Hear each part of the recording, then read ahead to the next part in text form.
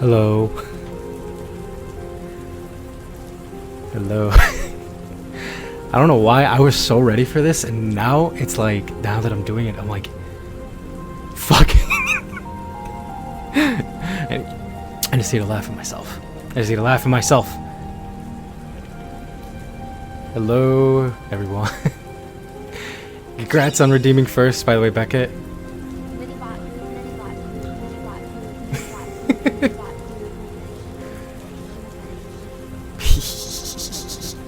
Anna, thank you for the tier 1 sub. Very much appreciated for 12 months. Holy fuck, it has been a year. Funny enough,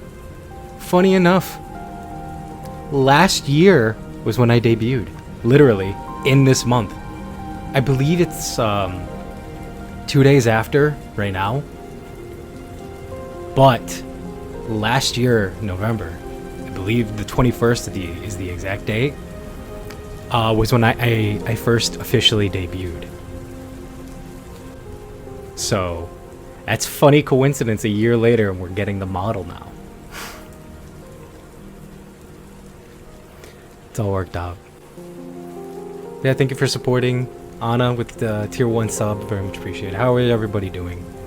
Congrats, Beckett, on redeeming first. Let's hear. Sweet AC boy. God damn it. That title is gonna stick with me forever. Thanks, Anna. I kid. That is what I need most. Hello. That.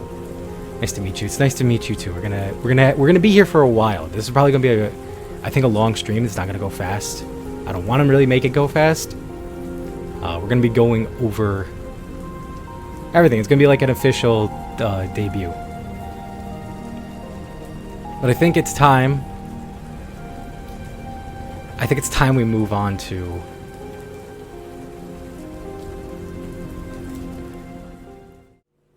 the room. So this is it, guys. Look, I'm officially like using my ghost powers. I'm fucking invisible. Let's go. Yo, I'm fucking transparent and shit.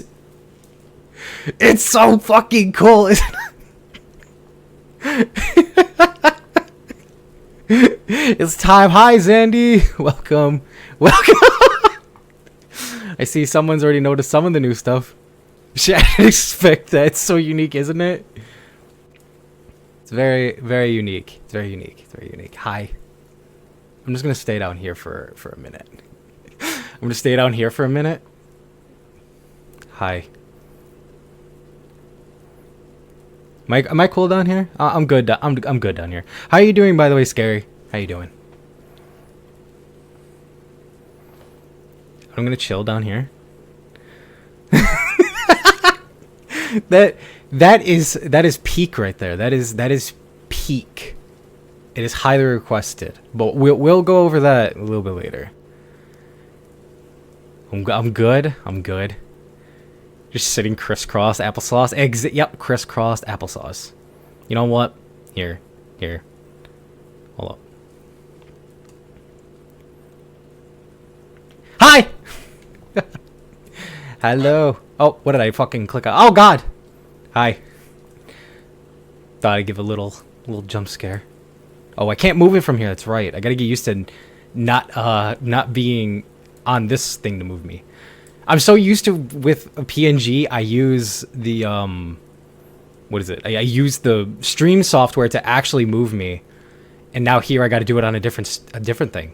I'm not prepared for that. Scared you? Perfect. Just as I had planned. Sorry. Thought I would do a little bit of a jump scare. Hi. Hello. I've said hi like 20 fucking times at this point, I feel. But this is fine. This is okay. Although I think I'm a little bit too close. I think, you know what? Personal space, right? That's the thing, right? Let's get a little bit of personal space going on here. Ah. Hello. Here we go. I think this is about perfect. Thank you. Some people have already noticed some of the things that are new that will be revealed a little bit later. But yes, I have official movement now. Tracking and everything. And we have a few expressions as well. I'll go over everything around that at the end. I think for right now, before we show anything off, show you all the new stuff, I think I'm going to make that the last bit. Because you know what they say, right? They say you need to save the best for last, right? You need to save the best stuff for last, right? Like you have to eat your veggies, then you can get your meat, then you can get your fruit or a dessert, right? Dessert is one of the best parts. And I think that's what we should do, is save that for the end. I was scrambling so hard to finish the Pokemon. Oh, you're playing Pokemon TCG? Is that the mobile phone game, right? Wait, is it a phone game? Is it, or is it like a computer and phone game thing? Thank you for giving us a little bit of a sniff. I showered and everything. I made sure I looked sparkly clean for this. I made sure I was all cleaned up. You know, my once a year shower has been completed. Okay, I'm gonna shut up about that. Yes, Pocket. I thought about trying that out. It seemed cool. Gives you like that satisfaction. I was checking to see if there was a bald redeem, but alas, no, I don't have a bald redeem yet. Somewhere in the future, I will. Potentially. An annual shower is wild, isn't it? I mean, I can't believe people shower in general. Like, just be clean. Just stay clean. It's not that hard. You people getting dirty out here for no damn reason. Just stay clean. It's pretty simple. Your heart is pretty. Thank you. That's an actual heart I ripped out of my chest. I ripped that heart out of my chest and threw it at the computer, and it went in. It went very well. Looking good. Thank you. Titties. Wait, where's titties? Where? Huh? What? Wait, what? Titties? Who said that? Where? You can't just say it and then not have some. So I'm disappointed in myself because the first thing I noticed about your model. Wait, what was the first thing you noticed? My dead-ass expression? Just lick yourself, that's it. Yeah, I mean, if you're a cat, you can do that. Girl, what? I don't have any titties. What are you talking about? That's wild. That's a wild assumption. Love the outfit for real, for real. Thank you. My mama did a great job, or my summoner. I think I'm gonna refer to her as a summoner, because I think it makes sense lore-wise. Here you say Actually, they're called pectorals. Thank you very much. Because I'm a super muscular guy. I don't have tits. I have pectorals. I have pectorals. Thank you very much. I work out like 72 hours a day. The earrings. Wait. I can do a close-up. That's right. Ooh.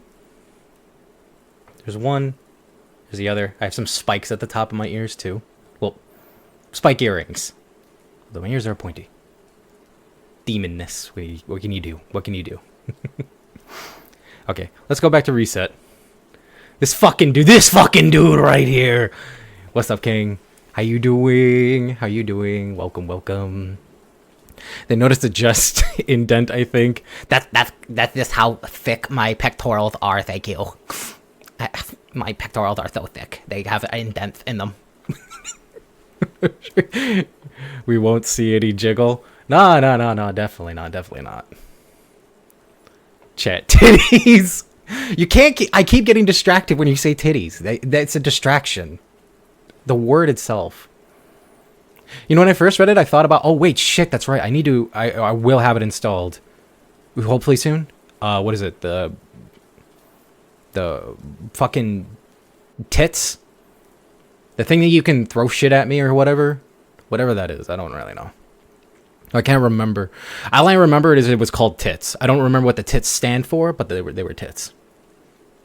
It allows you to throw shit at me or something like that. What? You? Me? No, you. How about that one? I like know you better. Thank you for the resub tier 1 for 5 months, King. Appreciate it. Thank you for supporting. Hope you're doing well. Nice titties. Thank you. Pectoral, thank you.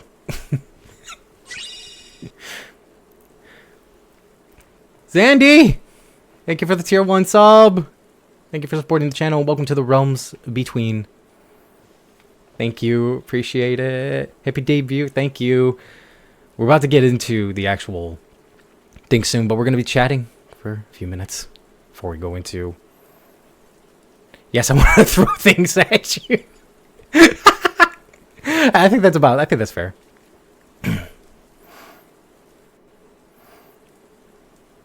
So glad we're friends. I'm glad we're friends too. I'm so happy I've met all of you. Throughout this year, getting to meet you guys has been fun. It's been a wild ride already.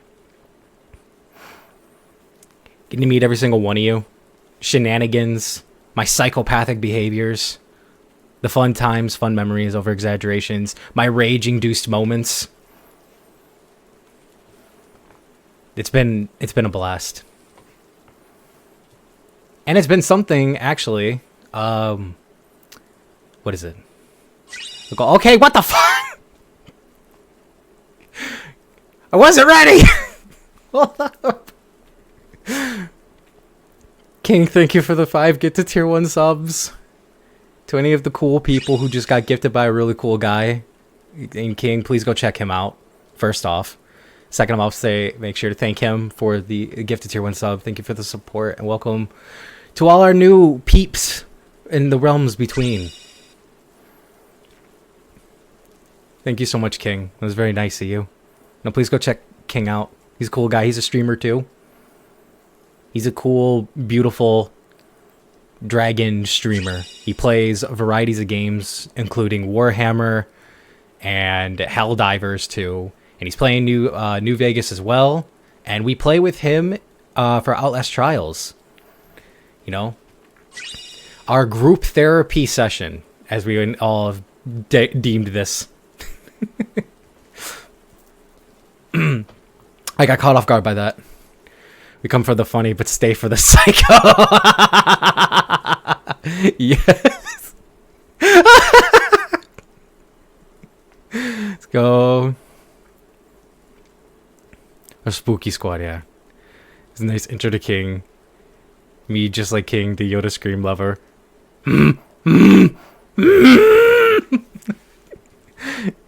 I can't continue the rest. I can't continue the rest right now. I can't. I'm laughing.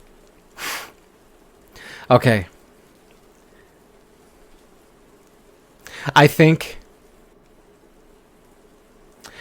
we get into this now. Came for the funny, stayed for the EPs. Yes, the late night send off to sleeps. All right, let's move slides, I think. Oh fuck! Wait, I'm blocking the way. I need to move me. Give me 1 sec. I'm gonna move this to the other window here. It's funny how you can just see when I'm looking at different windows. And we're gonna whoop. I'm gonna be down here in this corner. Hi. I might be moving around during this a bit, so. Oh, also, because I have to read this shit. Carl, what the fuck?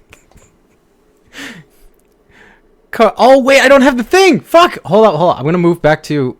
Ooh, I'm on the wrong page. I'm fucking up already. It's okay. We're going to let this go through. Hopefully this does. Where is it? I need to remember what this is called so I can do it. Is that it? No. Is this it? No. What is it? Ah, fuck. Fuck. No. Is this it? No, that's not it. Kara, thank you so much for the gifted tier 5 subs. Can I please replay these? I can. Let's fucking go. Oh, it is that. Fuck. Okay, now I know where I can move it. Do not pay attention to my eye. Thank you so much.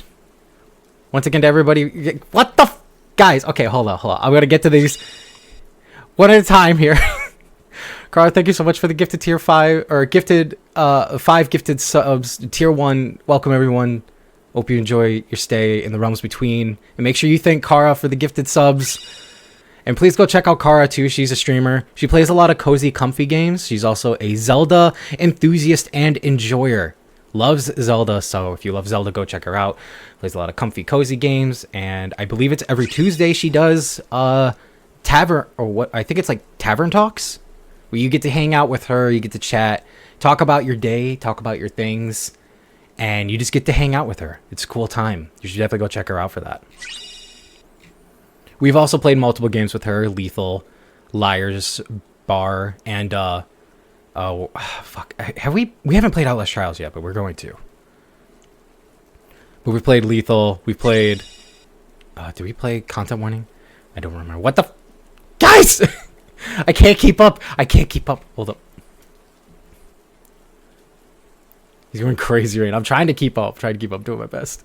Zandy, also thank you for the tier 1 5 gifted subs. Welcome everyone to the Realms Between. Make sure you all thank her, thank them, and make sure you also check out Zandy. As you know, we've played games with her. We play Outlast Trials, group therapy time, fun spooky times. We played some drinking games with her. We've also played Liars Bar with her. We played multiple games with her. She's also a variety streamer. She's an alien from outer space. So if you think fucking space is cool as shit, and you think aliens are dope as fuck, you should definitely go check her out. On-screen calibration. What the heck is that? Huh? What redeems do I have? I don't even remember. Fucking shit. I can't remember. I'm going crazy. Clustered. I'm getting caught off guard. Look, guys, I'm not good with sneak attacks. But yes, please go check out everybody. They're really cool. King, Kara, Zandy, cool streamers. Thank you, everyone. Anna, for all the gifted subs and the redeeming subs and everything. I very much appreciate you all so much. Okay. I need to add this real quick into the thing going in. Don't honk at me. I'm trying my best. Okay, we're gonna go in here, and I'm going to add in. Fuck, what was that called? Oh, fuck, where was it? Was it this? No, it wasn't that. Look at the symbols. Look. Oh, it's here. It's this. Okay, I found it. Haha! And you will go in the same exact spot you are on the other screen. And we're gonna just do this. There we go. Haha! I figured it out. Okay, so now since I have to read this, I'll let you know now. I have shit eyesight, so just give me 1 second. Just need to grab my glasses and there we go. Now I can read. Oh God. Okay, I think we're ready. Maybe I'll move me a little bit like that's fine. That's right there. Glasses. I need them. I'm blind as shit. You could stand right in front of me. If I don't have my glasses, you're just gonna look like a fuzzy monster or something like that. Maybe a furry. I don't know. You probably look like that. He's literally actually. I'm gonna vomit.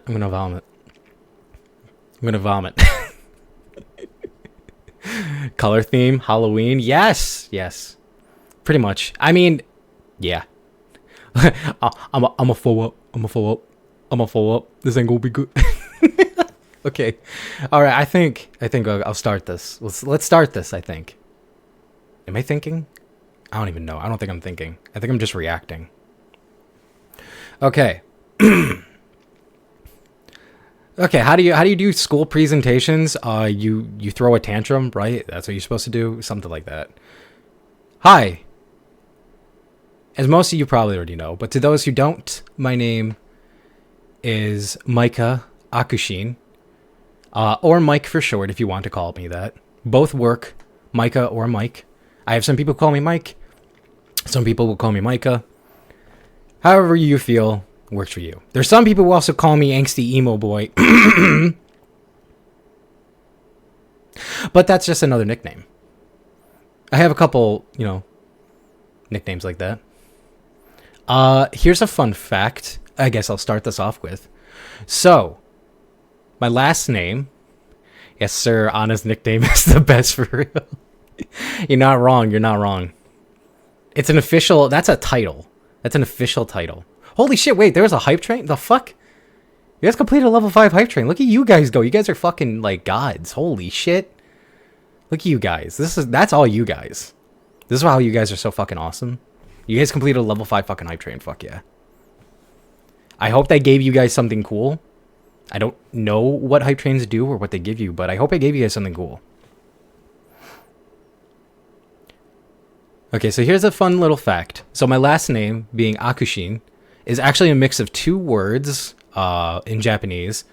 One from the word akuma, which is the Japanese word for demon, and shin comes from the word saishin, which basically is the Japanese word for ghosts or spirits. So it's those two things, like official, like combined, basically, that make my last name. That headbang emote is fucking cool. Wait, can I headbang? Okay, I can kind of headbang. Yeah. That's perfect. Yeah, fuck yeah. All right, I guess next thing, what am I? I'm not a bitch. Okay, maybe like 5% bitch. Anyways, I am an official creature of my own creation, design. Not necessarily. I'm just making up fucking words because I can't be fucking serious for 5 freaking minutes. 5 minutes. I just need to be fucking serious. I just fucking can't. Or maybe I'm too serious. It's an official bad bitch. Bad bitch fucking walking down. Hell yeah. I can agree with that. But no, I'm a half demon, half ghost. And what I do essentially is I'm essentially a spirit guide for the lost souls and spirits of our world that have not been accepted into the great beyond. So I offer a place for them in my own dimension, being the realms between, an area I have created, for them to exist so they are not abandoned and left out, and they have a place to call home. So I work as my own spirit guide for them, to give them a place if they are not accepted. And fuck those who don't accept them. That's all lore stuff that comes later. In the words of Elton John, what did Elton John say? California girl? California girl. Okay, anyways. Age. Who fucking knows? Who counts? Anyways, birthday. May 4th. That's the day I decided to set this world into a cursed state by presenting myself into it. Oh my god, he's a Shinigami! Man, I wish I was as cool as like Ryuk. I could maybe laugh like him. But I'm not as cool. Ryuk's like the OG. Or their soul leader too. But yeah, so May 4th is the day I came to set this world on fire and basically set it into a cringe cursed state. Height, I'm average. It's like 5'10", 177.8 centimeters. I hope I fucking calculated that right, because I'm a dumb American who only fucking knows not centimeters. I know inches and feet. We don't know centimeters. Everyone around the world basically does measurement by fucking centimeters, and then there was me when I saw that, and first time I ever saw fucking someone saying my height was 170 something, I was like, holy fucking shit, you're tall. And I found out, no, that's impossible. I was like, what the fuck? People can be that tall? No way. I don't believe it. And then I was, oh, that's right, I'm stupid. That's why I would believe that at first instant. Thanks for the centimeters, emo boy.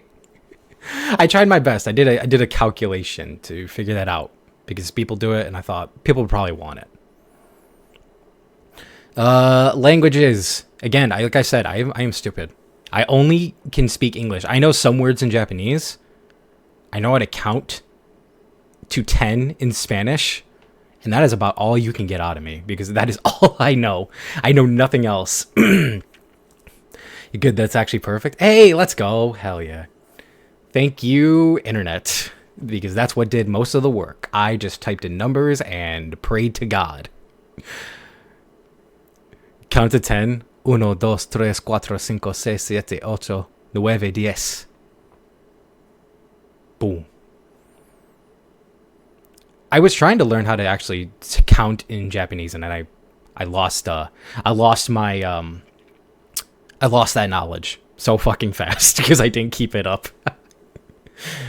And then, as we see here, color theme. Generally, what I usually always go for: black and white, I just like the dichotomy of it. And even the mixture, I didn't add it in here because I thought 5's too fucking many. But gray is essentially also another one I go for. So black, white, and gray, and then orange and purple. I've always loved those colors. Funny enough, here's a fun little story. I found out I liked the color orange because I did a test way back in the day. Figure out what it's like one of those online tests that's like, what's your aura color? And I did it, and it said my aura color was orange. And I was like, I never really thought really about the color orange. And I've always liked purple. And so I essentially just started going, it's story time. If I could only do it like that guy does. I've always liked purple. And so looking at orange and purple, I've always been like, putting them together. And I kind of liked how it worked, or how it looked, and how they worked out together. And then sometimes you could even look and see like it's kind of like a sunset color going into the nighttime. And I'm definitely like a person of night. I like the night. Day's cool, day's fine, but like nighttime is like, it's chill, you know? It's a good time. Hey, brown might have that color, but brown is also the color of a cookie technically. It's also the color of chocolate. So it's other things outside of that. Twinning. But yeah, so finding out I like the color orange, and I've always liked the color purple, and I put them together, and it's like, it kind of coffee too. Coffee or hot chocolate. Maybe sometimes tea too. Depending? Yeah. Or a ramen broth. I like ramen broth. Like beef ramen. I like ramen in general. Yeah, I did a test to find out what my aura color was long ago. Ramen. Yeah, if you put orange and purple together, it just looks like a nice like sunset or dawn. Like a dawnish type color. And I've always just kind of liked them together. And so they kind of just stuck with me. And obviously I just like black, white, and stuff. I kind of just like the dichotomy between them. They're neutral colors that go with anything, can go with everything. They work well together, and they set an idea of balance, which is something I really like. I like the idea of like yin and yang, balancing emotions, physicality, things like that. I just like balance in general. I think it's something that we should all kind of strive for in a way, balancing the good and the bad, the dark and the light. That's a nod to something that will be talked about later. One of my favorite things in the fucking world. But I think this is about it for a general introduction. I think we can move on to the next slide. I have presented. Boom. Okay. Oh, here, I'll move me a little bit over so I'm not completely covering it up. I'm going to just be hiding in the corner. Don't mind me.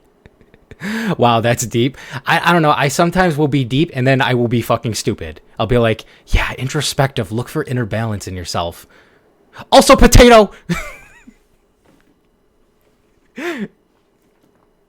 Okay, so we have a lot on this list. This is why this is going to take a fucking while, by the way. This is not going to be just simple, like 30, 40 minute, hour debut. This is going to be like a while. We're going to be talking about shit. We're going to get to know each other.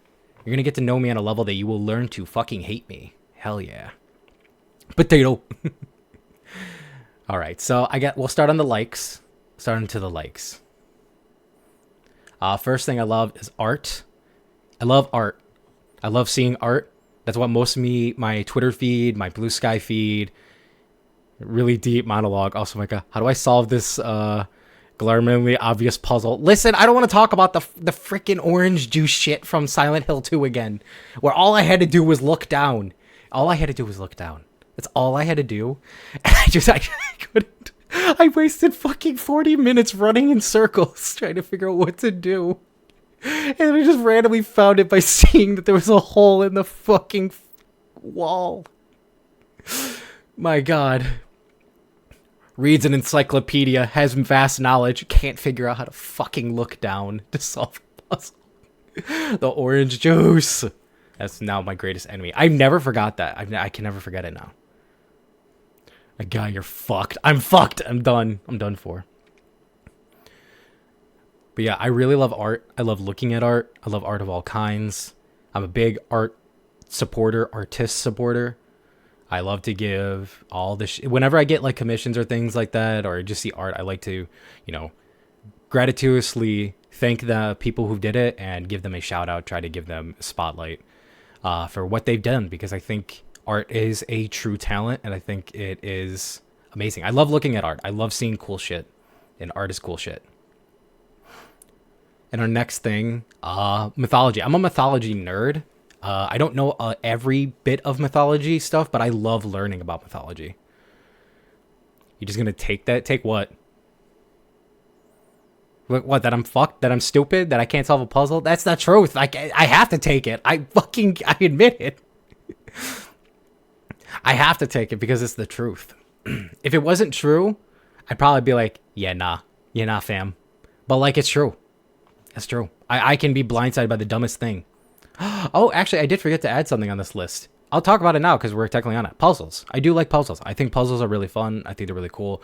I like challenging my brain with puzzles and doing puzzles, puzzle games, puzzles in real life. I like trying to solve them, even if they take me a while. I don't really care about the time it takes. I care more about doing it. And it's just a fun thing that I like to do. I could have had that in hobbies too. But I'm stupid. I told you I'm dumb as fuck. I'm dumb as fuck. I can't fucking remember shit I need to add. But yeah, puzzles are fun, I think. I like challenging my brain with things. I like trying to learn things like that. Plus, then it makes me get to feel like I'm smart for like 5 seconds until I get stuck. I'll be like, oh, Rubik's Cube. Fun. Wait. Fuck, where do colors go? And then I'm done. I'll be like, I solved one side. It goes on the wall. It's done. I've completed it. Actually, there was a time when I took the time to write out the turning formulas for solving a Rubik's Cube. And I spent like 2 months trying to learn it. That didn't stick. That didn't stick for shit. I can't remember how to do it now. And now I have an unsolved one behind me, and it haunts me. So I'd have to try to relearn it again. But yeah, mythology. I love mythology. I think mythology's cool as fuck. I don't know. Something about like the stories of like these like heroes to gods to deities is really fucking cool. Like Norse mythology, Greek mythology, Japanese mythology, Chinese mythology. It's just really fucking cool, and I love the stories behind it. And I love how some like are so exaggerated. It's just fucking wild as shit. Like the shit with like Wukong from Chinese mythology, the dude, it's fucking unreal. Basically, it was just like, oh, is that a pole holding up your entire kingdom that nobody in the world can lift? Mine. I take it. This shit's like paperweight. I can adjust its size depending on what I need it to be. So tiny it fits in my ear, but so gigantic it'll flatten the entire earth if I swung it around. Shit is fucking cool. I just love the stories, and I love learning about the stories. You know, they're fun. Next one, the most obvious thing in the freaking world, one of the most obvious things in the freaking world, I believe. What do I like? I like gothic, emo aesthetics, and horror. Wow, that's a fucking shock, ain't it? That's crazy. That I like gothic to emo to horror aesthetics. Who would have freaking known? Anyways, I'm gonna put myself back in my little corner over here. Don't mind me. See, look, I'm even in the corner. What do they call that? The emo corner, right? Yeah, look at that. I'm already there. And I didn't expect that. Exactly. It's a fucking mystery. It's a big old shock. Our next thing. Oh my god, it almost like his whole channel doesn't revolve around horror games. Stay the camera like in The Office, just like he doesn't always play horror games or have an abundance of them. Like he doesn't like to be gothic or emo. Anyways. Okay, I'm just trying to make sure I'm not covering it up with my freaking big ass ears, hair, and horn head. Okay, so our next aesthetic that I like techwear and like cyberpunk aesthetic. I like that futuristic look. Or like Neo Tokyo is another word for it. He likes gothic mommies. Take notes, girlies.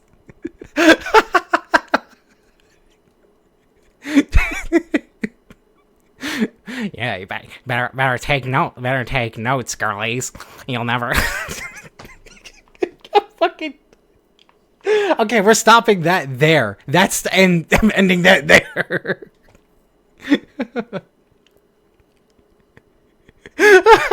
Okay.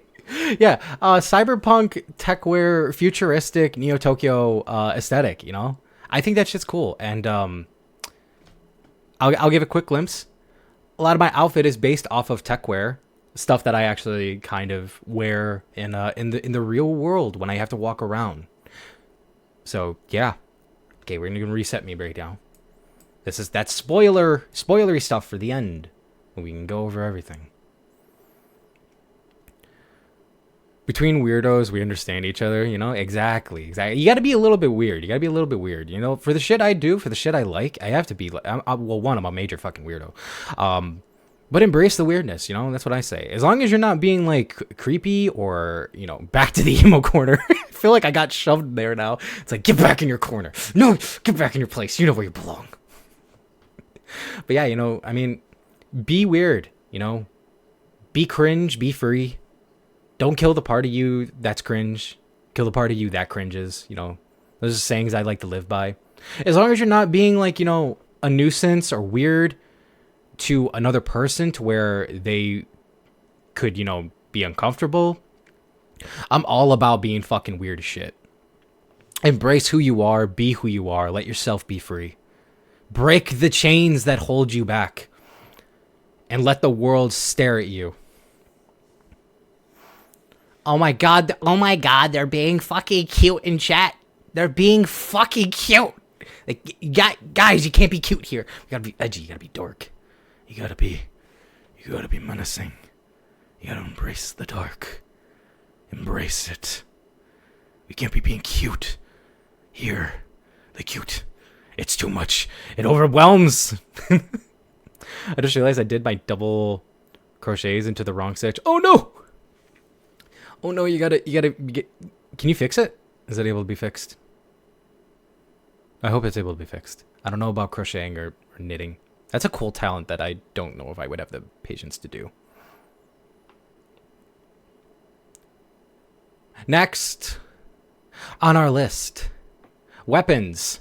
I didn't know how really to put this, but I like weapons. I think weapons are cool. Not just like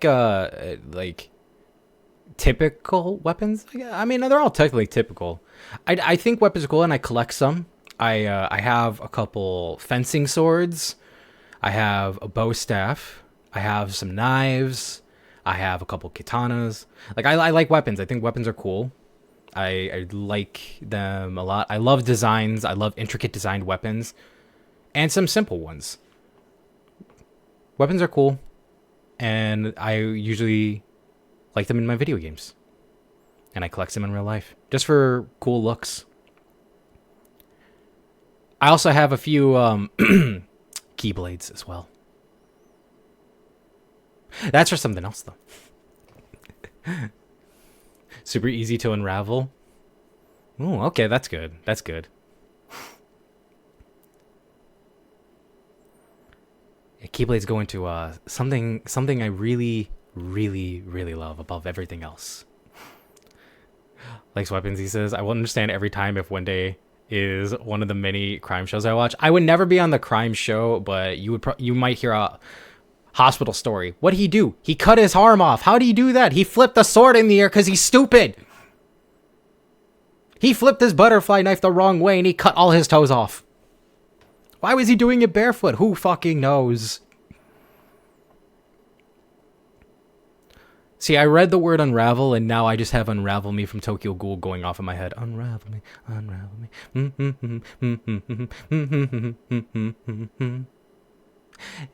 Anyways, so going into weapons, actually. So words, stupid, criminals. Wait, what? So world's stupidest criminal? Actually, I don't know if I'd ever be a criminal, necessarily. At least not one that you'd ever know about. I'll let you take that any way you want. Who fucking knows? Who fucking knows? The guy was dumb, so we needed to know.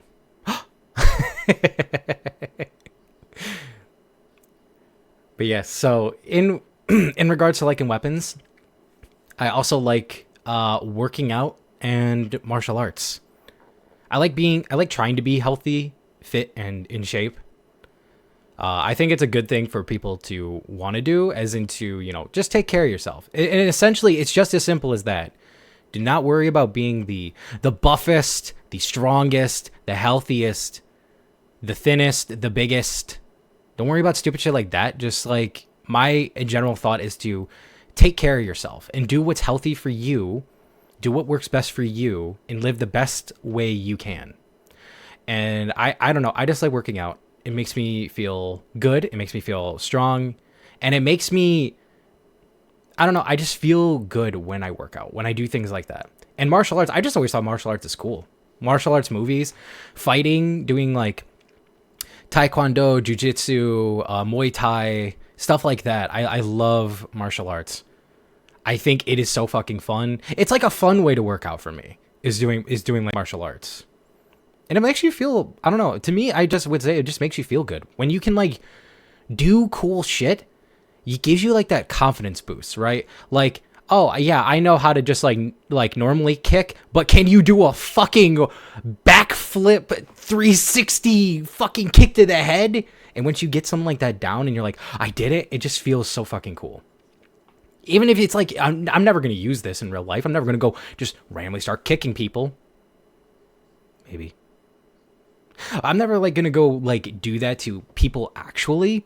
But like knowing the fact that I could do something like that is fucking fun. It's cool. And it gives me like this like boost of like, wow, I can do this random ass unique cool thing. It's I don't know. It's good. Even just the simplest thing of like doing like a running jump kick in the proper form into where you land properly. It just feels good when you get something like that down. Maybe if they're being extra stupid. Wait, what? He knows some shit. I only know a little bit. Well, since my fucking shock troops got me murdered in a horrible rocket airstrike here. No, I'm so sorry. I'm so sorry, King. Oh my god. My man got blown up by his team, and this time it wasn't because of me. Because I remember the last time we played, I kept dropping that shit on top of you, and I kept purposely dropping them rockets on you guys.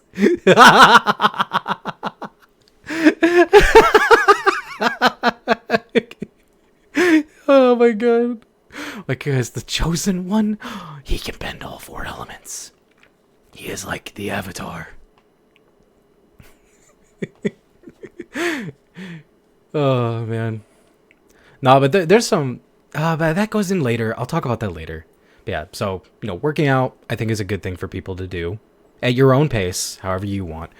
Martial arts is something I truthfully enjoy. And the martial arts ties into weapons, because in a lot of martial arts movies, they use, like, really cool, like, weapons and stuff in some of their fights, too, like in old martial arts movies and stuff. So, those kind of intertwine. That's what I meant by they kind of connect. Now, this next one, I was going to be for real. I did not like how I wrote this on here, but I had no other way to kind of incorporate them together other than just sounding like a fucking mouthful of words. Like, so, one of my favorite things is slightly chilly to cold weather where there's also some fog and some rain. That's like the peak perfection of weather for me. And I like them all individually. I could take them all individually or together.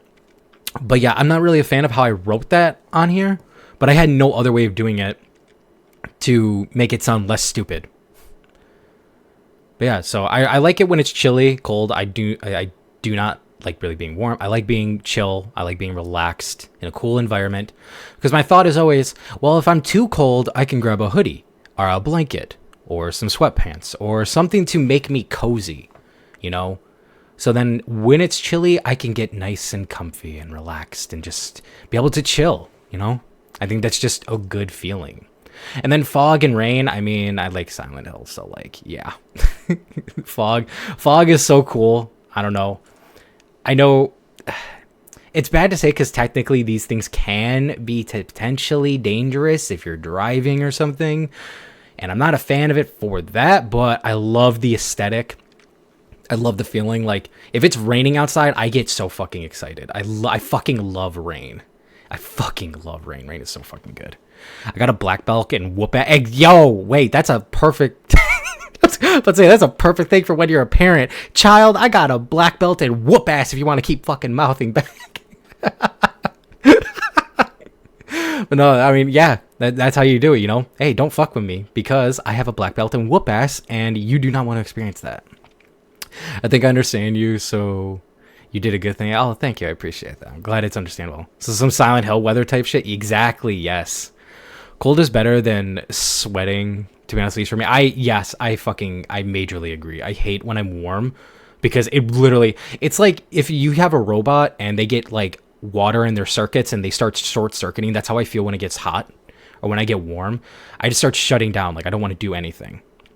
And I just shut down and I'm like, hey, don't you want to go hang out or do something or play a game? And I'm like, it's too fucking hot. I'm dying on this floor. Leave. I need 20 fans. Throw the ice cubes at me. He goes, yippee, it's raining. Yippee, the rain. Yes, honestly, I do. Whenever, like, okay, so basically where I'm set up, I have like a window kind of in front of me, in a way. And I can hear when it rains. And it's the sound of rain, the feeling of rain, the look of it. I love it.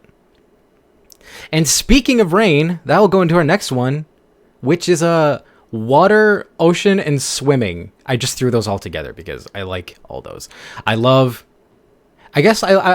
water is the best way to put it. I love swimming. I love the ocean. I like, just being near water, which is funny. So I don't have this ready today, so I can't show it today.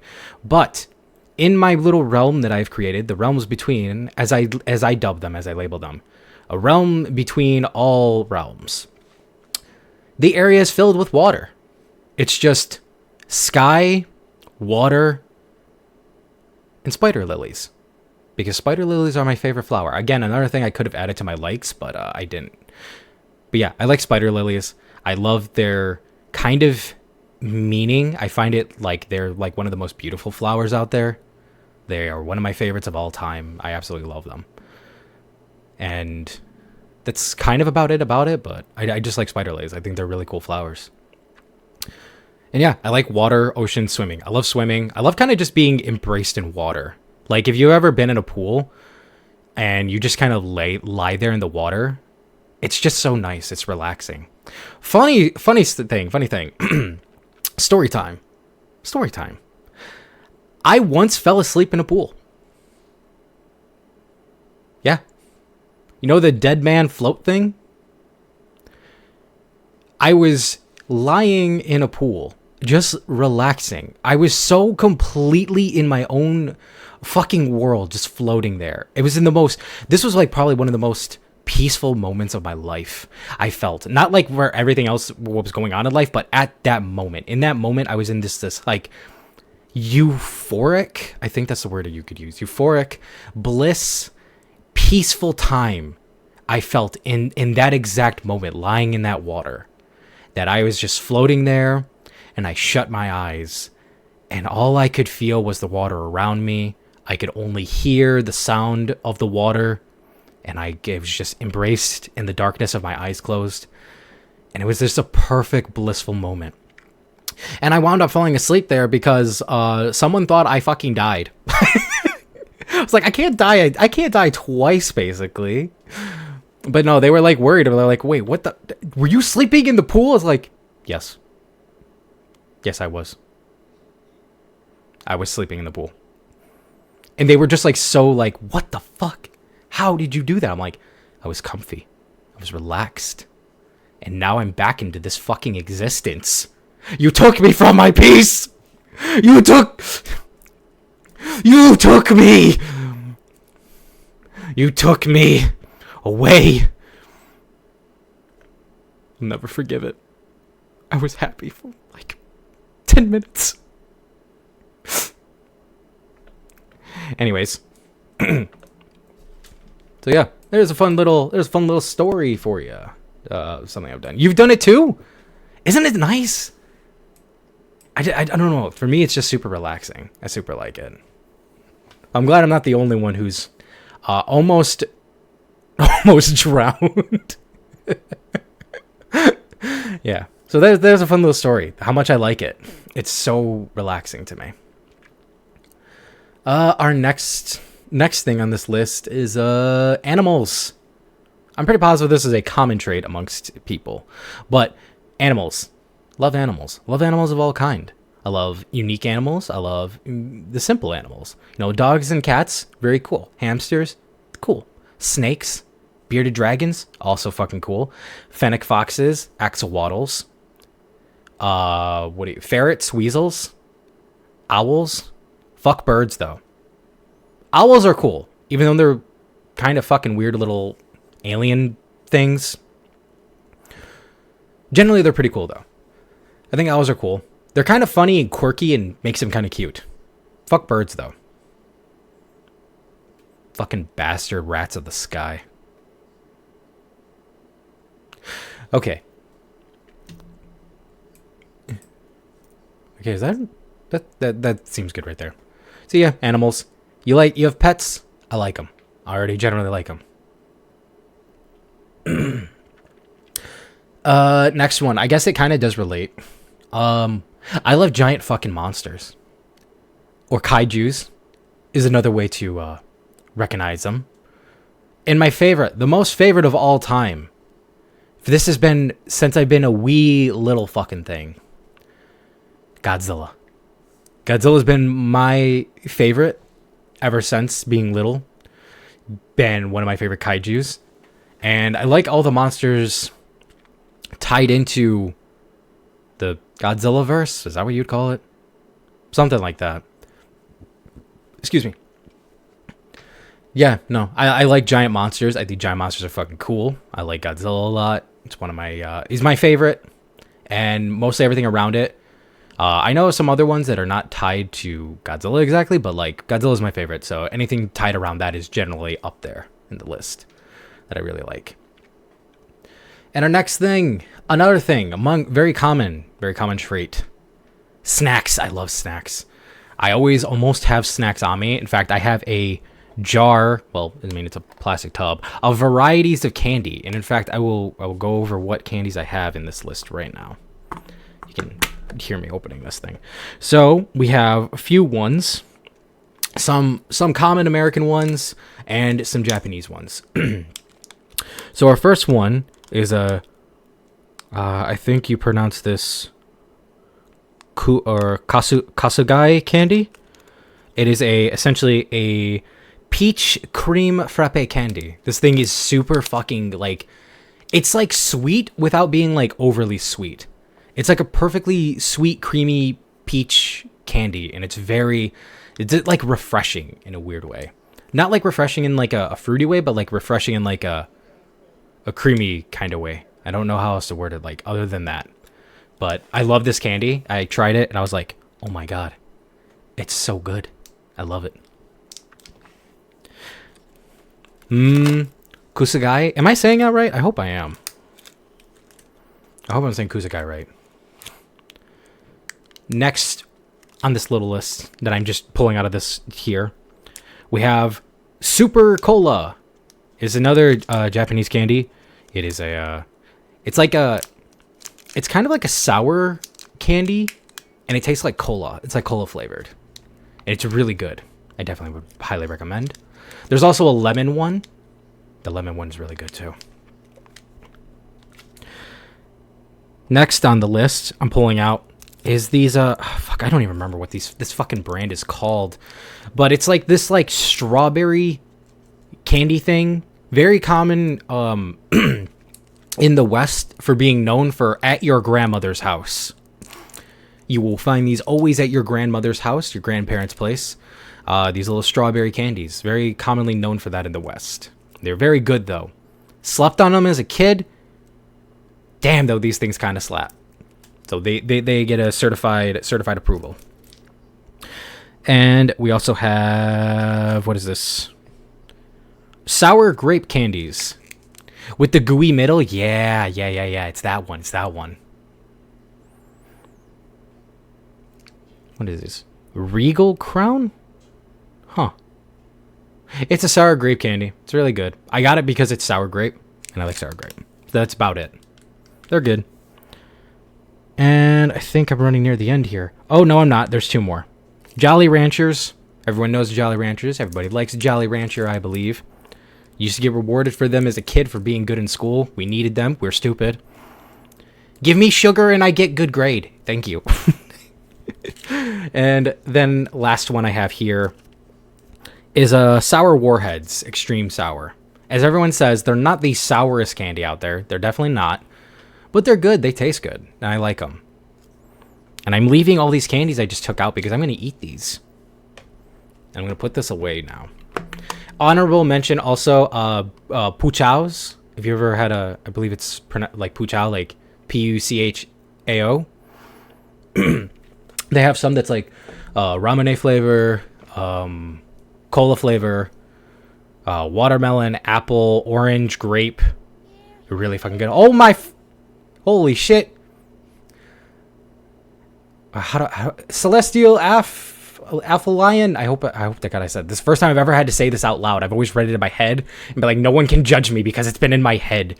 But now I have to say it out loud. Fuck. Oh, I'm making myself. I'm trying to scroll up the thing. I'm so sorry. Hold up. Celestial Af. I hope I'm okay to call you that. Thank you so much for the raid. Welcome everybody. Hello. I am doing a debut 2.0 because I finally got a visually movable, expressionable, wild as fuck model because I'm out here now. Alpha Lion. Wait. Uphelion?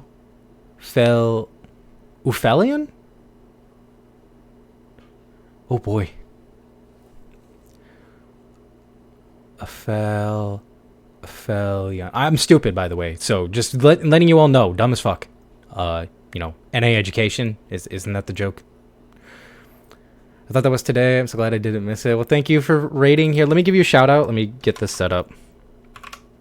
I might not be able to speak properly, but I can spell at least halfway decent. How was your stream? How's the one of the best personal opinion Final Fantasy games going for you? Oh my god, I did not. Remember when I said I could spell? I can't. How did I fuck this up? Aphelion.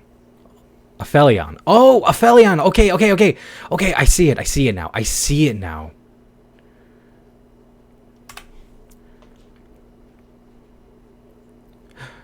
I got it right, please. Yes, I did. Hell yeah.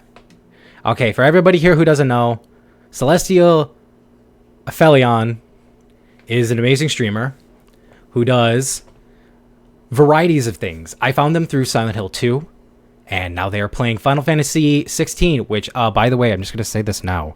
One of the best Final Fantasy games out there. My personal favorite. I love that story. I love that game so much. And I'm happy. I've been lurking. I've been lurking when I get my chances, seeing you play it. And I'm glad to hear that it's going good for you. But please, everybody here, go check them out. They're really cool. They're really chill. They're fun. They're funny. They're a very welcoming person. They have a welcoming community. They're super nice. They're like moths. They're like little moths. Little moth guys and girls and everything out there. Little moths. They're very cool. Please go check them out. They definitely deserve it. And thank you so much for the raid. I very much appreciate it. And welcome, everybody. Welcome. I already went over this a little bit ago because it was the first slide. But I'll guess formal introduction. My name is Mykah Akushin. I am a half-demon, half-ghost VTuber who works as a spirit guide for the spirits who have not been accepted by the upper or lower authorities out there. The ones of the afterlife who control the up and down. I give those spirits who have not been accepted, who have been left to wander the world, a place to go, known as the Realms Between, where it is a chill environment that you can come and go as you please. It just offers you a home to stay. So welcome. And thank you to, how do you, Damn Scott? Damn Scott! Thank you, Damn Scott, for the follow. Very much appreciate it. Welcome to the Realms Between. We very much appreciate you all being here. We're going to be here for a while, by the way, because I am a fucking professional yapper. We yap. Scout, not Scott. I'm stupid. I'm sorry. Scout. Damn Scout. He's a damn Scout. He's the damn best Scout. One of the best Scouts, I hear. He's not a Scot. He's a Scout. I can't fucking read. Don't judge me. I'm sorry. I'm sorry. I'm so glad this is taking care of the darlings who get lost in transit to my realm. I am one of those gods of death. Gods of death? Hell, did you know gods of death love apples? Unless we read it as, L, did you know gods of death who have love apples also have red hands?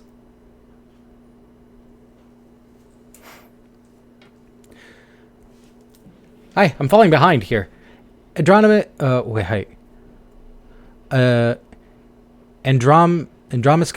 Draco. I hope I pronounced that right, and if I didn't, I'm very sorry. Thank you so much for the follow. I very much appreciate you being here. Thank you to Umar Asai for the follow as well. We appreciate you being here as well. Ronan Darklight and Baron Knight, the two knights. Welcome as well. Welcome you all to the Realms Between and to our little fun debut here, where I'm yapping my brains off. Very much appreciate you all being here. You all are amazing. I very much appreciate you all following, and I hope you enjoy the content and things that will be coming from this stream, from this little dark emo corner of the world. Yuma works? Alright, Yuma. Oh, Death Note, yes! Yeah, that's exactly what I was quoting. I was quoting Death Note. I am a Fae of reincarnation. Archfey? For Archfey, that is. Ooh, I like the Archfey. Why apples? Well, because I guess a way that you can describe them is juicy. That was my failed attempt at a Ryuk impression. I'm so sorry for your fucking ears. Dark is good for me, to be honest. It's easier. Okay, Dark. Okay, so we got Dark. We got Yuma. Oh my lord, this dork and his Death Note references. Don't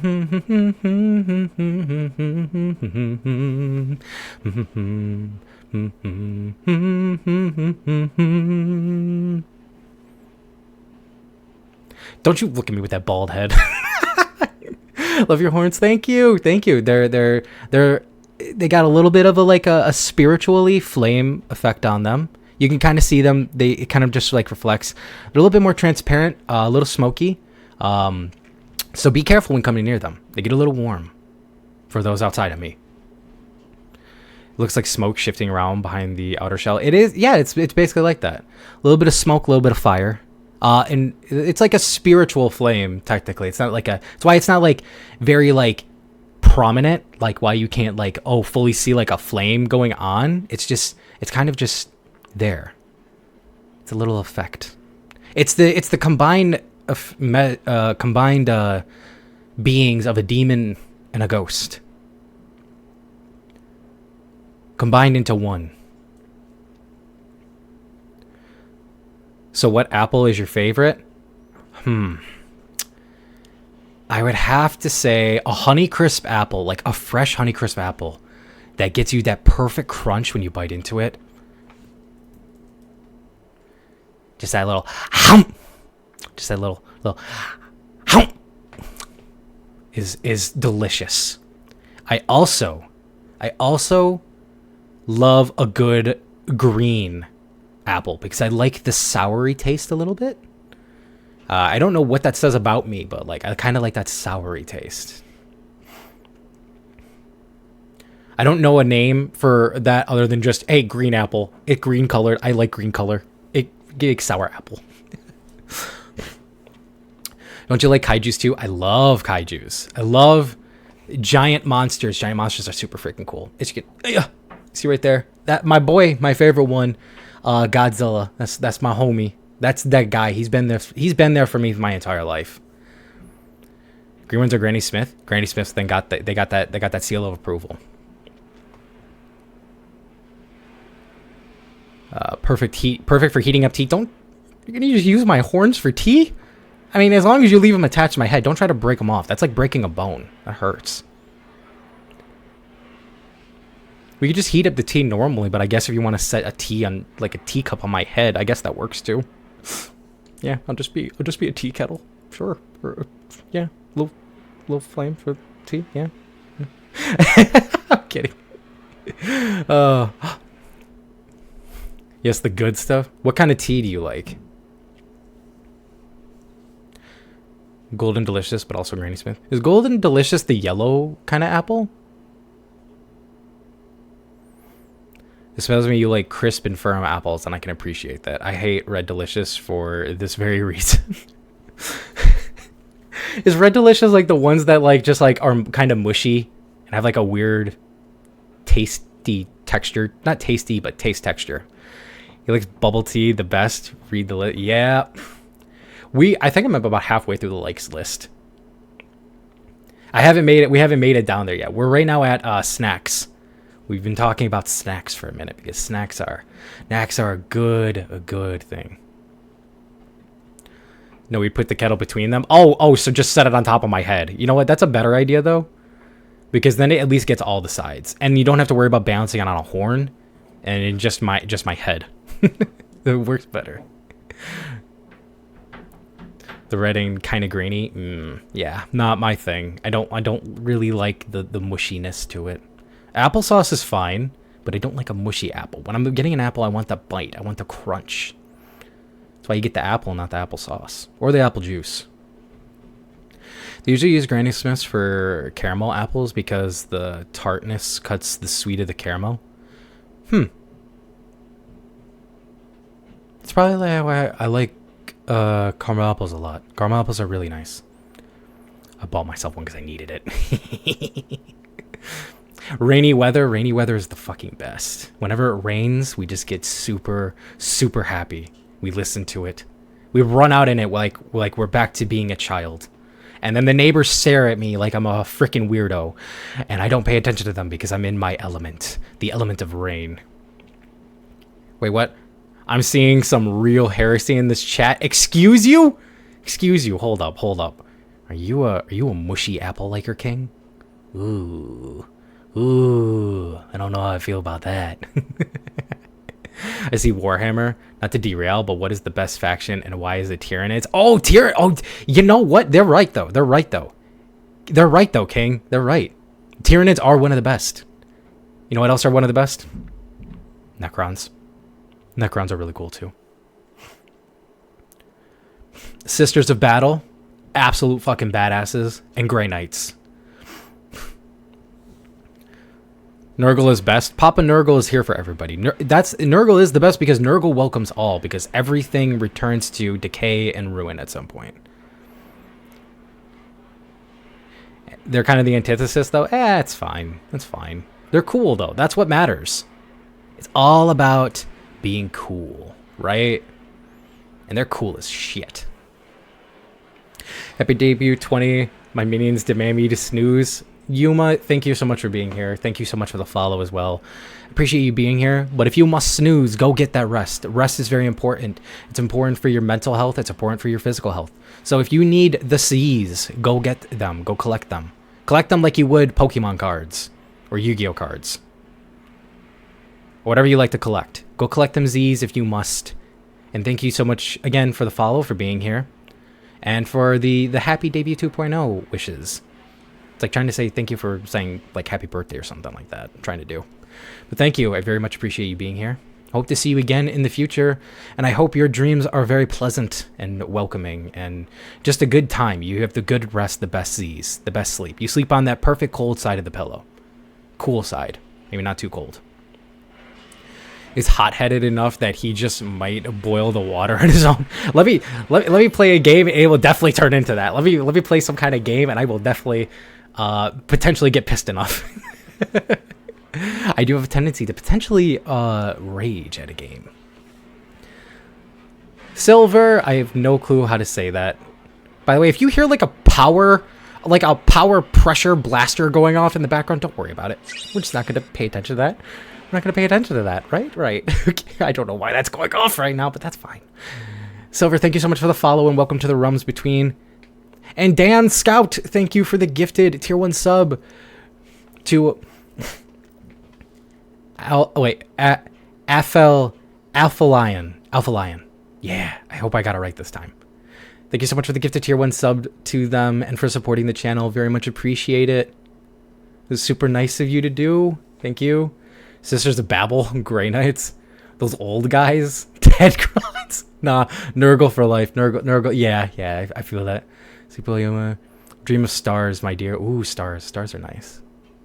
Stars belong in the night sky, and the night sky is peaceful. We love it. I will just assume it's a power wash simulator. Exactly. Someone's just playing Power Wash VR simulator in the background. Just Silver is perfect. All right, good. I'm sorry. I'm not the best reader. I try my best. That's all we can ever do, you know? Whoever pronounced silver, shit. Scout, you make a good point. IRL. Yeah. Alpha Lion Roar. Yes, the Alpha Lion Roar. When it's roared, the moss must return back. Practice, I could never. I applaud you for doing so.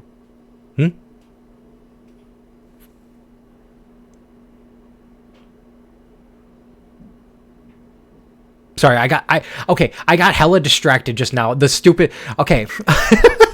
I feel like I just got distracted by like jingly keys. I looked over and I saw like a light on my wall, and I was like, "Where's that light coming from?" I was just like staring at it. I got distracted. You don't put jingly keys in front of me. I actually like, red dot. Is that a red dot? Oh. The chat scroll, I couldn't keep up. I try my best. That's the thing. Chat scrolls, sometimes I'm going to miss stuff, and I apologize in advance for if I do. But I always do try my best to go back and read stuff. So there is actually kind of a common joke that I read shit in backwards because it'll be like, oh, is that, what is that? Magpie urges strike again? And then I'll read up and then I'll see, I will just assume it's a power wash simulator. I will sometimes read shit like that all over the place. ADHD at its finest. Back in the day, jingle, jingle, jingle, jingle. Are you paying attention? Back in the day, the back rooms. Jingle, jingle. Wait, do I actually... Oh, I don't have keys. I do have a chain, though. This should do fine, right? Back in the day, the back rooms. Are you listening? I said your favorite word. Back in the day, the back rooms. In the back room. Hold up. You listening? Okay, I'm going to put that away now. Put my chains away. Oh god, I get that reference. Fuck my life. I actually don't have my actual keys on me, so that's the best I could do is with my chains. I need water. Don't mind me. I'm potentially freaking out. Where'd I put my water? All the way behind my chair. That is a brilliant idea. Turn my entire chair around to grab water.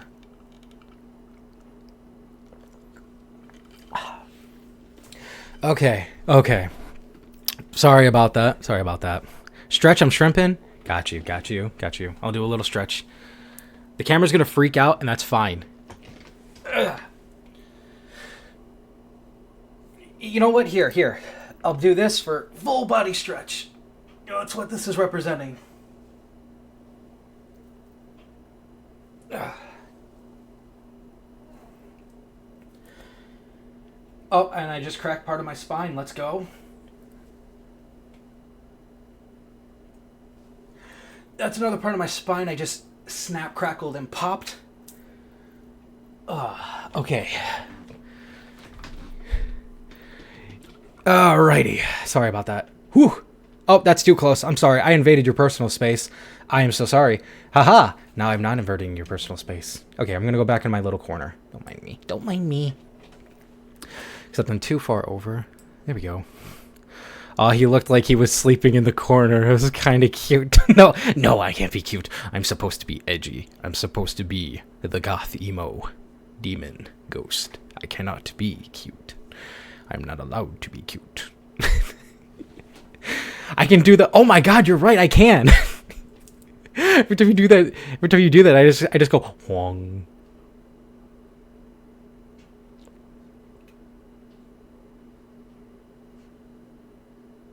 Boop. Reset. There we go. Back in my little corner. All right, let's continue. Let's continue with this. Let's get to know each other, as I've been putting it. Thank you to everybody who's been here. This was fun. This has been fun. Thank you again for the raid. FL. Can I call you? Am I okay to call you FL? Thank you for the raid, nonetheless. My sinuses. Yay, that's fun. Av is perfect. Is his nickname? Got you. If it helps. Understood. Af. And please, to everybody here, go check them out. He's really cool. Variety streamer. I'm sorry. I had a gross moment. I had a little burpee. That's all. Try to make it less gross. But yeah, no. Please go check out Af. He's a really cool variety streamer. Like I said, playing Final Fantasy 16. And again, one of the best Final Fantasy games, in my personal opinion. My favorite right now. Yeah. Please go check him out. But let's get it back on to the rundown here. We were at snacks. Spicy foods. Anybody else like spicy foods? Because I love spicy foods. I love testing how much spice I can truly take. Where does my limits go? And even can I push past them? Am I able to break past my limits on spice tolerance levels? Am I able to go the distance and withstand it? I love testing it, and I love the taste of spicy food. Sometimes there are some foods that are just like, it's more spice than flavor, and they kind of suck for it. Like, I've done that one chip challenge thing, and it tasted awful. The spice was crazy on it, though. I'm not going to lie. That spice really got me. I kind of messed myself up with it. Story time. When I did the one chip challenge, and I first did it, I was like, ooh, yeah, that is pretty spicy. And then it, simmered down, it stopped, and I was like, okay, yeah, that tasted awful. I'll never do that again. And I took a drink of water. That shit came back for round 2. I went round 2 with this fucking chip because I took a drink. And you know what that caused me to have to do? Let that shit simmer again. And then it cooled down. And I thought I was safe. And so I took a drink. That shit came back for round 3. That shit did not end after a first sip, a second sip. No. It came back for round 3. Like, it literally told me, I didn't hear no bell. And it messed me up even worse.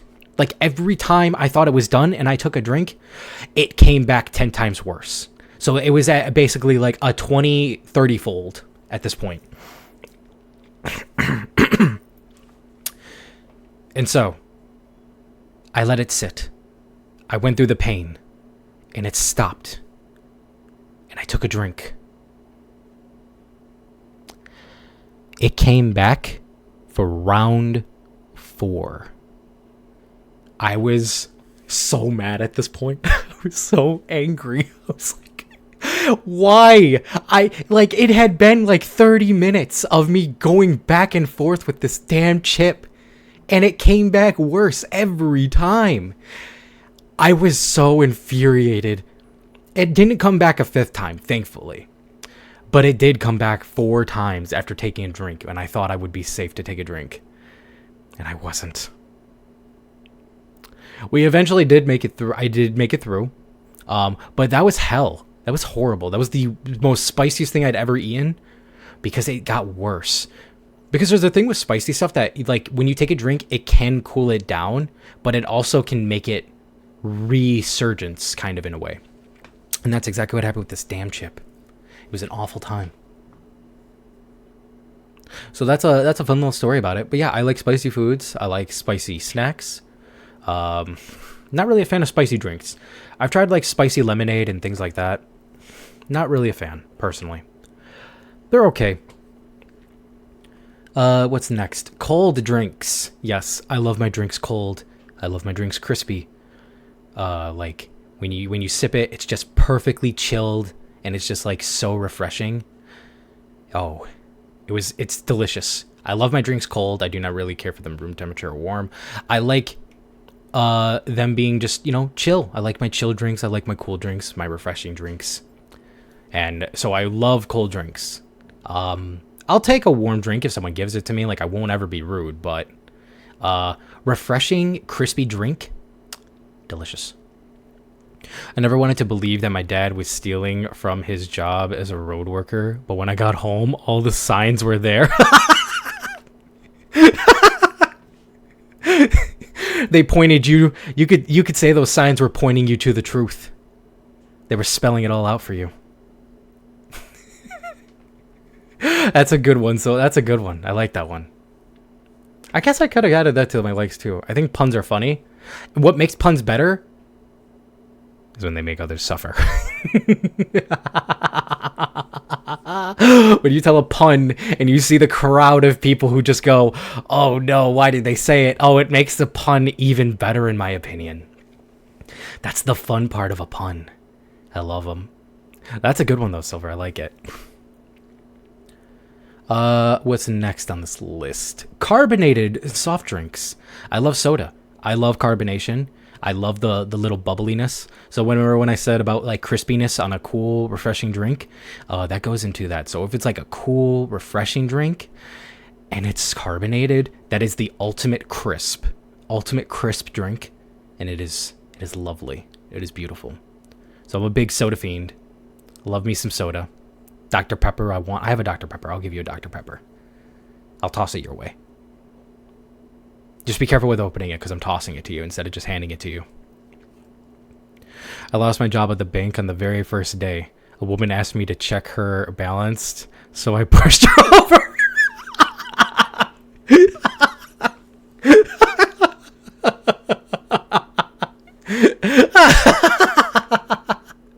Oh, that's beautiful. I love it. I love it.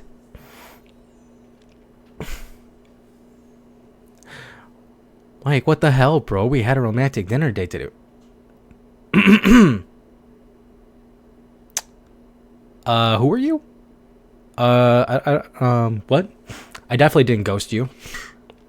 I would never ghost a date. What? I might be, you know what? That's kind of ghostess, honestly. Like, because I'm half ghost, you just making an assumption that I would ghost you. Unbelievable. I can't believe this. I can't believe you would come here to make that kind of assumption. To try to put me on blast. I would never. So for those jokes, in case you couldn't tell, I love the jokes. The jokes have been great. I especially like that one with like the balance. That was good. I'm gonna leak these texts. Anything that comes from this guy is falsified misinformation. It's photoshopped. It's fake. I don't text. That's why it's fake. I never text in my life. Who texts nowadays? It's all about sending your message in a TikTok format, right? Isn't that what everybody does now? You want to say hi to your friend, you do a little dance, a little jig in front of the camera, and you send that shit, and then you just have it to where you say hi as you do the little dance, right? That's how it works. That's how it is. Their chat is more important. Get in line. Yes, see, Becca gets it. That's right. That's right. My spiritlings are what are important. I say this affectionately. Anyway, I wish you all a good day, good night, day. I read that completely backwards because I don't know how to fucking read. Isn't that just Snapchat? I mean, yeah. No, Snapchat is you just draw an S on a picture and you send that. Streaks. That's Snapchat. This man yapping like he knows when he doesn't even have TikTok. I might not have TikTok, but I have the internet. And the internet lets me know things. I might be just making assumptions. But that's part of the thing, right? My assumptions are always correct. Not at all. I'm like 99% wrong. But Silver, thank you so much for being here. Thank you so much for the 2 jokes, and thank you so much for the follow. I very much appreciated you being here. Your jokes were amazing. They were hilarious. I hope you also have a good day, night, and or evening wherever you are at. And just thank you for being here during this. This was fun. I loved having you here. Hope to see you again in the future, but please do not feel pressure that you have to be here. If you show up, it'll be great. You know, you are all completely welcome. But do not ever feel pressure that you have to be here. I will always be live. Well, not always, but I'll be live most of the time. And whenever you want to stop by, even just to stop by, say, hi, you smell, and then leave, that's okay, you know? The fact that you took that time out of your day to even just come, think of me, and say hi, is already great. Just thought I'd put that out there. Where was I at on my list? Oh. After drinks. Or after carbonated drinks. Boba/bubble tea. I'm never really sure how you're supposed to say it. I know there's one that's boba. There's one that's bubble. I don't know the difference, but I like it. So I just consume it. I'm like, this tastes good. I drink. If you can't tell, I like drinks a lot. I just realized that. I'm very much a big fan of consuming the liquids of drinks. Sodas, water, cold drinks, boba, bubble tea. I love me some liquids. I'm a big liquids guy, I guess I could say. Our next one, voice acting in English dubs. The horrendous English dubs that the entire internet hates so much. Yeah, no, I like that shit. I love English dubs. I think English dubs are really good. I know a lot of people shit on them, and there are some shitty English dubs. I will not lie. There has been some bad English dubbing. Some that is, either out of their control because of the way it was directed, or just, some lines just don't hit exactly how it would in like a different language, or in the language it originally originates from, like with anime and stuff. So I got distracted.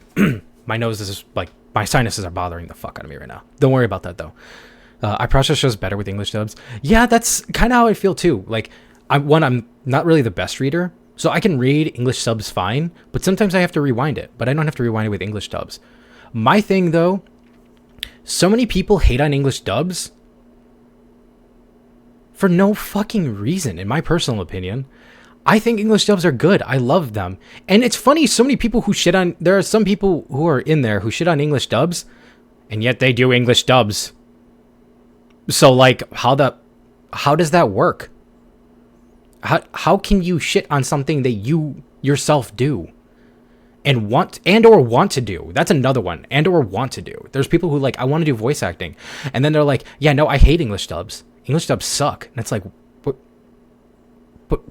But you want to do it. What? So that doesn't necessarily make sense to me. Also, a lot of people who shit on English dubs, and they're like, the Japanese, or like, I'm just going to say Japanese dub because a lot of it is tied to the anime community, and a lot of that comes from, Japanese speaking, They go, the Japanese dub, technically, or just the original Japanese is so much better. But the funny thing is, they do not know Japanese. They don't speak Japanese. So it just comes off as funny to me. It's like, you yourself don't truly understand the language to know whether it's being done good or bad in your opinion. You just hear them talking in a language you don't understand, so it doesn't fully get processed in your brain. And you are mostly just reading it. Sorry, my brain had a freezing moment. I'm not saying Japanese dubs are bad. That's not what I'm saying at all. What I'm saying is, to people who just unnecessarily hate on English dubs, I feel is completely unfair. Now, maybe I'm biased because, as this says, voice acting. I want to do voice acting myself. I would love to voice act in a game, anime, cartoon, or just like a YouTube project in general. I would love to do some type of voice acting. So maybe I have a biasness for it, but at the same time, I try to keep myself as retrospectively thought about it as best as I can.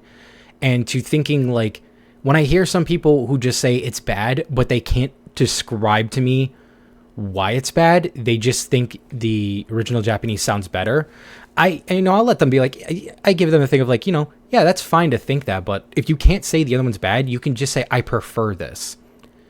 I personally would prefer if people more or less said, I prefer this, because I either like the original context that it comes into, or to them personally, it sounds better, like on a vocal tone wise, like vocally toned, it sounds more pleasant to their ears. Rather than just saying English dubs are bad, all English dubs are bad, they all suck, and then I don't even give it a chance. That's my hot take 2 cents on it.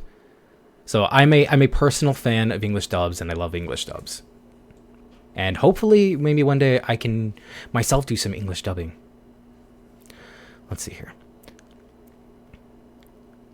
What show was it that had a horrible English dub? Ghost Stories? The 4 Kids one is hilarious to me. That one, I will say, yeah, that's technically bad, although the One Piece 4 Kids had a banger opening, may I just say. But Ghost Stories was kind of a different story, funny enough. They were actually left to write their own stuff. When they got the thing to do the Ghost Stories dub, they were basically left to do as they wanted, and they chose to do funny. They were like, we're just going to write this funny and do basically jokes. So when you look at that, that's them behind the scenes being like, they gave us no direction and basically just said, go off, do what you want. And so they just decided, we'll make it like a parody, make it like a joke. So that's the story with like at least that's what I was told, was the story for the English dubs for Ghost Stories. But yeah, the 4 Kids one, Brooklyn Sanji. Oh man. They were funny. But that opening was great. As a Japanese speaker, some of it is cringe too. Yeah, that's how I kind of think. And I think it's just like in the way it's delivered, right? So I think it just goes into a lot of like delivery. Personally, this is a personal opinion. This isn't a factual opinion. This is a personal opinion. When you deliver lines, some stuff comes off as cringy. You can hear a character say like, I'm going to push past my limits and achieve something greater in my world, right? And it's like, okay, maybe that's cringe or maybe it's not. Most of the time, something like that will not come off as too super cringe. But then the second I'm falling down on my knees, I'm being beaten down, I'm having a hard time. And I'm like, I can't give up because my friends believe in me and I won't let them their belief go in vain. And it's like, okay, now that comes off as kind of cringy. You will never really hear someone generally say that. So it can come off as kind of cringy based on that fact. But just because it's kind of cringy, that doesn't necessarily mean it's bad. I mean, that's, again, just personal opinions. But it's like just all in the way, I guess, in how you say and deliver your lines. Like there's some things that's like, I have a power that cannot be tapped. Okay, that doesn't sound cringy. I have a power that my friends believe in. Okay, now it's getting a little cringy. My friends are my power. Oh my God. He fucking said the thing. Anyway, so that's my hot take. I love voice acting and I love English dubs. I think they're great. And I generally, for me, it's easier to process English dubs because it's a language I speak. So it's a language I understand. So if I get distracted, I don't have to worry about missing dialogue and I can go back. Plus, this is just me, but when reading, sometimes I read either too fast or too slow. So I could read the entire text dialogue that they have there before the character, it's himself or their self or whoever's self is, delivering the line. Because say they're like, what are you mad? How could you think of doing something like this? Right? Now, because of the pauses and the breaths in between where they're supposed to act like they're stunned or shocked or surprised, I've read past where they were supposed to be saying that. So now when I'm hearing them talk, I'm wondering, wait, is there a new line of dialogue? Oh no, I read too fast. And then there's the other ones where they say the line so fast, I can't keep up. And then it's the next line and then I need to rewind. Now, I do watch things in subs. I'm not against subs by any means. I watch both subs and dubs. But as a only English speaker, English dubs are easier for me, and I do not like the unnecessary hate they get. That is just essentially it. Dubs for the win, subs for the dub. Moving on. This is a weird one. I don't know. I had this in there before, and I thought I'd just leave it. Learning new things and skills. How do I put this? I like learning weird talents and stuff, and weird little tricks. So, like, I've learned how to, like, use a butterfly knife, and I've learned how to flip a card from one hand to the other, like from like across the table. Not across the table, but if you put your hands on the table and flick a card to the other hand, or from one hand to the other hand, just random like party tricks basically. And I've learned how to like spin a pen on my fingers or on my hand. I'm not the best at that, and I'm still trying to learn how to do it properly, but I like learning new things and new little skills and tricks like that because I just think they're fun. I like learning stuff that I think is fun, and my interest can go basically anywhere or everywhere. I'm not like confined in any way. My brain just goes, oh, that looks cool. Learn to do that. So I like just learning new little skills and tricks. And our last one on the list of likes, somber pianos and violins. If you want to entrance me and just like make me just kind of like zone out, play like a somber piano or violin. The melodies alone from those instruments will just take me into a world that I can't fathom. I will get lost in the music. I will get lost in the sound. Their somber tones, it just draws me into my own little world. Examples are, if you ever played any of the Nier games, a lot of its music will just like take me away. And it's just like the somberness of its music. I love it. So somber pianos and violins are goated, official goats, and will always take me away into a world I can't fathom or imagine. I could throw a whole deck from hand to hand. If it's still in the box, the deck. You know what? Hey, that's pretty cool. That's cool. He can toss the entire deck as long as it's still in the box. He can toss that deck though. That's more than I can do. I can only do a card. Okay, I guess we'll go now into our the dislikes. Dislikes. First one. This might be a strange one, but I'm gonna tell you this right now. I absolutely hate, despise, and have a pure grudge, anger war against these things. I might have to blow my nose in a minute. Green beans. I freaking hate green beans more than anything. That food, that thing, I cannot stand. I hate it beyond belief. I dislike it. I dislike its smell. I dislike its taste. I dislike everything about it. And I will never, ever eat it. Ever. Never will. I have my reasons. I have my reasons for this war. And I will stand by them forever. That thing can damn itself. Your green beans are watching this? I hope they do. I hope they hear this declaration I put out against those vile things. I cannot stand them. They know what they did. They cannot be forgiven. I cannot. Whoever likes them is fine. You can like them all you want. In fact, you can have mine. Keep them away from me. I hate it beyond belief. So yeah, I don't like green beans and I never will eat them. And if you put them on my plate, they will be sitting there forever. Honestly, I don't even know if you put them on a plate, will I eat the rest of the food? Because the smell alone of those things deteriorates me. It literally sends me into like a not good. Not good. What did they do? They know what they did. They know what they did.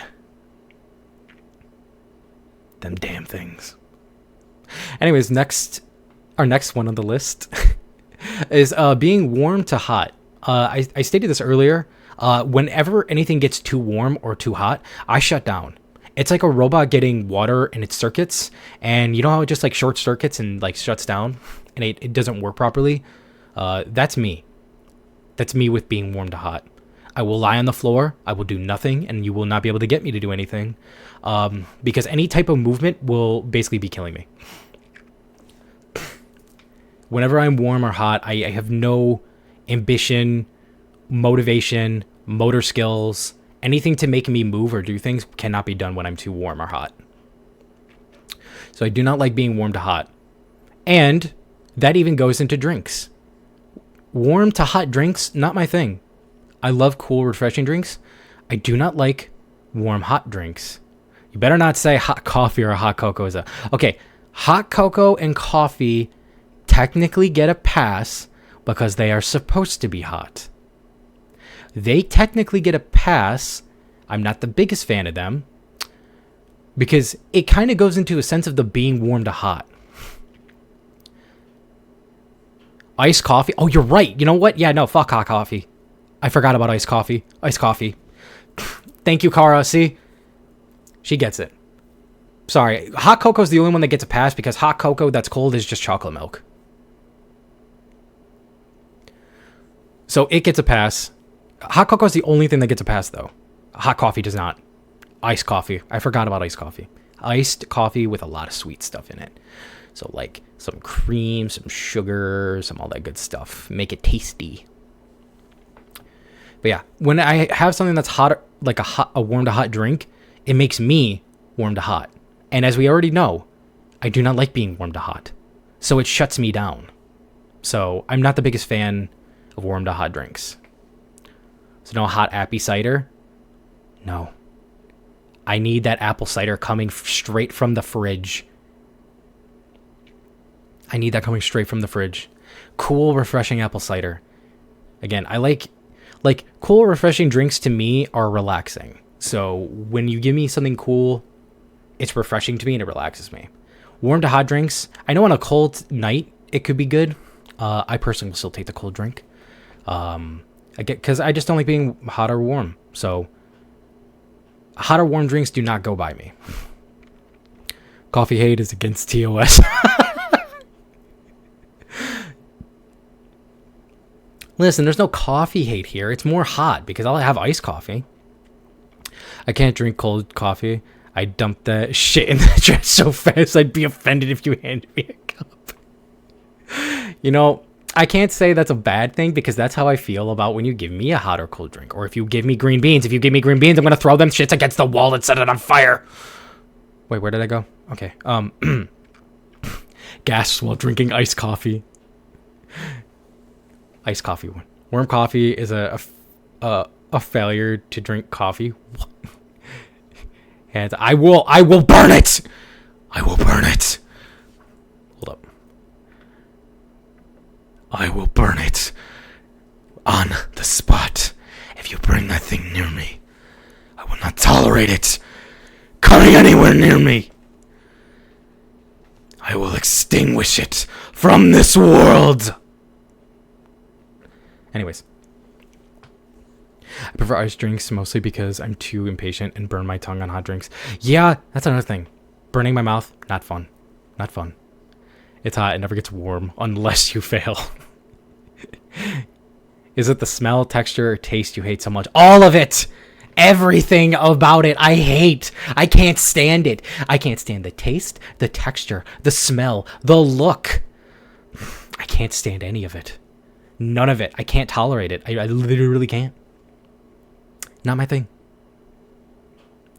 Which is good for everybody who likes it. You know, if you really think about it, I'm doing the world a service. By personally not liking green beans, I leave more green beans out there for the people who like them to enjoy. Because I hold nothing against those who enjoy it. I do not. So I'm doing you all who like him a service, actually. And honestly, I think I should be thanked for it. I think I should be like, thank you for leaving more green beans out there for those of us who enjoy it. Yeah. Yeah, that's how I really think about it. Truthfully, 100%, not making this shit up at all. What was sugar snap peas? They look like green beans, kind of. Okay, so here's a weird thing. I don't mind peas. I think peas are fine. And I want to try edamame. I think edamame looks fine. Such passion on green bean. It is a true hatred. It is a true hatred. I will tell you that right now. True hatred. You haven't had edamame before? No, I've never gotten it with any, like, I've never been to a place that has it yet. I want to try it though, because I know a lot of people like it. So I'm willing to try that. I can't breathe. I'm sorry. Next on the dislikes, bugs and spiders. The creepy crawly guys. As much as I'm a fan of horror and I love horror things, seeing that shit in real life, nah, man, nah, fam, miss me with that. Bug in my house, get the fuck out. You are not welcome. Spider, get the fuck out. You are not welcome. That is an intrusion of my privacy, my home, where I live. No bugs or spiders. Not a fan of the creepies and the crawlies. In like media and stuff is fine, you know? It's for the effect. Going to like a Halloween store and you see, oh, is that a bug or is that like a spider display? Yeah, that's good. That's fine. But in real life, nah, man. No. Please stay out. Please don't. You stay outside. I stay inside. We're good. Not a fan of them. Come visit me and I'll get you edamame from our good sushi place. Ooh. Here's another weird thing. I'm not the biggest fan of sushi. I don't think it tastes bad or anything like that. This is more of a mental thing. So I have a hard time eating sushi because my brain recognizes it's raw fish. And it, like, my brain argues with my taste. Because, I don't think it tastes bad. In fact, some of it I think tastes good. But my brain starts paranoying me with, like, it's raw fish. It's raw fish. What if you get sick? What if it's not good? What if it's bad? How are you going to know? But I'm like, it doesn't taste bad. And then my brain just fights me on it. And it kind of almost makes me feel sick. But there are some sushi I like. Like there's what was it? There was like one with like crab meat in it. I thought was good. Like sushi rolls with crab meat. I thought were really good. Shrimp tempura is really good too. And again, I don't think sushi tastes bad. It's more of just a fighting my brain thing. I don't eat sushi ever, and I also don't eat any seafood. I haven't really, well, I like shrimp. Shrimp's good. Shrimp is seafood. I think I've had fish before, but it wasn't really I wasn't too crazy about it. It wasn't great. It wasn't bad. Oh, story time. I have eaten octopus. I went one time to the insano style crazy ass land of that which is called Florida once. I went there for like a vacation or a visit, whatever you want to call it. And I had octopus. And now let me tell you, that was the best damn octopus I have ever had. It's so good. I am so scared to try it anywhere else because it's such a high expectation. I do not think anywhere will ever be able to hit as good of octopus as that place. It had the best octopus ever. It was so delicious. It was so tender. It was so flavorful. I absolutely loved it. And I'm so scared to try it anywhere else because I don't know if it'll be as good. And if it's not as good, I don't know how I'm going to feel about it. That's fine. They have udon and bento boxes and tonkatsu. Oh, tonkatsu! I love tonkatsu. Yeah. Bento boxes, udon. I'm so down for that. Takoyaki is 10 out of 10. Oh, fuck. Brain, you gotta remember what is... Takoyaki is the octopus balls, right? Not like balls of an octopus. No. Like a ball with octopus in it, right? I hate green beans, eats octopus. Exactly. It's exactly how it goes. Fuck green beans. That has been a lifelong hatred. But octopus is cool. You ate octi? How? Why? I went to a restaurant and I like calamari. So I think calamari is really good. And because I like calamari, someone who I was with during that time was like, "Hey, yo, do you wanna try this octopus? We're in that crazy land of Florida, where you're right by the sea, so you get it fresh." And I was like, you know what? Fuck it, why not? Vacation, out visiting here. Why not? Let's try it. Let's get crazy. Let's be like the Floridians, right? The Floridarians, or how the fuck do you pronounce them? I don't know. Let's be like them. Let's be crazy. So I got it, and my God, it was so fucking good. It was so good. I loved it. And it's correct. Hey, let's go. Thank you, Brain. You didn't let me down this time, Brain. I'm proud of you. Peachy! Hi, Peachy. Welcome. We have not made any progress. We're almost done with this slide. This is the second slide. And I have like 8 more to go. So this will be fun. We're going to be here for a while. Pause. Yeah, no, that's why I had to specify. Have I shown off full body yet? There's been little teasers, but we haven't. I'm saving that for the end. I'm saving the full reveal for the end. Zandy, you love green beans? Zandy, you should thank me. You should thank me for hating green beans, because since I hate them, I will never buy them and eat them. Therefore, there is more for you to consume. Yeah, that's a fact. That's a fact. No, the model hasn't been shown off yet. I'm saving the model for the end because in my thoughts, it works. You got to save the best for last in a meal, right? So we go through the getting to know me cringe part where you all learn why you should hate me. You get through this, get through the cringe, get through the ew, this guy, and then see the model, the fantasticness at the end, along with some other stuff I have to show too. Let's see the toes. There are no toes. You got to pay for that. So no, Peachy, you haven't missed it yet. We're still just chilling. We're talking. Thank you. I was just mostly joking with you, Sandy. But that's gonna be my new way I do it. Hydrate? Yeah, I probably should hydrate.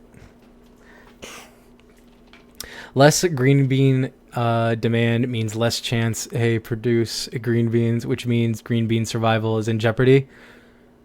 No, that's if more like, here's the thing, right? So people who buy and love green beans, they need people like me who won't buy them, so they'll always be able to get them. They can even buy more of them. They can get my helping of green beans that I'm not going to take. That's all for them.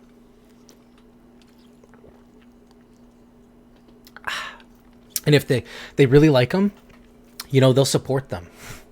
They'll keep their green beans going. Thank you for the hydrate, by the way, Zandy. Very much appreciate it.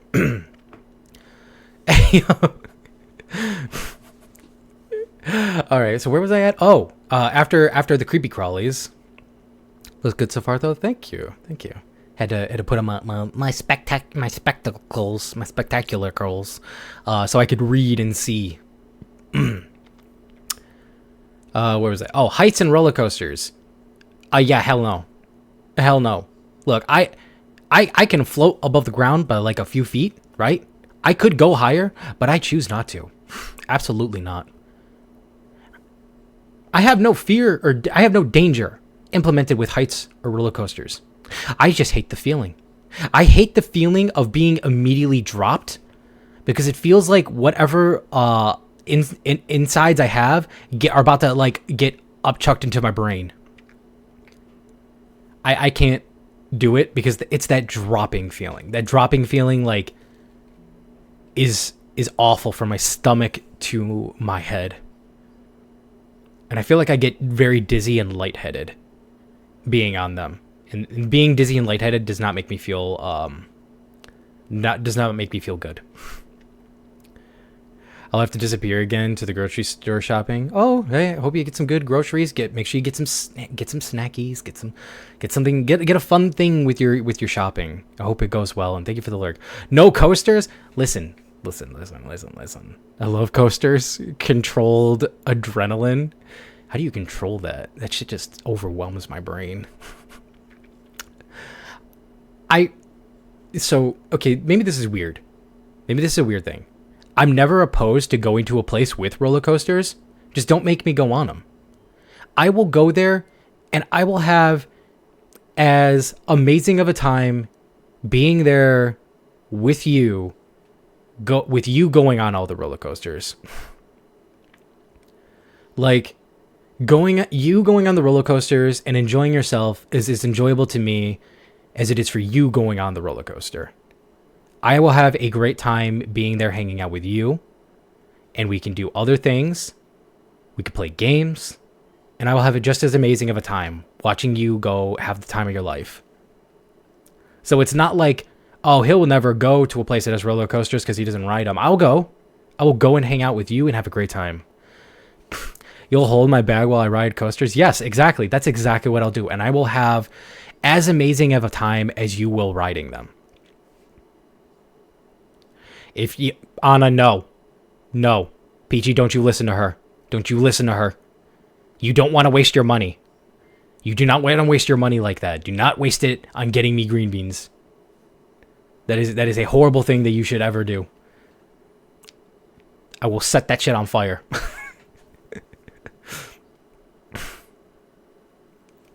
I can't breathe. So yeah. Roller coasters and heights are just not for me. Personally. Not my thing. I find that living with anxiety, panic disorders, like things that cause stress, adrenaline, because I choose it. Horror game, haunted houses, scary movies, etc. See, that's a weird thing. I love like horror stuff, like games and movies. And okay, I'm gonna be real. I'm not so much a fan of haunted houses. Story time. Haunted houses, I don't like because I had a very bad experience. I went into a haunted house one time. It was a makeshift one, and it was one that you kind of rode on. It was like a makeshift one. You just kind of rode in it.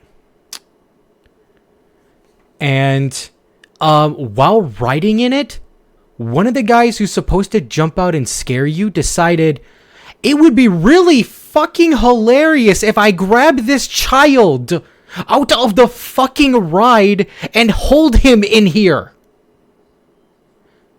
He fucking yoinked me out of the fucking thing because he thought it would really scare me. And he was fucking right. That shit terrified me. And when they came out, and I was with a family member, I was with a cousin. They came out and I wasn't there. It was, oh, wait, where the fuck is he? And they had to run in there, and the guy walked out with holding me. And was like, and I was like screaming. I was crying. I was apparently having like a real panic attack from that shit. And yeah, no, the guy, he had to like take off the whole costume so we could show he was just like messing around. But yeah, no, that shit fucked me up. So I don't trust haunted houses. Is it okay if I post the... Of course, go... Yes, do it. Do it, Peachy, do it. You are 100% good to do it. Go do that. No, Mykah just continue to prove... How did... Wait, what? How does that make me the... Wait, what, the cutest of patootie... How does that... What? He's scared of the haunted house because he got grabbed out of it by a child. That's so cute. That's not cute. I'm kidding. Bedman, hello, welcome. How are you doing? Bedman with the Bedman. Roller coaster thing, oh my lord. Oh, okay, that makes more sense. I was like, is it me not liking haunted houses just in general? Like a thing that's like a cute thing? I didn't think it was my actual reasoning for why I don't like haunted houses. I thought it was just the fact I don't like them. But the roller coaster thing, yeah, that makes sense. I'll hold the bag. I don't care. You go have fun. And we'll play games afterwards. You go on the roller coasters, you come off. Let's go do an arcade game or a carnival game. And then you get right back on that roller coaster right after. I don't care about holding the bags. I usually... Fun fact. Deviating. Fun fact. I usually always have a backpack on me. Because I always carry shit with me. Whether it be game consoles, books, art supplies... medicine, anything like that, I usually keep it on me at all times because I feel it's usually a lot of times needed for a lot of people, and a lot of people don't carry stuff like that on them. So I feel like it's always a good thing to have. So like I carry different types of medicine that you can give properly, like Tylenol, or Excedrin migraine, or what's one for like heartburn that's like omeprazole, Tums, Pepto-Bismol. Wait, is it Pepto? The pink tablet things. I usually try to keep stuff like that. Some Band-Aids. Because you never know when someone's gonna need it. Someone gets cut. Oh, I don't have a Band-Aid. Oh no, what are you gonna do? Oh, I got you. Fam. I have a sad feeling I'm getting to the age where my body can't handle roller coasters anymore. Is there an age thing for that? Because I know there's some crazy like adults and like elderly people even who love roller coasters and still do them.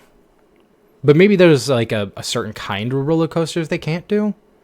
I don't know. But I think hopefully, at least my body, just come in like bubble wrap. You'll be good. Wrap yourself in bubble wrap and be like, I'm ready. I think I would probably get motion headaches now.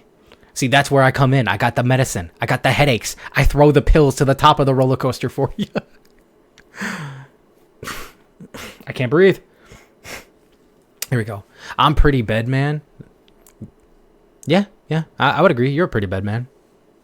Yeah. Lurk. Thank you for the lurk, Peachy. So yeah, that's why I don't like haunted houses though. Because some guy thought it'd be funny to pull me out of the fucking ride and then hold me there. Not good. So yeah, haunted house is not my thing. But haunted, like horror games, scary movies, I fucking love that shit. That shit's fun.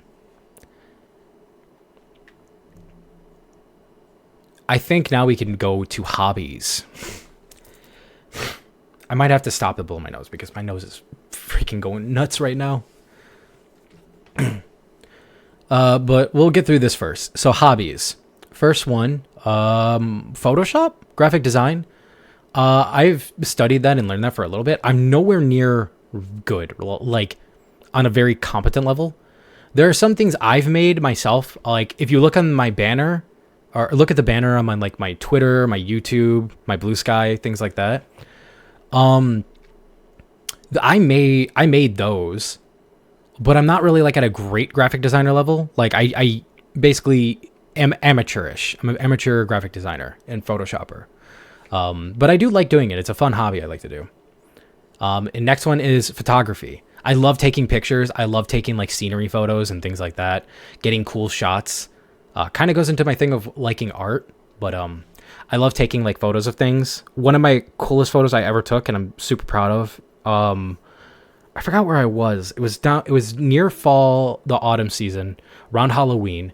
The leaves had fallen off the trees, and the sun was setting, so the sky was like perfectly orange. But on this hill, there was a lot of trees that had no leaves, like dead trees basically, and it was all dark. You couldn't barely see it, and there was a guy riding a horse by there. I was like, I'm taking a photo of this, and it looked so freaking perfectly Halloween like just the guy riding a horse in this like area that had some dead trees, while the background was perfectly orange and everything else was perfectly like just dark. You couldn't really see like fine details, and it just looked cool. And I just generally like taking photos of people, scenery, things in general. I, for one, am not one to throw myself in the picture. I will not be like, oh, selfie time. Look at me in this selfie position. But I will love to take pictures of other people and sceneries and things like that. And that's kind of a little hobby of mine I like to do. Another one, video editing. I like video editing. It's a little tedious, I find, especially if you're editing very long content. But I do generally enjoy it, and I like when the product is finished. And so it's kind of like I suffer through the tedious bits of it to get the good product out, and then I like it. I think it can be fun. It can be tedious, but it's fun. Next, drawing. I like to draw. It's a little hobby of mine. I'm not a great artist, and I will never show anyone my art. But I do like to occasionally draw. I'm a very traditional pen, pencil, and paper artist. I'm not really good at digital art. I've tried digital art, but I'm not really that great at it. So I don't necessarily do a lot of digital art. I tried to learn it a little bit, but I don't know. I struggle with it. But pen and pencil, paper drawings, I can do those. Next, bass guitar. I like bass. I really like the bass guitar a lot. I can kind of play bass. I'm very beginner, very, very, very beginner. I'm still learning. And I actually need to fix my bass. One of my strings has been broken for too long now. I need to set the time to fix it. But I do like the bass guitar, and I do play it occasionally. And it is probably outside of like a piano and violin, one of my favorite instruments, and one that I actually do play. I do not play piano or violin, but I do play a bit of bass, and I like the bass. Next, mechanical keyboards. I really like the sound of mechanical keyboards. And now that's a weird thing to say as I'm thinking about it. But I like to build mechanical keyboards. And it's because it drew me in with the sounds that a lot of them could make. Like the different ones that you build, the different key switches you use. To even sometimes the keycaps themselves can make the sounds like be different depending on how thick or hollow or open they are and or made. So I like to build mechanical keyboards, and actually mine is kind of a build. Like I've put the PCB board in, the key switches, the keycaps, things like that. So I like to build mechanical keyboards. It's a fun little hobby of mine. Next, collecting things. I had no clue how to put this in here, but I'm a collector. I love to collect things. I mentioned before I like to collect weapons. I also collect anime figures and plushies. I like plushies, they're soft. I like collectible things. I have some pins. I have some is it buttons? I think so. Like, I collect pins, I collect anime figures, things like that. I'm a collector. I've also collected Yu-Gi-Oh cards, Pokemon cards, Magic the Gathering cards. I like collecting things, so collecting is kind of a hobby of mine. Next on this list, Warhammer figures. This is a recent one. I just recently got into this around this year. I think near the middle. It's been a few months. I like building and painting the Warhammer figures. It's super fun. It's super relaxing too. Like, I just like to go off into my own little space, my own little world, clip them out, shave down the pieces of them that need to be shaved down, like the little bits that you cut off, and paint them up and everything like that. And I've painted a few already. I did not present any pictures because I'm a fucking idiot and I didn't think about doing that. But nonetheless, I do like doing that as a little hobby. Now give me like 5 minutes before we move on to the next slide real quick. I need to pee and I'm going to go blow my nose. So I'm bringing something back, baby. Boom.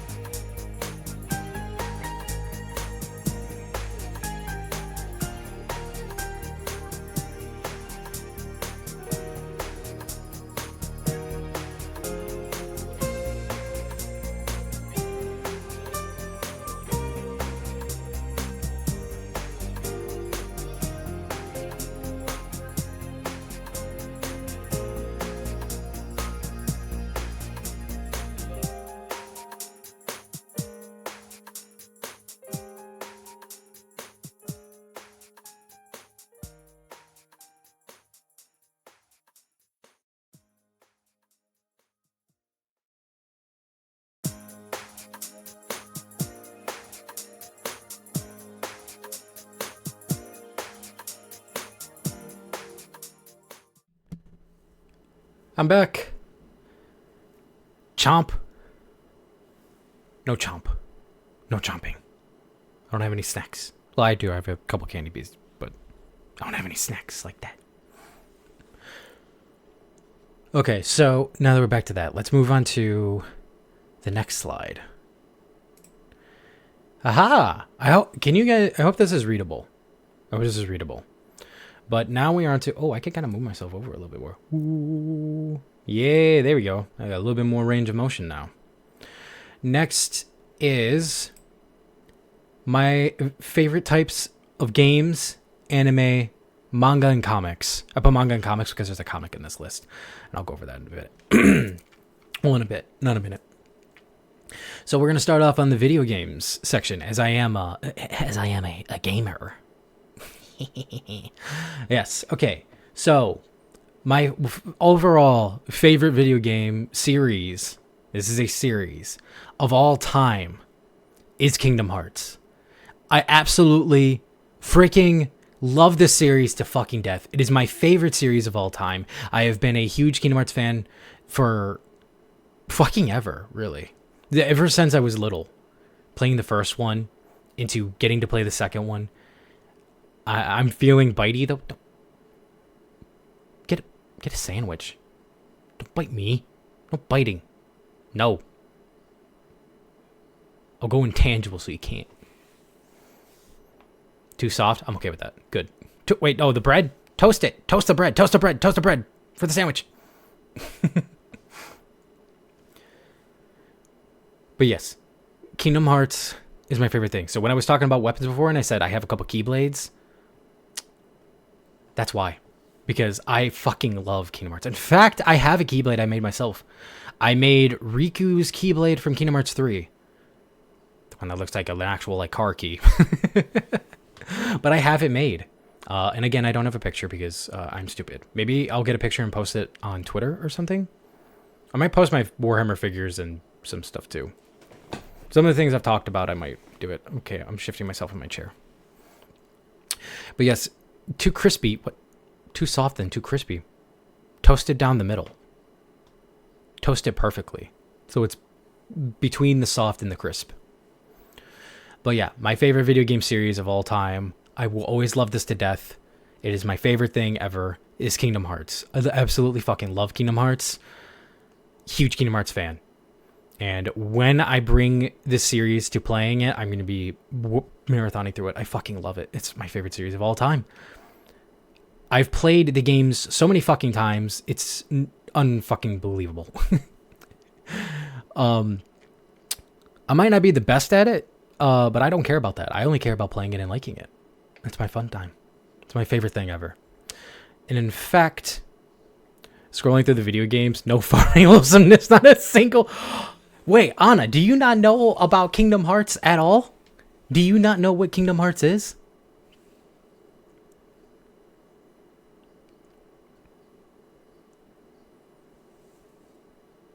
I see plenty of farming games in here. Do you know you can farm in MMOs? And I'm not just talking about farming EXP. I'm talking about like some MMOs actually let you just like do farming. And in fact, Final Fantasy XIV, the MMO, you can actually level up a gardening skill. I'm sorry, Anna. I mean, I don't know. They don't catch my interest like that. I'm so sorry. I didn't mean to. Chomp, no chomping. Kingdom Hearts is Final Fantasy Disney? Yes, basically. Will you come talk to me when you play Sun Heaven Stardew? That kind of farming. Maybe. I'm not saying I'm opposed to not playing those. I'm not saying these are only what you're going to expect from me. This is to give you an idea of like what I like. This is like, what do I like? Because I'm willing to try that one game out. What was it? Skyhaven? The one that Attic plays a bit. I don't know so much about Stardew. I kind of want to try it, but like I don't know. Things like that in like survival games, I don't get invested into. My brain kind of shuts down with those. I don't know if I just don't have the attention span or the intelligence for it. Where's Nun Massacre? Actually, you can't handle it. What is Nun Massacre? The fuck? You probably would be like Attic is with Stardew. Attic just felt so bored. I don't even know if it's a bored thing. It's just I feel lost. I don't know what I'm supposed to do. Like I know what I'm supposed to do, but I'm like, where do I go? Like I feel so confused when I play them. Like I understand what you're needing to do, what the purpose is, but what the actual like getting to do, I don't know. If that made sense. But yeah, Kingdom Hearts is my favorite series of all time. And I might not be the best at it, but I absolutely love it. And I've played it multiple times. And it has been something with me for growing up forever. I see early access, indie, survival, crafting, hit tree, get wood, and I'm like, buy now. And then be disappointed when it's actually an early access game and not fully complete. But except that it's a me problem. Fair. I play with you. I can hold your ghostly hand. You'll be dragging me everywhere. You'll be like, okay, so put the seed there. Be like, uh-huh. And now put the water on it. Uh-huh. And now get the tool. Where do I get the tool? Over this way? Okay. Okay, now grab the tool. Okay. Okay, now bring the tool over to the seed. Oh, okay. Okay, now use it on the seed. Got it. Okay, now what? Okay, now we're going to go do this thing. Okay. See souls.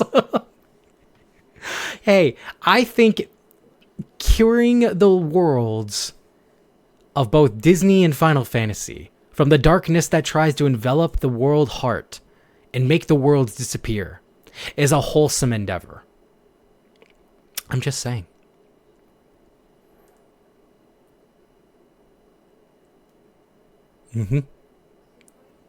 So yeah, Kingdom Hearts, all-time favorite thing.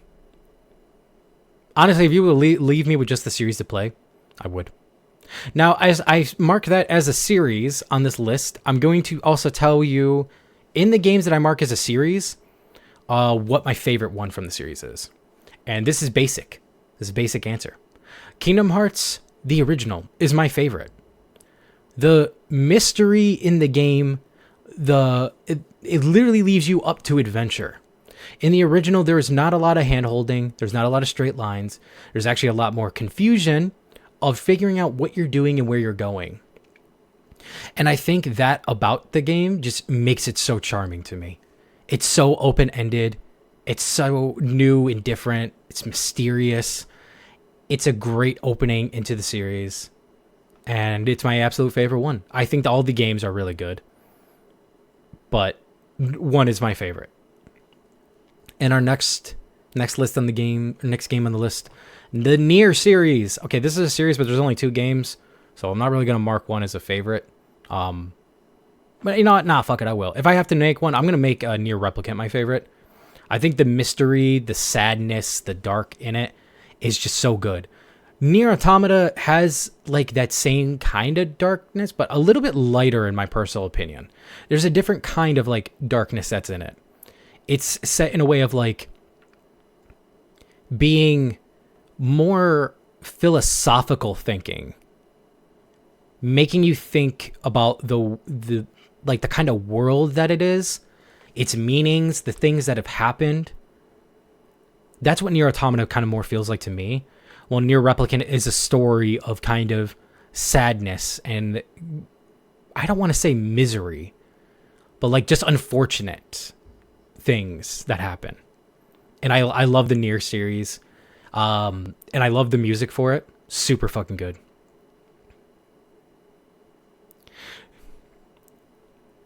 Af played Nier Replicant and yeah, it was sad. Oh, it's very sad. Oh. Wait, did Af do the other playthroughs too? Like did Af do like A, B, C, and D and E?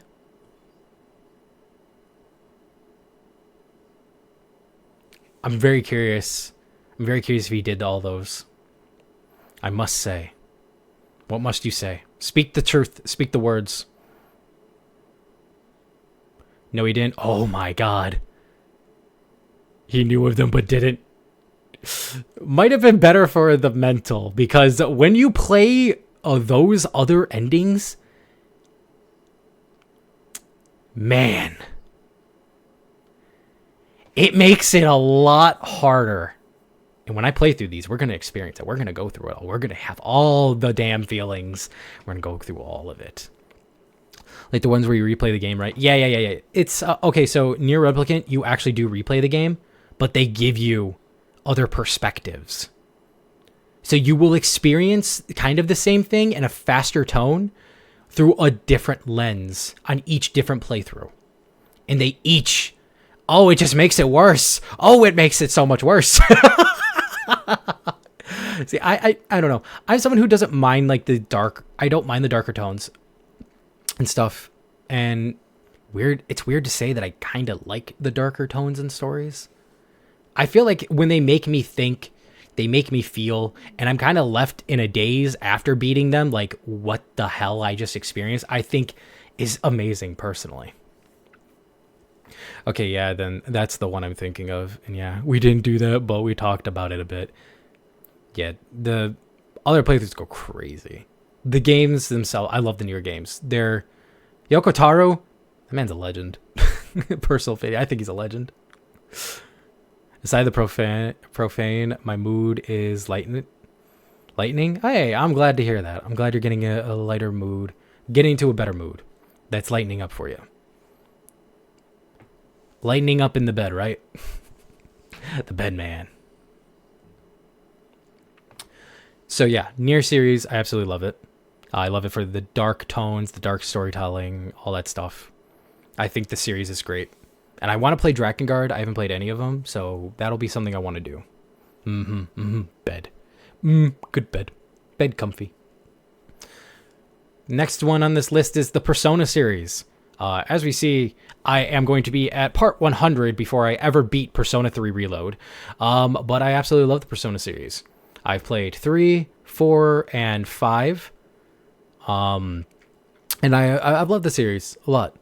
I like the stories, and I like the that's going to be a theme for a lot of these games. Is I like the story, the themes, the music, the characters, the design, the gameplay. I'm not a big turn-based combat person, but the Persona games make them fun, and the music is really good too. Now, as this one is a series that has 3 games, I'm going to tell you again, my personal favorite is 3. 3 has a darker story than the others, and it is my personal favorite. Then it goes to 5. I like 5 a lot. 5 is just such a fun, crazy, cool fucking game. And 4 is probably my least favorite. I don't know. There are some dark things that happen in the game, but it's a very much like a brighter tone game. And I'm not very much of a brighter tone person for media. I don't know. I don't know how to really describe it. 4 just really isn't really my vibe. Like, I like it. Don't get me wrong. I don't hate the game. It's not hatred. In fact, it's like, I like the game a lot. And I am going to play it on the channel. But it's my least favorite out of the 3. Where 3, it's dark, it's somber. And it was kind of my first introduction into the Persona series, so it kind of has a biasness a little bit to it. But I like the story. I like the characters, except Yukari. All my peeps, all my everybody's, all my spirit, they know. Fuck Yukari. They know. And if they don't know, they're going to learn. Fuck Yukari. But yeah, no, the characters in 3 are really good. Persona 5 has amazing characters. And Persona 4 has good characters. That's how I think I'd do it. I'd be like, I love 3's characters, 5 has amazing characters, and then 4 has good characters. Like, they can't even be classified as bad. They're not bad at all. In fact, they're really good. Maybe I'll just bump it up to really good then. But yeah, Persona series is really good. I will point out every single bed to exist. Bed. Goes into a bed store, is like, well, we're going to be here for an hour now. Darkness. And if they don't learn, they will get drilled daily to learn it. Exactly. I will play them every horrible thing that this girl has ever done. We do not like Yukari here. And if you do, I'm so sorry. I'm so sorry you have that bad of taste. Out of all the characters in 3 to like, you choose Yukari.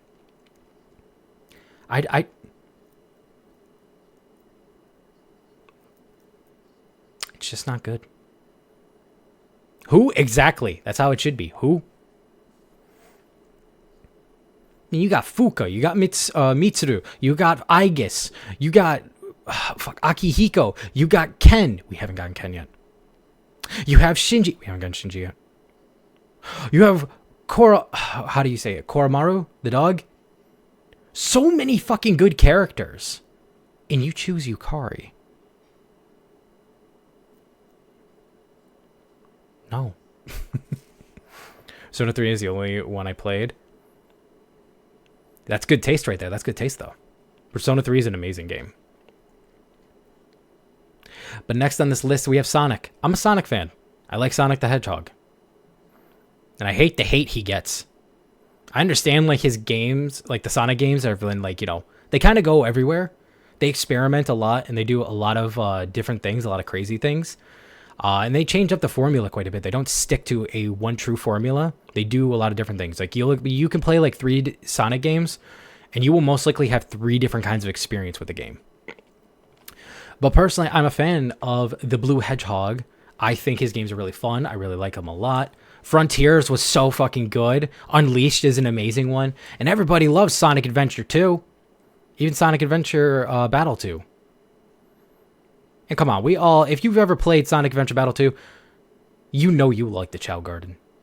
Hey, Sega, by the way, when are you going to make a mobile game of the fucking Chow Garden? I love that. Getting to take care of my little chows on my phone? Come on, we're getting Final Fantasy 14 for the phone. Sega, what are you doing? That is a literal easy cop from anybody who want to play that. You make a Chow Garden mobile game? So many people are going to play that. So many people are going to get it. I'm one of them. Hi, I want that.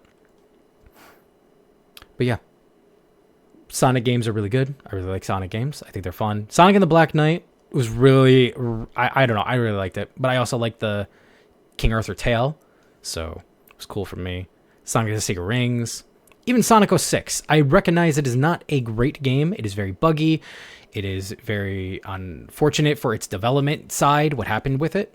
But generally, I think the game had a lot of good premise and promise to it. So yeah, I'm a Sonic fan. And I'm about to say some outlandish shit. Y'all gonna hate me. I am not a Mario fan. There are some Mario games I've played. There are some Mario games I've liked. But I am not a Mario fan myself. I liked Odyssey. I think Galaxy is fun. What was another one? Sunshine was good. I'm not a fan of really any other Mario game. I like the Luigi games, like Luigi's Mansion. Those are fun. But I'm not really a Mario guy. I'm a Sonic guy. So just thought I'd throw that out there so you all have another reason to try to butcher me. So after Sonic, we have one of my more recent ones added. Silent Hill.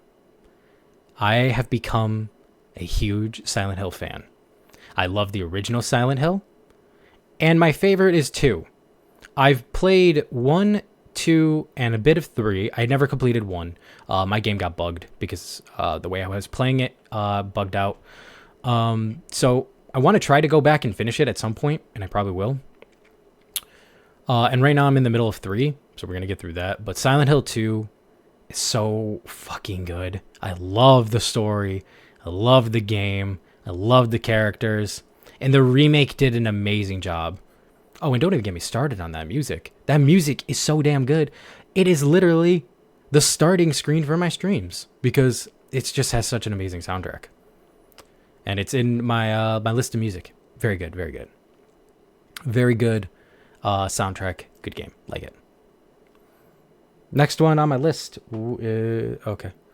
Next one on my list. We got Final Fantasy. I love Final Fantasy. I haven't played all of them, though. I've played the very original Final Fantasy. I played a bit of 6. Was it a bit? I think I only played like 30 minutes of 6, so I don't even know if I really want to count that. I've played 7, and I've never beaten it, though. I played the beginning parts of 7. I played the remake of Final Fantasy 7, and I did complete that. I've played Final Fantasy 10 all the way up to like the middle point. I have played Final Fantasy 12. I played Final Fantasy 14. I have beaten Final Fantasy 15. I've beaten Final Fantasy 13, not the sequel, like not 13-2 or 13-3 Lightning Returns, but the original. And 16. And 16, I'm just telling you this right now, 16 is my favorite Final Fantasy of all fucking time, outside of the MMO. But I love Final Fantasy 16. Final Fantasy 16 is so fucking good. Clive as a character, or I'm sorry, Clive Rossfield is an amazing character. I love Clive. He's a cool, very strong main character. And I loved the story that he presented himself in. Anyway, that's my garbage Clive Rossfield impersonation. But no, the game is great. The music is outstanding. The fights, everything is so good about that game. I love it so much. Final Fantasy 16, one of my favorites in the series. Next, we got Halo. I like me some first-person shooters. I'm not just all about them JRPGs, as the majority of those are.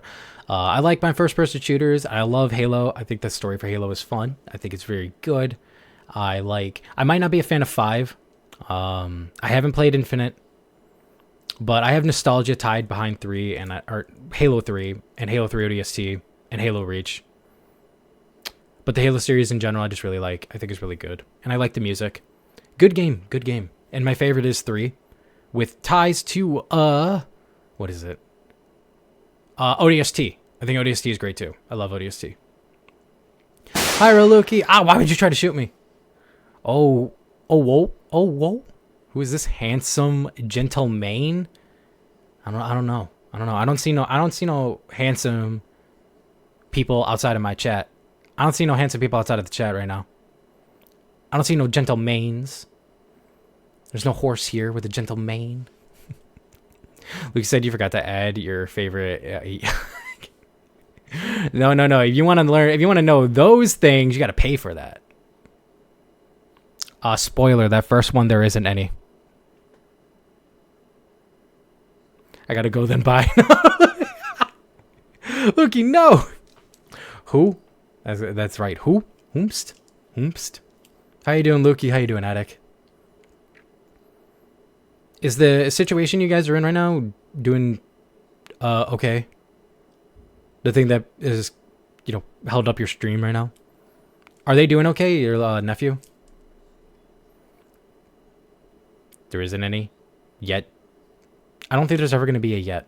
I'm going to be honest with you. I don't think I'm the person to make a yet for that, for any yaoi, because I don't know, it's just not my thing, Yeah, it's just not my thing.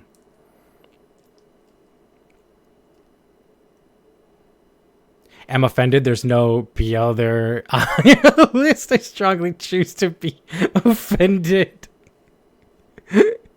I'm sorry. Wait, what are you talking about? Hold up. Raluki.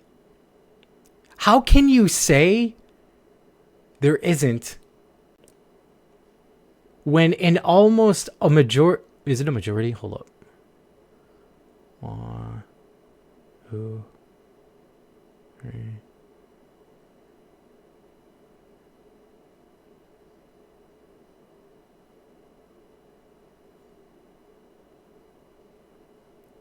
4, 5, 6, 7, 8, 9, 10, 11, 12,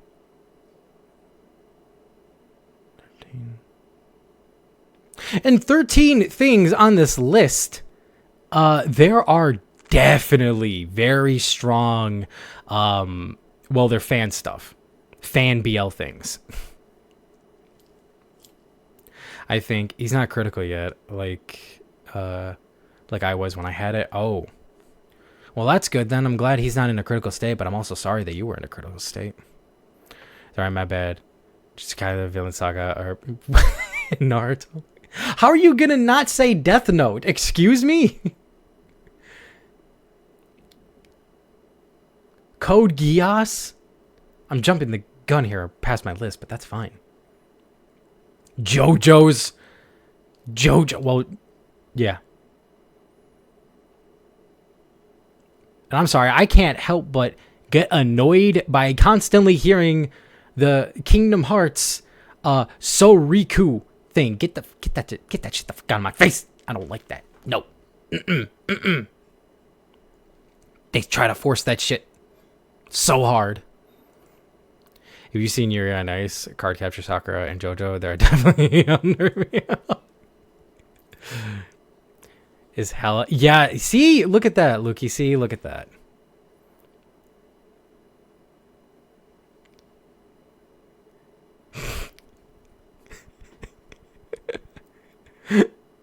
It's just guys being dudes. That's all it is, Addict. It's just guys being dudes.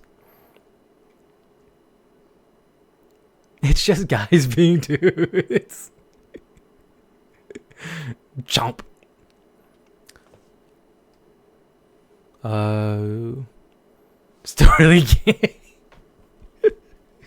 Man, it's just JoJo's. You know, they are so past that they're in their own category. Just call it JoJo. You hear JoJo's and you're like, I get it. I understand.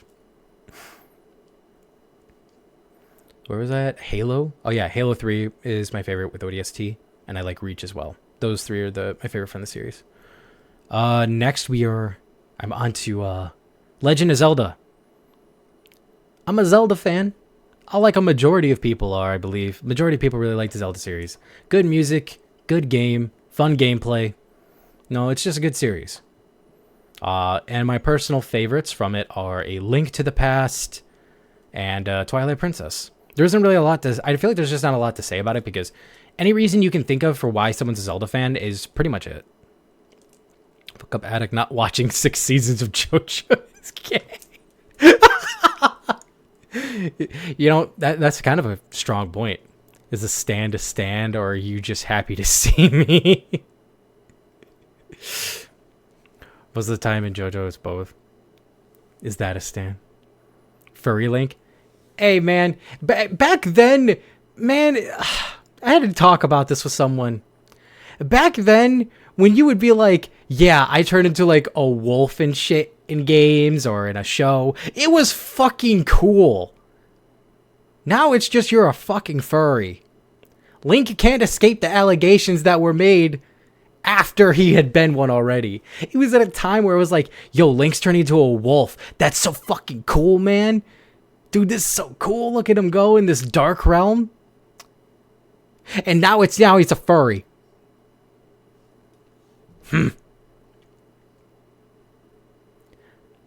It's even like in there was a Castlevania game, the one on the Nintendo 64, Legacy of Darkness. The main character was like, or not the main character, but he's one of the characters you can play as. He came from a tribe of like half werewolves. So he and his people could turn into werewolves to make themselves stronger and faster and better hunters and fighters. Now it's just he's a fucking furry. It's just not fair. It used to be cool, and now they're furries. It's not fair. They can't keep getting away with this. It's accusing Link being a furry. You can only be two things these days. You could either be a fucking furry or a furry fucker. I'm neither of those. No. I disagree. No. I'm not in either of those categories. I'm just in my own lane doing my own thing.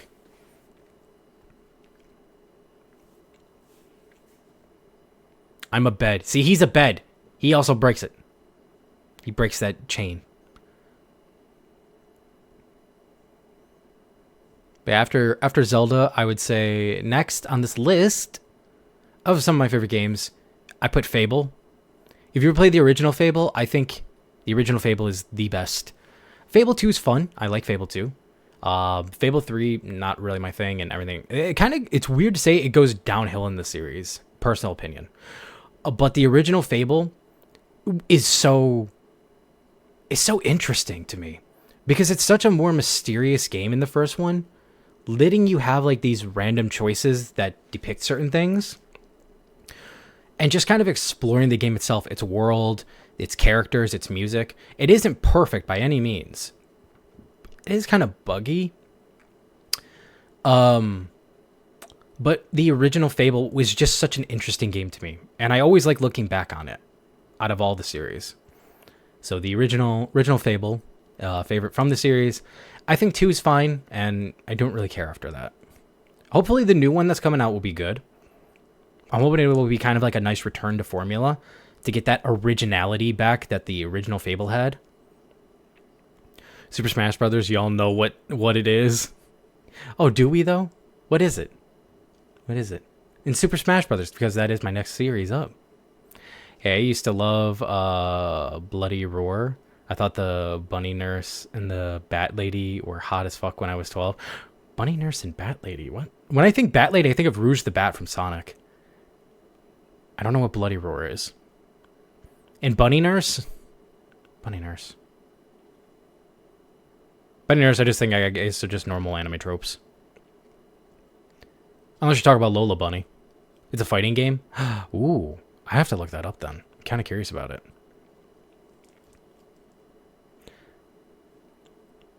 But in Super Smash Brothers, probably people in the Super Smash Brothers scene might hate me for this. I think Ultimate's the best. Ultimate is my favorite. And it should be no fucking surprise if you look at this list of why I think I like Ultimate the best. I mean, I think all the Smash games are fun. And I like them all, and I have a character to play in all of them. Oh, but Super Smash Bros. Ultimate has Sora from Kingdom Hearts in it. It obviously gets the top score for that. Then you even got other cool characters that are fun, like you get Cloud and Sephiroth from Final Fantasy VII. You get Joker from Persona 5. Come on. You got Banjo-Kazooie. You got Terry. Come on. There's so many cool characters in there. There's so many characters in all different types of franchises for Ultimate that I think it just fits. And I'm a fan of a lot of them. And even some classics like, you know, from the original, like, what was it, 64, I was a Link player, probably. Melee, I was a Marth to Roy player. In Brawl, I was a... what was I in Brawl? Ike. It was an Ike player and a Sonic player. In Wii U, I was a Ike and Cloud player. And then Ultimate came, and my list just grew to gigantic because how could I choose? Because I even like characters like a Byleth. They added from like Fire Emblem Three Houses, which, by the way, out of all the recent Fire Emblem games, that's probably the one I'm more interested in. But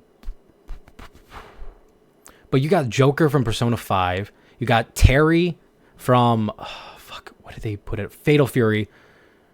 They got Banjo-Kazooie. You got, I mean, I like Byleth. I wasn't really excited when they announced the character because they said the characters were supposed to be from their own franchises. And while Fire Emblem Three Houses is a different franchise, Fire Emblem itself is not. Fuck. What was another? Oh, Sora, Sephiroth, Cloud. I mean, Cloud was in there since 4 or Wii U DS, however you want to put it. But it's just a lot of cool characters, so Ultimate's my favorite. No way, Horimiya, your favorite anime? Yeah, I like Horimiya. I loved the first season. I thought it was cute. I think I watched it twice. Aren't you Mia? Miyamura? You know, yeah, I can kind of see it. Yeah, actually. Yeah, we're kind of similar, yeah. We got the whole piercings thing. The glasses. Accessories, yeah. Yeah, we're kind of, yeah. Kind of similar. I could see it. What was the next on my list of games? Smite. This goes into my thing of where I said I like mythology. I'm a mythology nerd. I really like mythology stuff. Smite is a MOBA game based around mythologies. So yeah, it automatically won my interest by just having that premise alone. And then as I played it for years. Even at one point, I almost went into esports with it. I joined. We made a small team, and we were going to try out, but circumstances came in, and we didn't really go anywhere with it. But at one point, I was playing the game so much, and I got at a decent level with it that I thought, you know what? Why don't I try to go esports with it? But we obviously it didn't really go anywhere. But I'm still a fan of Smite to this day, even with all its kind of fuckery shit it does. I like it. Smite is my League of Legends, basically. Because I'm not a League of Legends player. Bedman has a fighting game. Isn't that Guilty Gear? Guilty Gear's got Bedman. I think. Next, we got the Soulsborne and Souls Likes. Is basically it. No really other way to describe it. I like my Soulsborne games. I like my Souls-like games. I think the Souls formula is fun, even if it can be frustrating. I still enjoy the games. If the game is more enjoyable than just being irritating at points, I think it's good. So, yeah, they went in there. Favorite Soulsborne game? Bloodborne. Obviously. That's not even a hot take. That's just like a general thing I think from a lot of people. Is in the Soulsborne series, Bloodborne is definitely one of my favorites. I like Sekiro too, but Sekiro feels like such a different game. Like it's the Souls formula done in like a Tenchu style game, and originally it was supposed to be a Tenchu game. So there's some little trivia for you. Sekiro is definitely up there though. I really like Sekiro, but Bloodborne is my favorite. And then from a Souls-like, I would say Code Vein is my favorite. Actually, I really liked Code Vein. I didn't beat it. I got near the end. But I really like Code Vein. I think it's fun. I love the character customization. I love the weapons. I love like the design of it. I think it's just very fun. We need to play it. Yes, we do, Attic. Mykah equals Mia with horns. Horny Mia. No! Hoary Mia? No, more like horny Mia.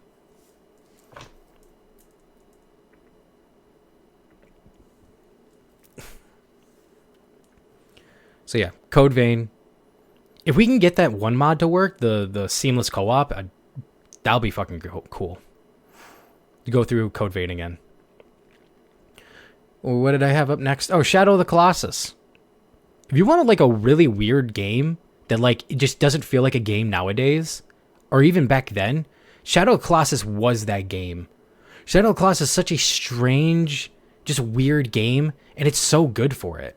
Like, it has like this type of style to it that's so hard to explain. You're just like this dude who is trying to save his love interest, and he has to take out these gigantic titan gods that you have to fucking climb on top of. Honey slut. Don't look that up. I'm looking it up. No, I'm not. Maybe after. But yeah, Shadow of the Colossus is a really cool game. It's so strange. Also, I'm going to tell you right now, you want to go play it, be prepared to be frustrated. The game, it has like the weirdest physics that it's almost realistic. Like when you climb on top of one of these giant colossal monsters, it's literally like when you're hanging on for dear life. There's a grip strength thing, and they will shake about, and they will try to knock you off. And the mechanics of the game are kind of wonky a little bit. But the premise to the game and the design and the art style are just fucking spectacular. The game just looks so amazing. And when you play it, it just feels so cool that you're like alone in this like strange world, running around, using the light of your sword to find your path, to find where these colossal monsters are. There's no level up system. There's no RPG settings. It is just you going to take them on with your basic skills that you have. With really good character creation, but it's not for... Oh, it's one of those times. Cozy time. Let's go, cozy time. Time to get relaxed. So after that, I put Cyberpunk 2077 as one of the games on my list. So here's the thing about this game. I'm not the biggest fan of the story. I think the story itself is okay. But the one thing I love from Cyberpunk is its world. The world in Cyberpunk is so amazing. I put 80 to 90 hours just roaming the world. Not really doing the story. You can beat the story pretty fast. You can generally beat the game, I think, in like maybe 20 to 30 hours. But I literally put so much time into it because I was just exploring the world. The world design, the music is so fucking good looking. I love it so much. I spend so much time in that world just hanging around. If that was like a VR game and I could just put myself in it and just sit in that world, I would. I love the world of Cyberpunk 2077. The story is okay. Gameplay's fine. You know, it's just, it feels basic. It's like, yeah, there's nothing wrong with this gameplay. It's like, what is it? Bread and butter. It's like the bread and butter. It's good. But there. Wukong didn't make it on the list. Wukong's in the Souls-likes. Even though people don't consider it, I don't listen to that. Well, I mean, I kind of do. But I generally put Wukong in like the Souls-likes. But yeah, Wukong would be on this list. I put Wukong in here. It's one of my favorite games. I need to beat it, though. I do need to get back and beat it. But I like it. But yeah, Cyberpunk 2077, I don't like it for its story, but I like it for its world and its music. Being engrossed in the world and ignoring everything else is the best part of the game to me. And if it was just a game I could just hop into, roam around, play, do whatever, I would love it. I'd love it still. I don't need the story. The story to me is kind of meh. I think it's okay. It's not bad. It's not great. But that world is just amazing to me. Cyberpunk needs a co-op. I would like it to just be like its own game. Like a game that people could just log on and play. And you could just kind of do whatever. It could just be fun. I think. MMOs. I'm a big MMO player. I've played 14. I've played World of Warcraft. I like Lost Ark. Like GTA. Yes! Like GTA! Like GTA Online, but do it in Cyberpunk 2077. Fuck yes, that is a perfect way to describe it. My God, I don't know why I never thought about that. You're a fucking genius. This is why he's the brains, and I'm the dumbass. But yeah, I like MMOs. I think MMOs are fun. Like I said, I play a lot of MMOs. I give a lot of MMOs a try. I try almost any MMO I can. Favorites right now are 14, obviously. I want to play Lost Ark. Again, I only got a little bit into a Lost Ark. I want to try it again. I know there's like a whole, what is it? Like pay to win feature for it. But fuck that. We're going to ignore that. We're just going to play the game and have fun. Next, Monster Hunter. I like Monster Hunter. I came into the series with World and I played Rise and, I mark myself as a fan now of the series. World was a great introduction. I love World. Rise was a fun game. So I'm a Monster Hunter fan. I never played the older ones. Maybe one day I'll go back and play the older ones. But I'm looking forward to Wilds. That's going to be a fun time. And, yeah. Monster Hunter fan. Also, it kind of goes into my thing where I love kaijus, or I love giant fucking monsters. Monster Hunter fits that, pretty well. So when are you coming back to Honkai Star Rail Genshin? That's a good question. I'll get that. I'll get that hydrate. Oh, and I need to stretch. Oh, fuck.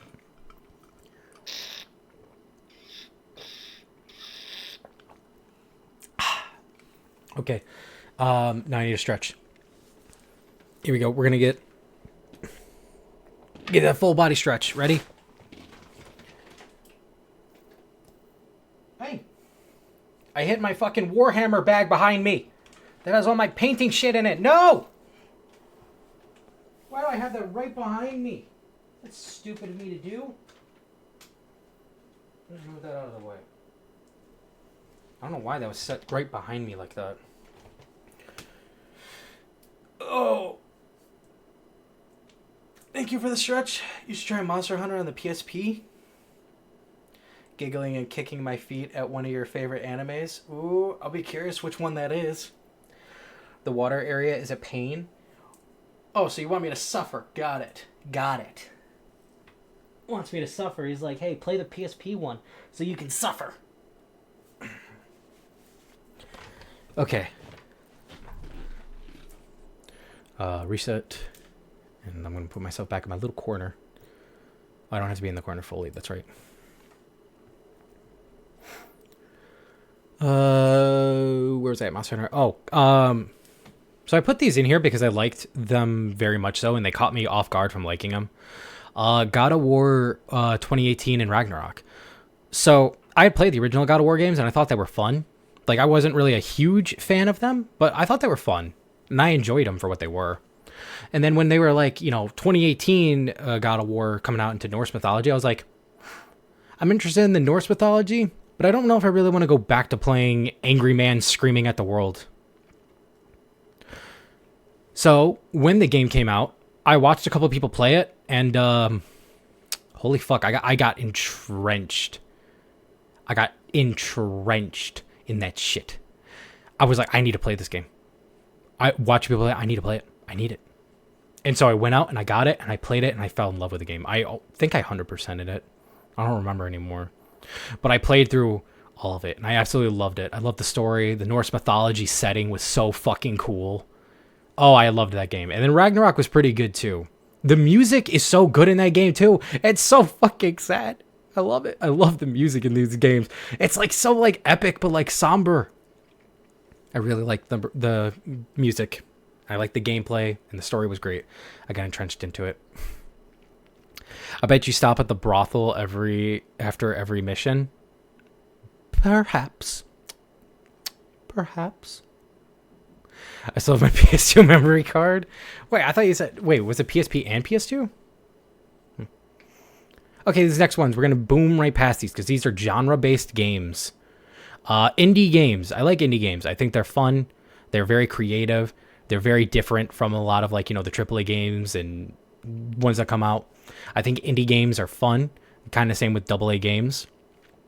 They have like a unique charm behind them, and there's a lot of creativity and passion behind indie games. So fuck yeah, let's go indie games. Indie games are great. Metroidvanias, I like the concept. I like the aspects of them. Having like this open world, you get to well, not open world, but like this little world you get to explore and get these power-ups in and become stronger and better is cool. And I like the concepts of them, like Metroid, Castlevania, Hollow Knight, Ender Lilies. There's a lot of Metroidvanias. Blasphemous. They just seem really cool to me, so I really like that genre. I haven't played a lot of them, and generally I get really fucking lost in them, but I do like the genre a lot. I play God of War in the PSP and the PS2. Oh, that's what you're talking about with the brothel?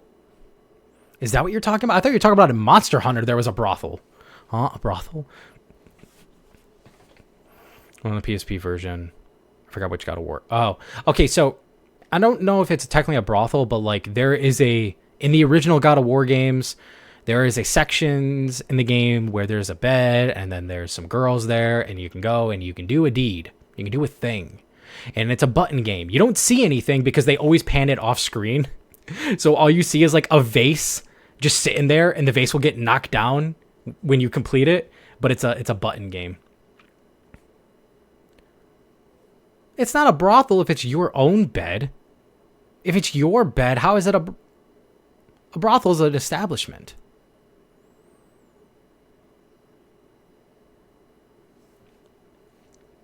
Anyways, roguelikes. Roguelikes are fun.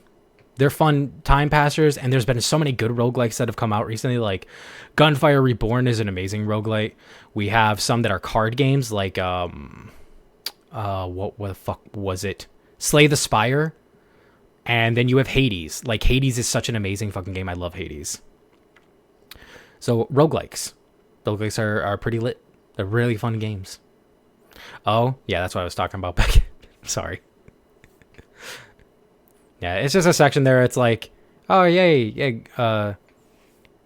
guy, and then girl, and then button game, and vase break. And there you go.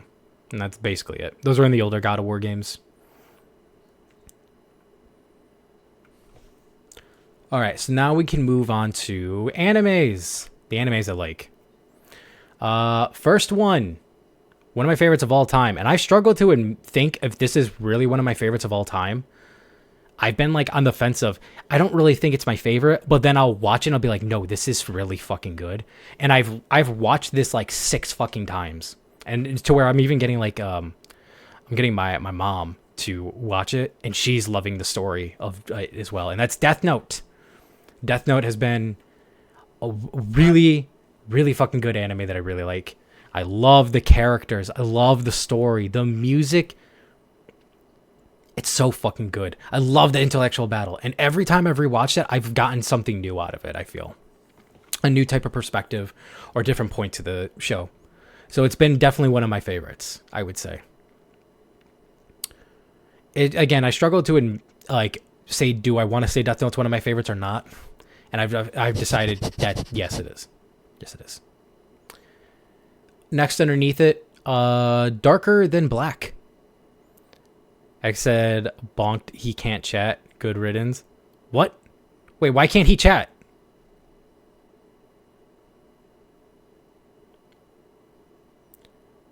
Who bonked him? I don't even think there's anyone here who can bonk him. There's nothing for me to do. Let me double check. I'm gonna mute that so I don't hear myself. Yeah, no, there's nothing for me to approve. What does he mean by that? Rut-row. Rut-row. Row-no. Chat doesn't reflect on it's only connecting? Huh. Weird. Did he try refreshing? Did he try unplugging and plugging back in?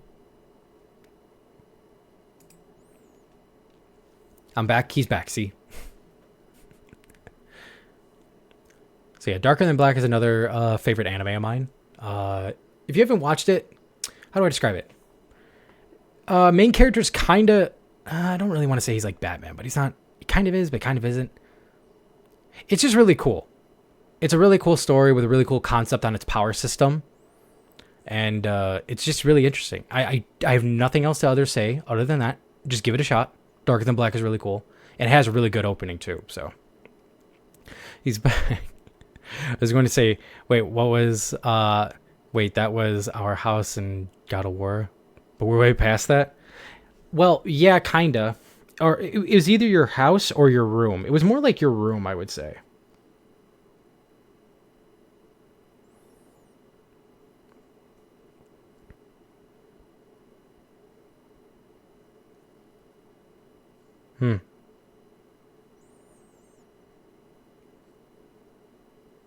Okay, weird. Anyways. Wait. I've always thought it was a brothel because of how yeah, I mean, that's a fair way to think, but it's just treating it because of how it's supposed to be back in the days of, Greek Greek mythology, yes, but back in the days of Greece. Just like back then, it would be like, is this guy really strong and really cool? Yeah, so he would have 3 girls with him. Yeah, because they're so in love with him because he's just so cool and strong and whatnot and things like that. It's Greek OnlyFans page. Fuck. No. Okay, moving on from that. Oh. Is this going to be a shocker to anybody? But one of my favorite animes is Tokyo Ghoul. Is this a shocker to anybody that Tokyo Ghoul is one of my favorite animes?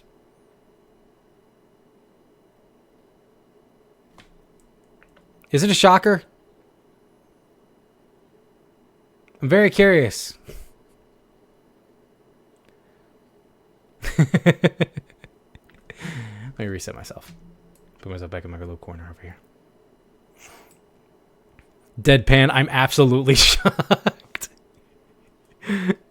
Oh. Uta?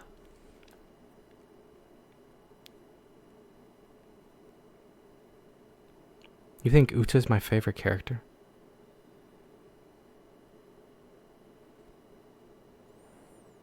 Oh, don't worry. We'll get to those. We'll get to those.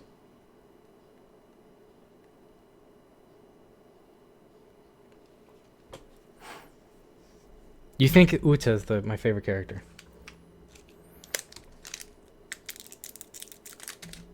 I started playing with one of my candies. Sorry. You would be kind of correct. Technically, I'm going to say this. I'm kind of a basic bitch. And to the fact of, I really like Kaneki as a character. I love the story. from his perspective, and I love his different alterations, where he goes from Kaneki, the normal guy, to the half ghoul struggling to figure out his place in the world, to the white-haired Kaneki, to Hayase, to the what did he call himself when he got the full black hair, but he embraced his ghoul side, like I think it was called like the Reaper of Death or something, which is kind of a stupid concept if you really think about it. The Reaper of Death. Wow, what the fuck does a Reaper do? You tell me. That's different. But no, I really like him as a character. But if it isn't Kaneki, it is actually Uta. It is actually Uta. I do like Uta a lot. He's very cool, and actually, how would I describe this? I kind of dress like that a little bit too, with like the kind of like baggy, comfy clothes like what he has. I kind of have a bit of that style. He is Uta. I thought we said I was I thought we said I was Miyamura. Now I'm Uta. Who am I? The emo. Mix the masks. I'm more concerned with Tora. Yeah, we'll get to that in a bit. Yeah, Uta is definitely one of my favorite characters. There's so many characters I actually like from that show a lot, because I also like I'm also terrible with names. The main love interest girl, the one with like the emo purple hair, she's great. I like the one guy, what is it? The guy who wants to eat Kaneki. I kind of like him. I think at first it's like, this guy? Oh. But then later on when you learn about him, I'm like, you know what? He alright. He ain't that bad. There's actually just a lot of good characters in that show. I could name off an entire list of characters I really like from Tokyo Ghoul, actually. I actually own the box set for the manga for Tokyo Ghoul and Tokyo Ghoul Re as well. Rize? No, not Rize. It's the one he actually, the one who works at the coffee shop. I can't remember what her fucking name is, though, because I'm shit with names. But yeah, a lot of cool characters in Tokyo Ghoul. Next up, Bunny Girl? Yeah, Bunny Girl. Forgot her name. See? I'm not alone. I can't remember the name for shit. Yeah, next one up, we got Katkyo Hitman Reborn. It is a mafia anime. It's really fun. It's like a shonen mafia anime, so it's like mafia meets like superpowers in high school. It's kind of funny, but it's really good. I generally like it. Now, Toka. Yeah, Toka, that's her name. Thank you, Luki. Need to finish that anime. Yeah. I don't know if I want them to necessarily finish it or try or redo it in a way. I don't feel like it needs to be redone though. You are okay, who are we saying I am now? Who fucking lose my fucking mind. Who is this? Hold up. I actually need to look up who this is.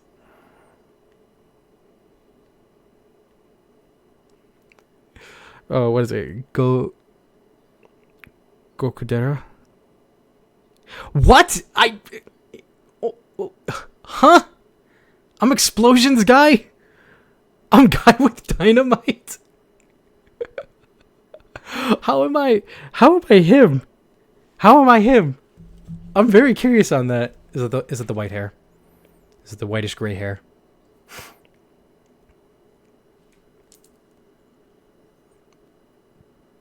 I'm so confused. Have you never seen Hitman Reborn? Or heard of it, technically, I guess. Himself, because you're self-destructive. You know what? I guess that's fair. You don't want him? You're Lambo then? No.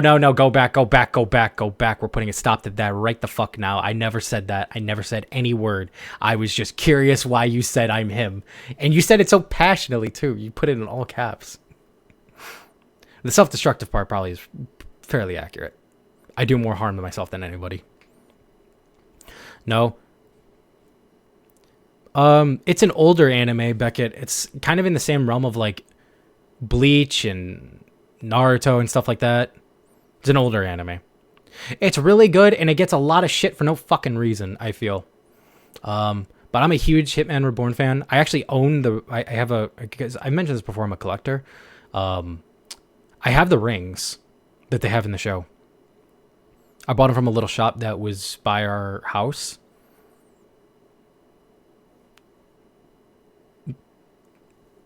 I don't want to respond to that.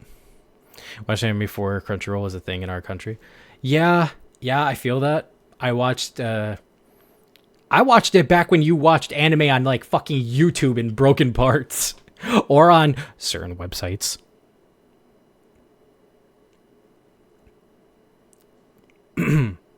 Kiss anime. Watch cartoons. Totally legal on YouTube. Exactly, 144p. That and like Lucky Stars. Naruto in like 30 parts. To watch one episode, I had to watch part 1, 2, 3, and 4. Each were like 7 minutes long.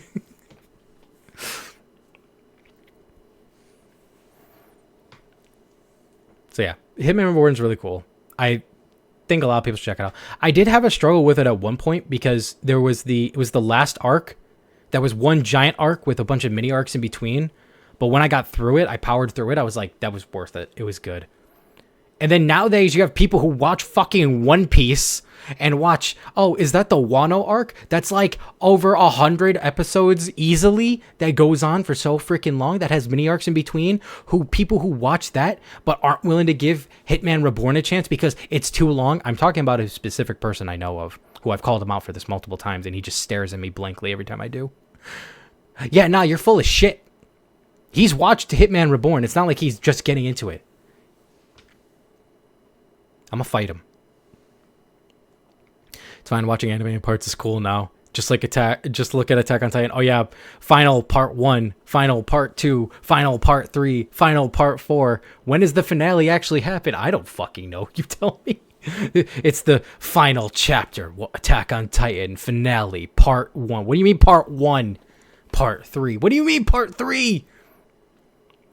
We watched One Piece in 2 months back in 2020, back in 2022.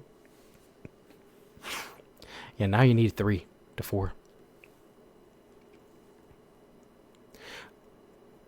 But on to next anime, we got Hunter x Hunter. I'm a huge Hunter x Hunter fan. So much so that I don't even include the X anymore. I moved past that. It is Hunter x Hunter. Very simple. Attack on Titan Final Season Chapter 1 Part 2 Episode 1 Part 3.5 version 1.0002 the finale final part 1.200000. Correct. Hunter times Hunter. I'm gonna fight you. I'm kidding. But yeah, no, I really like Hunter x Hunter, and I like both the new Hunter x Hunter, well, the newest one. It's not necessarily new, but like compared to the original Hunter x Hunter, it is new. I've watched both the original anime and the new anime. Both I think are good. I'm not gonna lie, I kind of like the charm that the original Hunter x Hunter has for its anime, but I also just like that older anime style. So, sue me, fight me, I don't care. I really like older anime style. I think it looks good, and it has just a unique charm to it that I really enjoy. That's how they say it here. Hunter x Hunter. Why are they making a Hunter their ex? That's a horrible thing to do.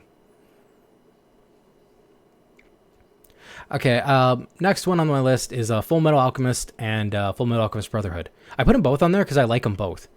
The beginnings, I feel like every time I think of them, the first half of them are kind of similar with slight differences, and then they very much deviate near the end. And honestly, I can't choose which one I like more, so I put them both in the same category. I think they both do well for what they're trying to do. And plus, I'm not going to lie, I always forget which one's actually based off the manga and which one is not. But I like both Full Metal Alchemist and Full Metal Alchemist Brotherhood. I think they both do very well. And they're both enjoyable. So I would definitely say watch both. Some people, choose one side. I like both of them. I think the original Full Metal Alchemist is actually pretty interesting. I feel a little bit darker too. I just remember there's like this scene of like Ed dancing with this girl who's been like kind of mind controlled and she's had her mind messed with to love him in a way. And there's just this really dark scene of them dancing together. Because what is it? I think it's the homunculus were using her. And he knows that she's being messed with. And so he's trying to not, go with it, be part of it, but like he's kind of being forced into it.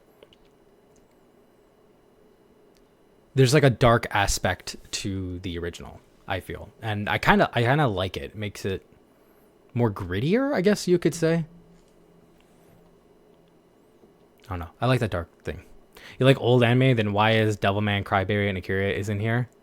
JK, I'm not weeb gatekeeping.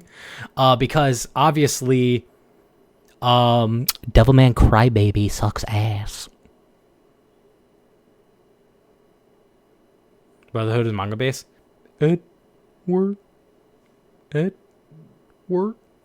Also, I can give my old friend shit about Hisoka now because he thought he was so cool for being creepy around kid. Bro, no.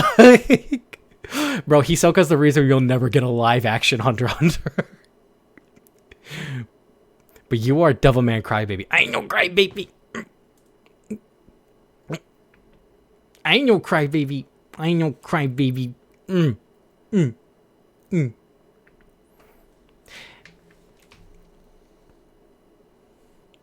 So moving on from Full Metal Alchemist and Brotherhood, we have Naruto. Yeah, I'm a Naruto fan. Out of the big ones, more tears, please. No, you ain't getting no more tears. You got to pay for that. But yeah, I'm a Naruto fan. Out of the big three, between like Dragon Ball, One Piece, Bleach, well, big three. I'm about to name off fucking four. They say big three, and I never know which one they exclude. If it's Dragon Ball, One Piece, or Bleach, I'm never sure which one they're actually excluding. But I'm a Naruto fan. Also, I fucking hate Boruto because I'm a Naruto fan. So yeah, I fucking hate Boruto. I hate that series. I hate its writing. I hate its characters. I hate what they did with the original characters. It's written like shit, and it's written fucking stupid.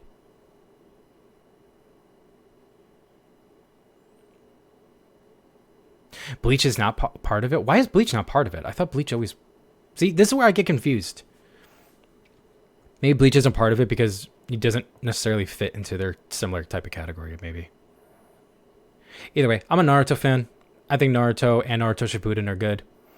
And I'm going to tell you this right now. I will always fucking cry for this fucking series. Like, legitimately, the scene of Naruto meeting his mom and hearing the story to then getting that the loving embrace he never could got from her. Holy fuck, I always tear up in that. Does Sakura deserve Sasuke?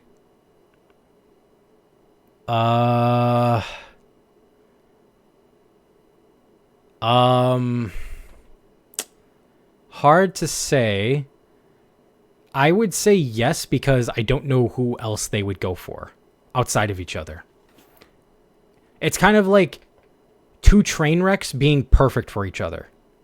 Or like a train wreck and a broken train rail. You know what I mean? Nah. Big three is Naruto, Bleach, and One Piece. Wait. So Bleach is part of it. Boruto is written like a slice of life anime, and it should have stayed that way and kept it to 2 seasons. Boruto shouldn't have fucking existed, and they should have just left it after the series ended in Naruto. There's my hot take. They wrote Boruto as a shit character with a shit story and a shit plot. I think the aspect of Boruto's character and his development are fucking trash, and I fucking hate it. And I hate how they make the characters from Naruto fucking stupid, weak, or worthless for no fucking reason. I'm sorry.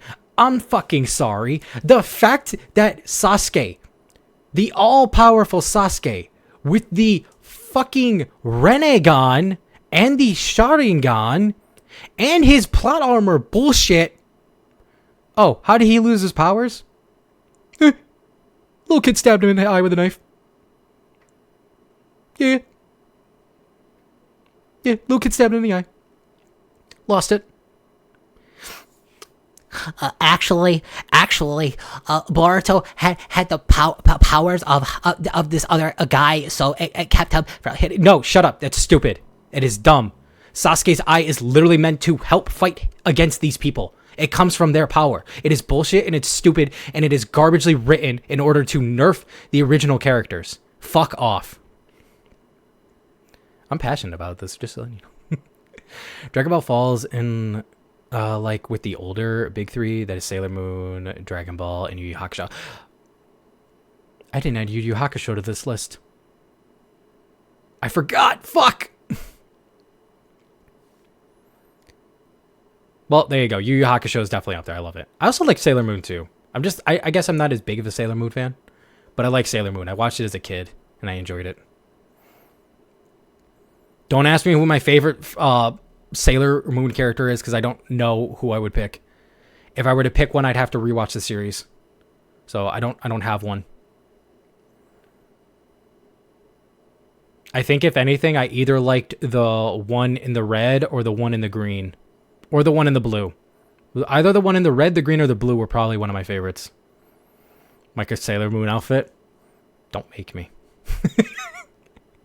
Consider it done. No! No. Fuck. It's over for me.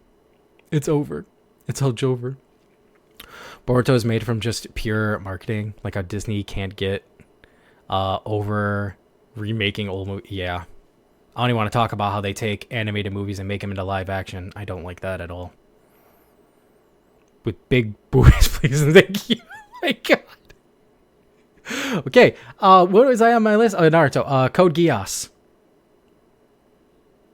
Code Geass is probably in my list because, one, they have some really good English voice actors. And the story is kind of similar. It's like if Death Note met Gundam. Where it is a battle of, like, it's kind of a battle of intellect and trying to outplay your opponent. With a little bit of, like, some mecha battles in between.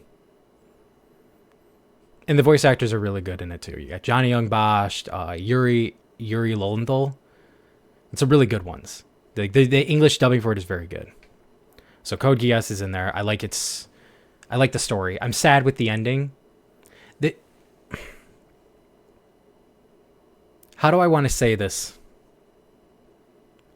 Lelouch was right and did nothing truly. He truly didn't do anything of his own purposeful volition wrong. I know there's the one thing he does that I think is fucked up, but he also tried to stop it. And if I remember correctly, he didn't even truly want that to happen. It is not a good thing he did. But I don't even remember him doing it of his own purposeful volition. I think it was an accident that had happened. If I remember correctly, it was an accident that had happened. And he tried to even stop it. And it just did not work out well.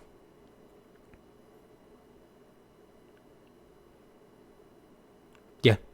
You know about it's an iconic VA? Mm-hmm. True. Luki's stream crashed. No! Say no more. No more deal. She didn't hear what you said. Okay, essentially I just said Lelouch truthfully didn't do anything wrong. And the one thing that happens bad that he causes is a accident, and he even tries to stop. And Lelouch technically was right. And then even decided that even for the betterment of the world, he himself will be gone. And he set the world into a better place.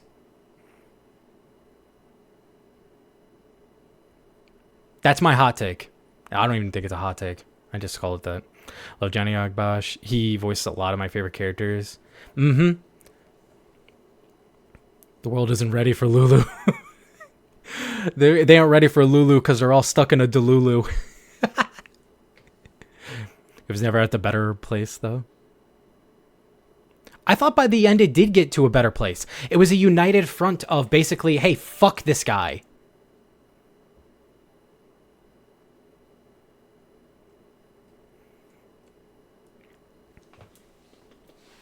I thought it, if I remember correctly, doesn't it become a better thing?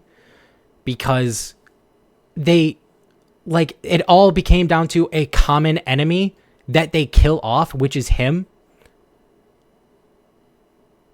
On the latest one? Oh, okay, I'm going to be real. I haven't watched any of the movies or anything. I only saw the series, and that's it. So, whatever happened in any of the new stuff that's come out, I haven't seen. So, I should probably watch those. And now that I've admitted I haven't seen anything he's done afterwards, my words could be fully thrown back in my face. Watch a new one. Oh my god, no. Lelouch is going to make me eat my fucking words. Fuck. Yeah, I mean, I'll have to watch that so I can know. But I'm talking about Code Geass, Lelouch, that one, the original, the series. Let's see here. Maybe I'll just streamline a lot of these because a lot of them I just think are just really good, and that's just the simplest way to put it. We have Attack on Titan, good story, good music, cool characters. They do not know how to fucking end a goddamn series, though. I'm not talking about the ending. I'm talking about the fact that, like we were talking about earlier, final part 1, final 3 part 2, final 4 part 5, final this, final that, part this. Why is there so many fucking parts to a finale? This shit's supposed to be the finale, you said. Finale part 1, finale part 2, finale part 1.5, 2.5. What is this, Kingdom Hearts? Final part 33, exactly. Famland Saga. Have you seen Goth Mikasa? No. I've definitely seen that. It was all over my fucking Twitter feed. Nobody was not talking about that. Holy shit, that was everywhere. Loved it myself, will say. But yeah, nah, that was it. Farmland Saga. Yeah, we got Vinland Saga next. I mean, it's based in Norse, like a Norse Viking theme, which I really like those type of themes. I think they're very interesting in stories. So it got my interest on that. And the story it tells it's really good. It's so good. I've seen bits from season 2. I need to watch season 2 so I can finish it. But holy fuck, dude. It is so good, the story in it. Izayama did Armin and Eren so bad, but what made Mikasa majestic? I mean, how could he not? Have you seen so, like, there's a season 3 to Vinland Saga? Oh my god, I'm so fucking behind. Holy fuck. I really need to catch up. I have not been watching anime a lot lately, so I need to catch up. Alright, next on the list, we have JoJo's. I mean, it's fucking JoJo's, baby. As JoJo's. Characters, story. It's just a fun time. It's a fucking roller coaster of a ride, and we're all on this insanity trip. It's good. It's good. Cyberpunk Edgerunners. I mean, I've already said I like the cyberpunk setting, and Edgerunners gives you more of that. And I actually liked the story for Edgerunners and the characters. I like the characters. I like the story as compared to the game. And it gives me more of the cyberpunk universe and setting. So I'm fucking down for that shit. Hell yeah. Me impatiently waiting to talk about Horimiya. Attic hated me for watching JoJo. He was disgusted. Attic! How could you? I'm at a loss for words. I'm at a loss for words. Cyberpunk Edgers. Oh god. Okay.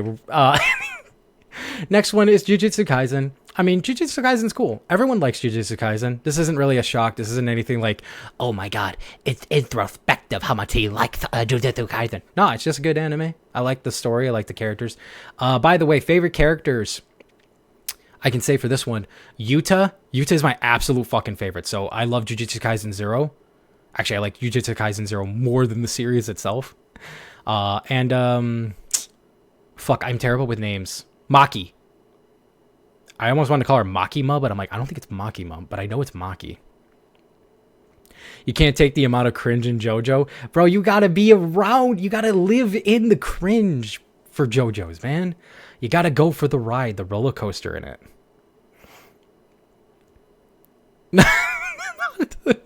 Recipes, everyone in Jujukai. Yuta and Maki are great. I love them. Oh, also, okay, again, this is where I'm bad with names, really big time. My other favorite character outside of Yuta and Maki is the guy who can only say rice ball ingredients. I always call him Tofu because I for some reason I remember him saying tofu and it's stuck in my head. Or bonito flakes. That guy, I like him. Inukami? Wait, is it Inukami? Is that his name? Have you seen the war on Twitter about JJK versus Naruto? No, I haven't, and it sounds fucking stupid. I'm gonna want to learn about that later. Like, who suffered more between Naruto and Itadori? Naruto! That's not even a question. Inumaki is the salmon guy. Nanami is a really cool character too. I do like Nanami. I do like Nanami Beckett. Tuna flakes. Inumaki. Yeah, Inumaki's the guy who I really like. He's cool too. Nanami is great. I love his just like, gotta clock in for the 9 to 5. It's a boring life, but I want it. 90 is everyone. Yeah, true. Especially with what happened in season 2, everyone knows about that. That's what I said. Like, it's not even a fucking question. Naruto suffered way more than Itadori did.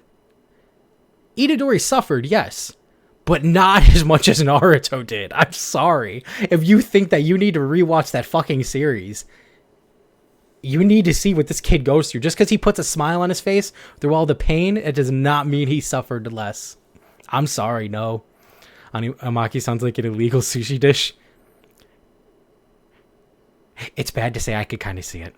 I can't say. Everyone deserves to be spanked. No, I don't wanna. I'm good. I've been good. I don't need it. I'll let everybody else who wants to go in line. They take their place. Inu. Moving on. After reading that, moving on. You know what the... Yeah, no, moving on. I have so many things to say about Nanami. Oh no, she's about to go off. Shit, go off, girl. Go off, queen.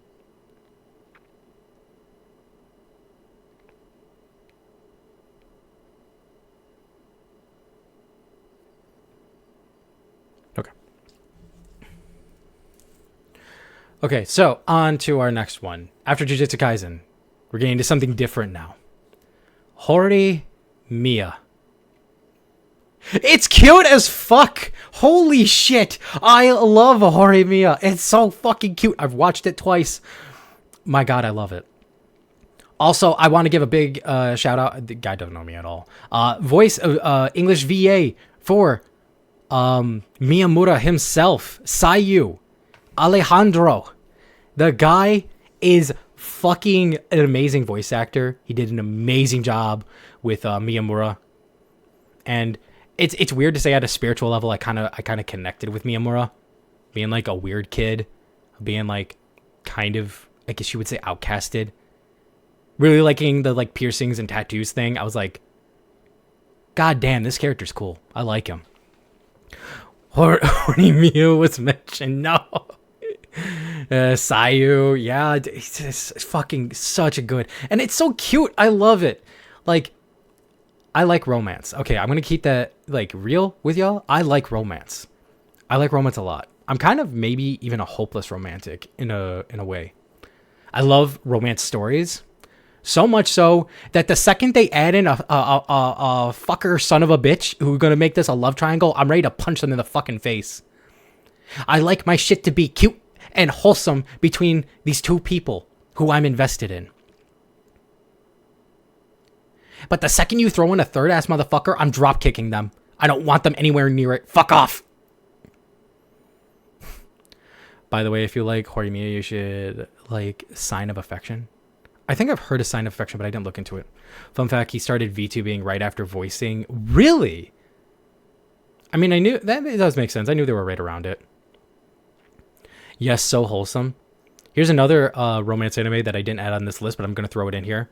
But it fits into the category where, again, I want to drop kick this other motherfucker they added. What is it? Say I Love You? I watched that. My God, that was so fucking cute. I love the two characters, the two main characters. And then they introduced this motherfucker Kai, and I wanted to drop kick his ass. Like, I feel bad for what happened between him and, like, the main guy. But then motherfucker's like, oh, don't worry. I'm going to be cool with you. And I'm going to help her like you. But then I'm also going to be like, nah, fuck that. I'm going to win her over. Nah, fuck you, bro. But then he moved on, so it was fine. He isn't as bad. Not like, oh, who was the motherfucker that made me the most mad? It was in, like, Maid. I think it was, like, Maid-sama. The one with, like, the blonde-haired guy, like, Uzui, who liked the one girl who was, like, the tough tomboy chick who would work at a maid cafe. There was some guy they introduced from her past that liked her, even though she didn't like him at all. And he's like, yeah, you two might like each other, but I'm gonna win her over and steal her from you. Fuck off! Fuck off, you asshat! That mentality made me so fucking mad. He was like, I'm gonna steal her from you. Fuck off! How about that? Yeah. In a condition called Love, AAA Addict says the male lead sounds like you. Wait for Signs of Affection. Oh, that's the one that you guys told me about. That's right. The really emo-looking guy in the kimono who goes to another world looking for his like his true love to die with or something like that, right? Zoke-chan is also a wholesome one, but they love to call out tropes. Oh, that means they're gonna add the fucking trope, and I hate it. We should do a watch party of A Sign of Affection. Ooh, maybe. That'd be fun to do. I like Uzui. Yeah, Uzui's cool. I liked him. I didn't like the guy who fucking came in after, though. You try to be like, I'm gonna steal her from you. Fuck off. Also, Maid-sama. Yeah, I like Maid-sama. I like that a lot. It was fun. It's a good anime. No, that's a different one. Oh, okay, so Sign of Affection is different from the one you guys were telling me to watch, because that was the one you also said was like, hey, look, it's Mykah. That's him. I want to kick my feet and giggle over that again. Did you watch Urahana High School Host Club? Fuck yes, I did. I did, and I liked that a lot. It's great. You'll never guess who my favorite character is from that one.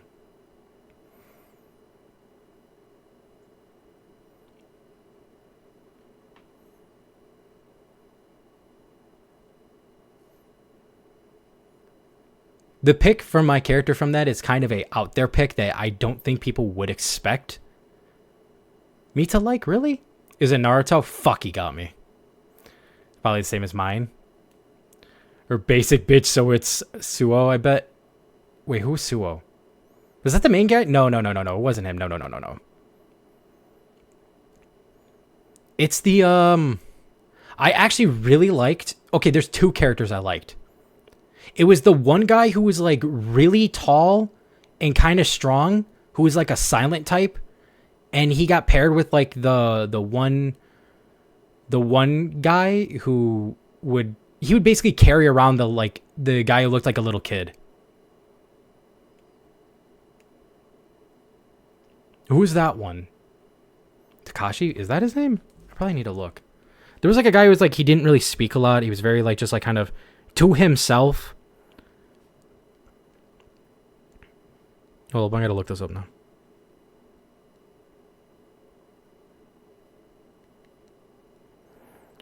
Let's see here.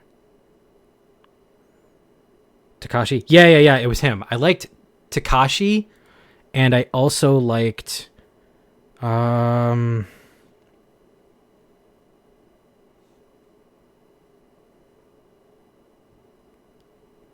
know how to describe him, but I want to see. Ah, here he is. It was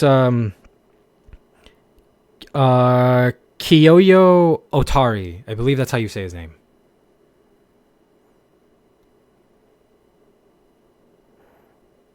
He was the guy who had the glasses. I really liked him. Out of the main cast, Mori Senpai is my favorite. Yeah, I don't know. I liked him. I thought he was so fucking cool. He's probably my favorite character through the whole thing. Underneath it being Takashi. Is Mori Senpai... Is that the little kid? No, Mori is the guy, the other guy I like, Takashi. Yeah, no, the dude with the glasses is like my first pick, and then second would be Takashi. Did you set your webcam on top of your monitor? No, it's looking directly at my face. Why? Is it because every time I look fucking down? Because I'm actually looking down at my phone. The kid is Honey? Oh, yeah. That's right. I think Travis Willingham voiced Mori. I need to look up and remember what he did. You keep punching over? Oh, that's because I'm looking, like, when I look down, so, like, okay, phone goes off. I'm looking at my phone right now. And then I look up. So this is me looking forward. I was looking at my phone because I was using my phone to look up these things. But yeah, Horimiya, very cute, very adorable anime that I absolutely love. I love the main character. I love Hori. I love Mia. I love Horimiya. And I just think it's cute how they have all the characters kind of paired with someone to be with someone. I just think it's enjoyable. Next up, and this is a weird deviation. We went from Jujutsu Kaisen to Horimiya to now going into Fate. The Fate series. Just in general. You got Unlimited Blade Works, Fate Zero, Fate Apocrypha, the Fate games. I'm a Fate fan.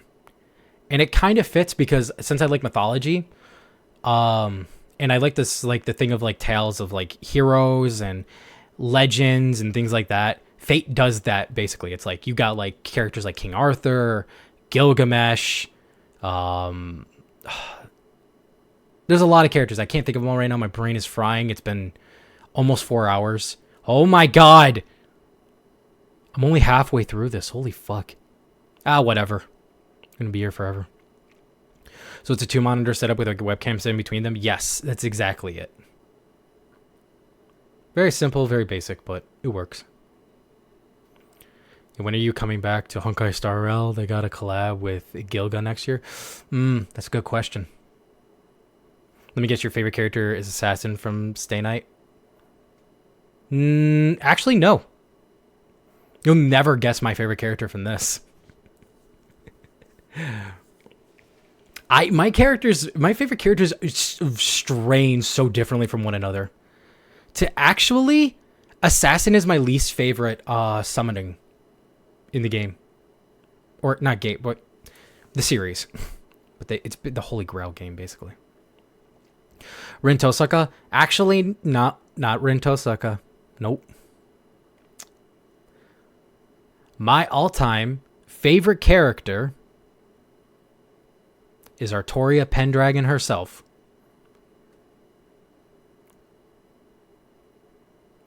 Assassin almost always dies first. That is true. They always do Assassin dirty. Assassin doesn't really get far.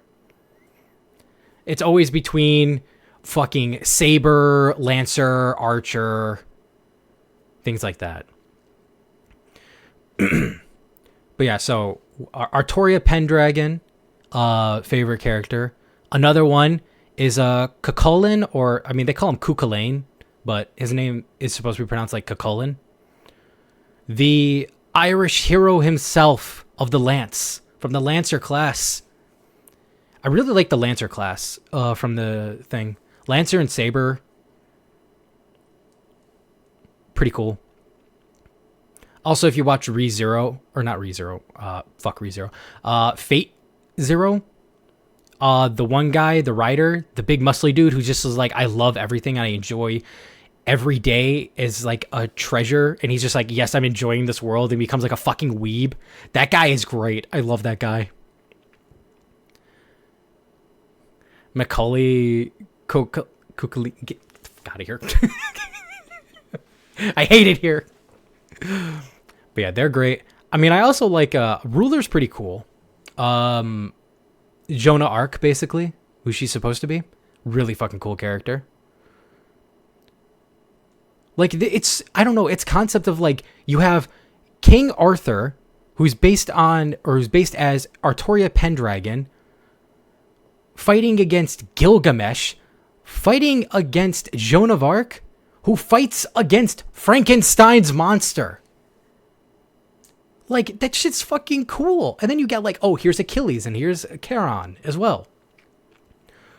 Oh, and then here's this really cool guy who uses a giant spear and is basically a god from India who is basically the power of the fucking sun. He giggly. Is that the writer that looks like red-haired Escalade? Yeah, I think so.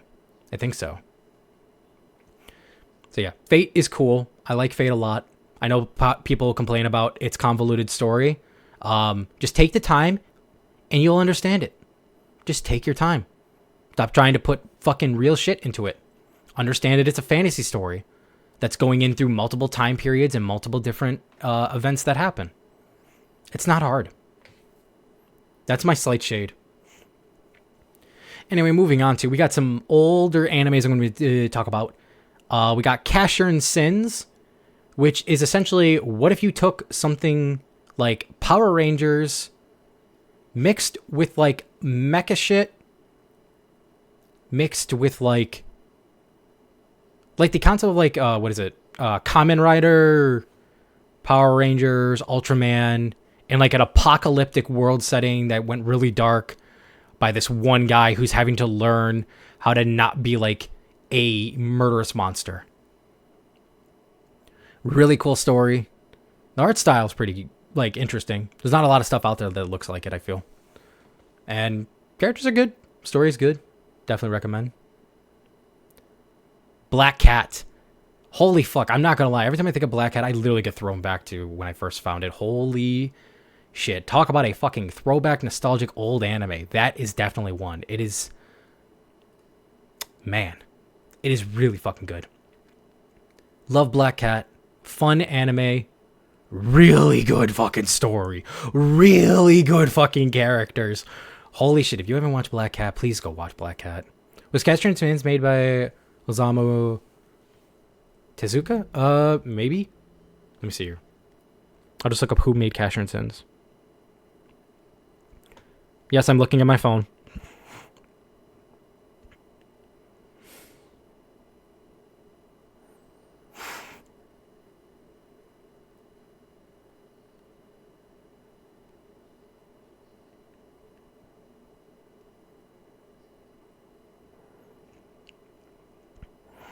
No. The creators of the 2008 anime series Casshern Sins are Masayo Maruyama and Koki Narushima. I believe that's how you pronounce their names. I hope I'm pronouncing them right and not like some fucking dweeb.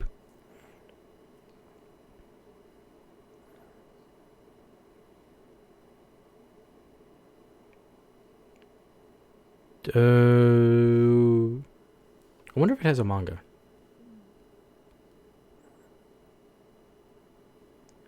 Yeah, no.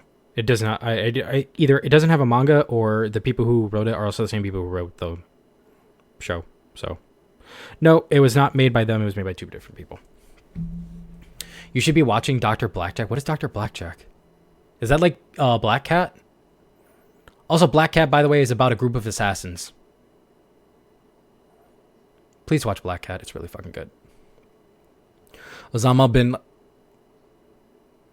Anyways, next up we have Toradora. This is actually, I think, the first romance anime I ever watched was Toradora. So it's a little bit nostalgic tied behind it. I know some people have said that Toradora isn't really that great, and technically, Golden Time is better, which I think is basically the same story made by the same person, but with like adult characters instead of high school characters. But I never watched Golden Time, and I don't know. I have a little bit of nostalgia for Toradora, so I like it. I think it's good. Would I say it's definitely in my top favorites? Probably not. Honestly, I could have taken it out, but I have some nostalgia tied to it, and I wanted to add a little bit more into like the types of romance animes I like. So, yeah. Next one, King's Avatar. This is okay. I don't know if this counts as an anime. I'm gonna be honest with you. This is a Chinese animation about esports. And it is fucking cool, and I don't know anything else that really is like it, so I wanted to add it on here to give it more of a talk and a point out. It is essentially this guy who is an esports player, but he's getting up there in age to where, they technically say that you as an esports player, your skills aren't going to be as up there. And they're like, you don't show your face, so you're not as promotable. You do not take brand deals, so you're not making a lot like that. You're kind of just here for the game, and we as a corporation don't like that. So we want to replace you with this up-and-coming, hothead, all about me, showing my face out there, taking everything kind of player. And he signs and leaves, and then he kind of goes rogue, doing his own thing, because he wants to enjoy the game himself, and is kind of kicking everybody's ass in the game. And it's just a really cool story and a really cool concept. And I like it. Again, I don't know if it really counts as an anime per se, because it's a Chinese animation, but I don't know what else it would classify in. And again, I wanted to give it a shout out. I wanted to talk about it. Black Cat is here, but not Tokyo Underground, Chukaken no Shana. Actually, I have no clue what those are. It's Chinese anime. And maybe that fits. Maybe that works. I have no clue what those two are, so I need to look those up. I don't know what Tokyo Underground or Shakugan no Shana is. Okay, so now the last one. Wotakoi. Or Wotakoi. I'm trying to think, because it's supposed to be a play on the word otaku. So it's like Wotakoi. Like that. I believe that's how you're supposed to say it. Wotakoi. So like you're saying otaku, but like different. These came out at the same time as Black Cat. I probably need to look those up. The fact that Gintama is not here is kind of disappointing, Jake. Okay, hot take. I don't hate Gintama, but I cannot get into Gintama. I have rewatched that first episode 3 to 4 times, and every time I either get so distracted because I'm not being pulled into it that I don't finish it, or when I do finish it, I'm like, I don't really want to watch the next episode. I've not been able to get pulled into Gintama enough that I could give it a full shot.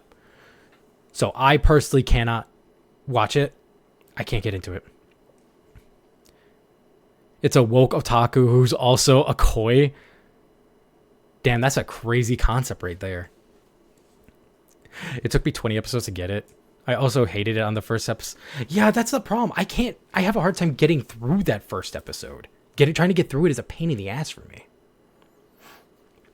I just struggle with it for some reason. But Wotakoi.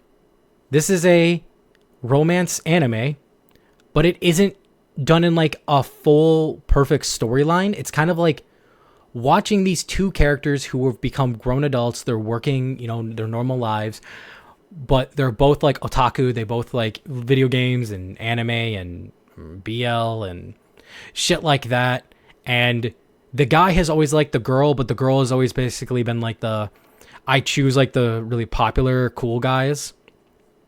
But so then she has to hide her otaku side. And it's because of that reason that she kind of can't hold down like a boyfriend, because a lot of them just break up with her.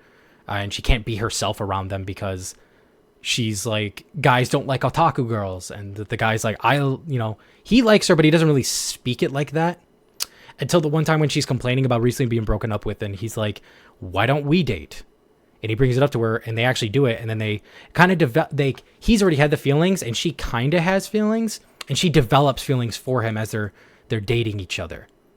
And it's really fucking cute, and it's really fucking fun. And I absolutely love it. I love all the characters. I think the other side romance between the other two characters is just really fucking good. I love all the different romances between the characters. Like you have the guy's upper, like kind of his boss, like the upper worker who's already been dating this one girl who's a cosplayer. They're both also otakus. And these two who start dating. And then there's one of like the guy's little brother who kind of like meets this other girl and they start like kind of developing feelings for each other slightly. And it's just really cute. So much so I actually bought all the manga for it because I needed to. I need to finish reading it, but like it's really fucking cute. And the fact that it's like, oh, it's a romance based around these guys being fucking nerds. And hey, maybe a little relatable. Tokoya is about a couple where the girl forced her BF to do an archetypal protagonist.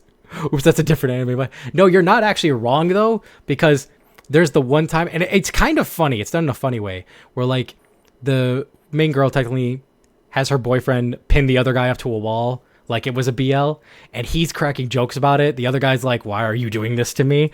And then that guy's girl and the main guy's girl are taking pictures and stuff about it. And it's funny. It's done in a funny way. All right, so that finished up the anime. Now we're on to the manga and comics. I already talked about this, but I'm just going to give it a shout out. Tokyo Ghoul Re. Really love the manga. I own them all. Really good. Oh, like that one rom-com? Yeah, like that one rom-com. And then the other rom-com. Wait. Let me recommend My Love Story anime. Look it up. It's real fun. I'll look it up.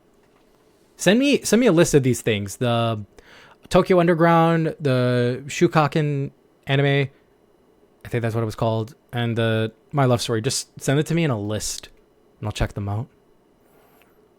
Oh, that one where the big guy kissed the best friend. Wait, what? Is it the one really gigantic guy who likes like the really like cute small girl? Is that what that is? Okay, I know what that is then. I never watched it, but I always thought it was cute as shit. But I never set myself to watch it yet. Very epic rom-com, to be honest. I know there's like a scene of this guy busting out of a fucking building on fire, holding her to like save her and protect her. And then there was like one scene where I saw him like, where she admits her feelings to this one guy about the really big guy, saying how she likes the really big guy, when the really big guy thought she liked his friend because his friend was like a good looking, normal like romance protag looking character.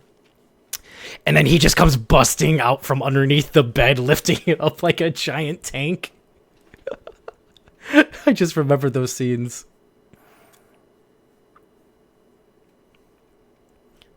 Oh, look at that. Another one we could easily do. So not only Tokyo Ghoul, but then next after manga for Wotakoi. Recommend. Good. Just like I recommend the anime. They're both just in the category because I like both the manga and the animes, so they're both there. Next up, we have Solo Leveling. I mean, especially with the anime adaptation now. And oh my god, Alex Lee fucking kills it as fucking Jinu. Or Jinu. Is it Jinu? Jinwoo? No. Jinu. I think that's how you pronounce it. Sung Jinu. Either way, kills it as the fucking main lead. The anime's good. But I read the book first, so I'm more inclined to recommend the book. Plus, we don't have to wait for season 2. Just saying. If you read all the book, it's all online. It's all free to read. You can read it. We have to wait for season 2. I want season 2 so fucking bad. We need more Sung Jinu. Also check out Atarubi no Mori. It's around 30-40 minute anime. You can do a Discord stream watching that. Send me that in the list. Is the link done in the manga? Hydrate. I got you. Can you like hear my voice dying?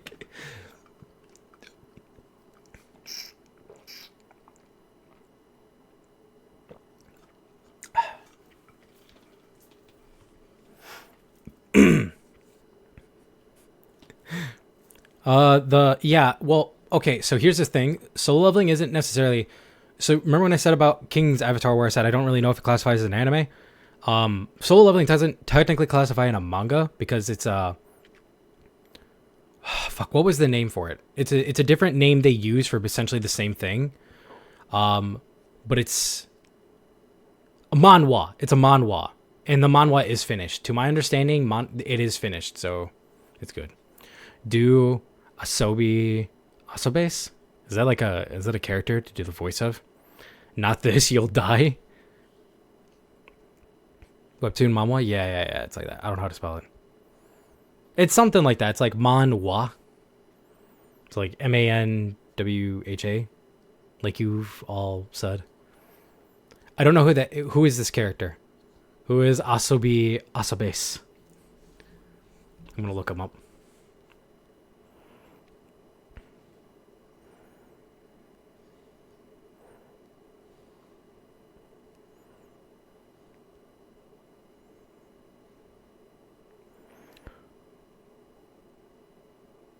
What in the hell? What? This isn't a character. This is a fucking series. What the fuck do you... What the fuck are you wanting me to...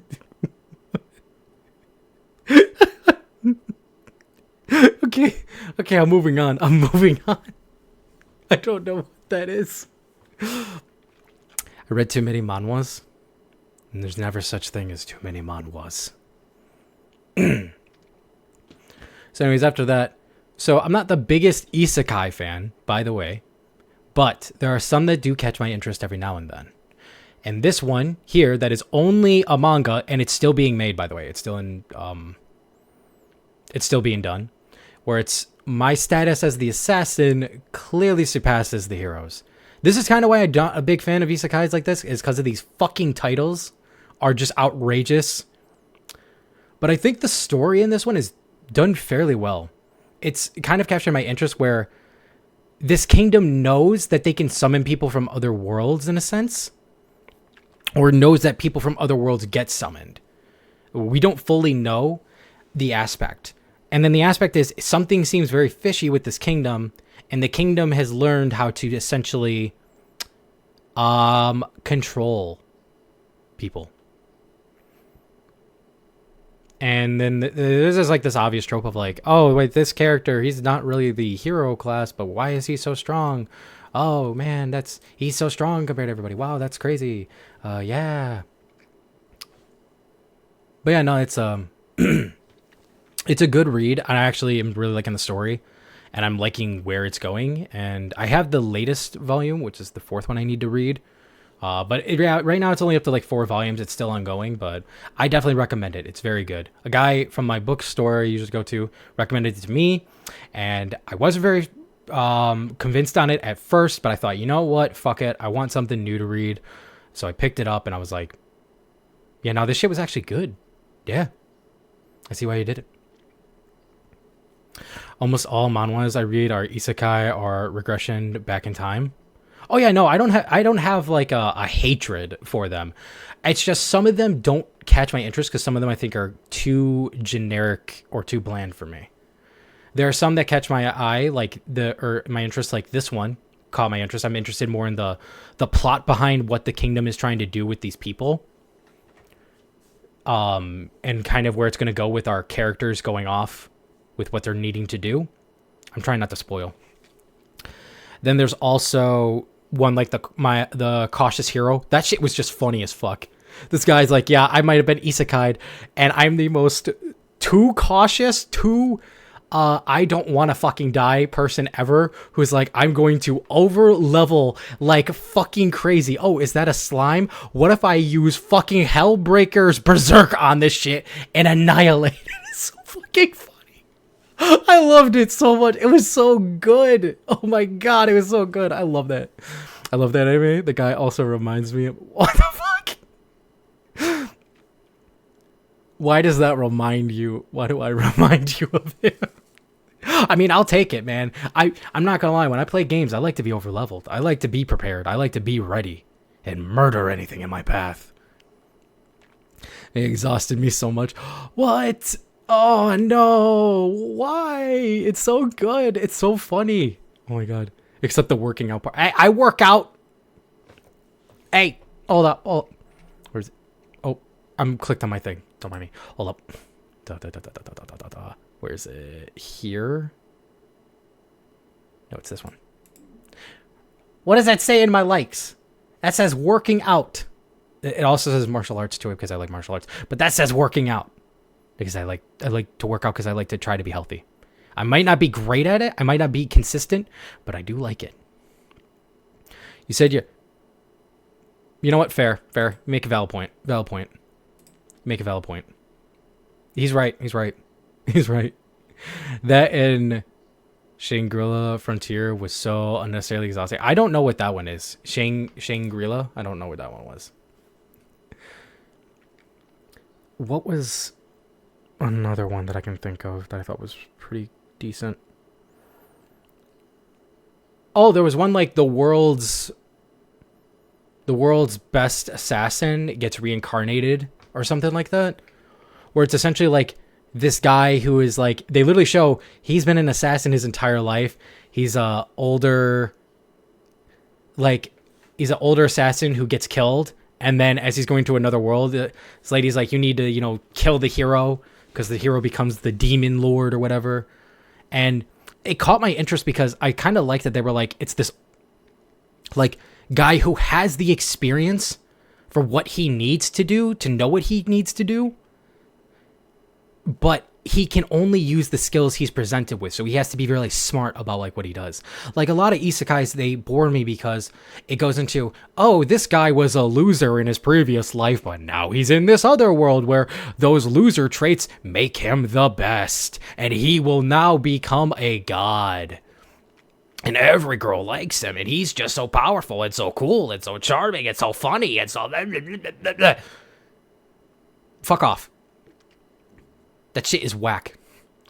But this guy is like, he's been a trained assassin his entire life. So him being reincarnated with a task to kill the hero makes sense. He's learning to use the powers in this other world. He got to pick his traits, but he can't match the same power. So he has to think wisely about what skills, what powers, what is he going to do, and how can he get it done. He's having to be very intelligent and methodical about what he does, how he trains himself. Literally in the beginning, he's like, I need to make sure I keep up this type of diet so that way I can keep up this type of physique and body so I can be able to do this task. And I'm like, it's because he knows this shit. He's using the knowledge he has in order to do these things. And it's so much better in my opinion than just loser from another world is now the all-powerful in this other world. World's best assassin fixed their world economy to me. Yeah, he did. It's true. I think it's leaning towards hero. Yeah, I mean, that's fair. I don't hate harems. I'm not the biggest fan of harems. I think they're kind of just whatever. I take them or leave them. I'm not going to complain that they're there. I'm not going to complain that they're not there. It's just if it's there, fine. But the one thing I liked, I mean, I haven't read the manga, is in the series, while he technically is getting a harem in quotes it isn't in quotes. He actually is kind of getting a harem where a lot of girls that he's helping are liking him. He is strictly telling them, no, he is not interested in them because he has one person in mind. He has one person in mind who he likes. And he's actually just telling them, I'm not going to be with you and I won't do these things with you. Even though they do have a lot of fan service parts in it. He just straight up denies it and goes kind of against it. He doesn't play into oh, you're telling me that these girls like me? Oh, I had no clue, as they all fucking hugged me with their fucking biddies all over me, and oh man, they're running into my what? No, I didn't know they would like me. What? It's bro, you're not. Why are you fucking dumb?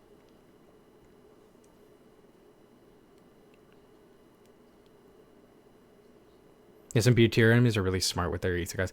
Yeah, that's how I like the really smart ones. The ones that make you it isn't just this generic shit. Or play around it. Like, yes, it's generic that this guy is going to go to this other world and kill the hero who becomes the demon lord. But you know what makes it interesting? Is he knows how to do this shit. He's someone who has a vast array of knowledge from being an assassin to having to put that knowledge to the test in a fantasy world where he's having to learn about the magic of that world. And because he's already, well-versed and knowledgeable with being an assassin, he can easily learn about these different mechanics and tropes and things. It works so well with him, I feel. Bro can't just shut his thing in his... Wait, what? Siscon Harem, the weird... Oh, no. Not that. No. He has some B tier animes. Best isekai right now is Campfire Cooking, Fight Me. Is that the one where they're like... Is that Dungeon Meshi? Where they're like in the dungeon learning to cook foods? I don't know what the campfire cooking is. Being half asleep and hearing that is wild. Sorry. Plot twist: best assassin is Liam Neeson. You know what? Facts. It's kind of right. But yeah, my status as the assassin, clearly the best hero. Pretty good manga. I like it. Our next one I put is Bakuman. Not Bakugan. Bakuman. Not Beatamon. Bakuman. And if you don't know what Bakuman is a series made by the creators of Death Note, which is, it's technically a romance manga because it's about being a mangaka, becoming a mangaka, and the main character likes this girl, but the girl wants to be a voice actress, and they essentially tell each other, hey, I want to date you, but when I'm ready, when I become a great mangaka and I make my own manga and it gets adapted into an anime and you can voice the anime, is when we will date. And she, who likes him, and this guy is a dumbass for saying this shit because he could have just told her and then they would have liked it because she likes him. She says, okay, when I become a great voice actor, or when I become a voice actress and you become a mangaka and it gets made into an anime and I voice act your character in your anime adaptation of your manga, then we will go out. And I'm like, bro, you fucking dumbass. But it sets out the plot for the story where he already is a good artist. He's a good drawer and he does kind of he likes manga and wants to be a mangaka, kind of. But he had no passion. He didn't have the drive for it because of things that happened in his family. Essentially, this gives him the drive to do it. And so he really works hard to become a good mangaka with this other guy. Bakuman Battle Brawlers. No. Oh, God. Dungeon Meiji is different. Campfire Cooking is isekai. And a wolf go, oh, wait. Okay, I think I know what that is. This guy, he gets isekai and he becomes like a farmer. And he cooks, right? I think that's what it is. Only the one where he can order ingredients from his original world. Can he? I've never seen it, so I don't know. But yeah, Bakuman, pretty good book, pretty good series. I liked it a lot. I liked it enough that I would add it to a list, so yeah. Next one. Now this is a comic. I've talked about this a couple times. Some people already know. Something is Killing the Children. It's a horror comic. I almost said manga. It's a horror comic about hunting monsters and killing them. And there's this whole organization behind doing it. And it's just a cool horror comic series that I absolutely fucking love. And I would recommend anyone who likes horror, please read it. It's so fucking good. It's also getting a Netflix adaptation that I wish was going to be animated, because one of the biggest things for the Something is Killing the Children series I really love is the art style.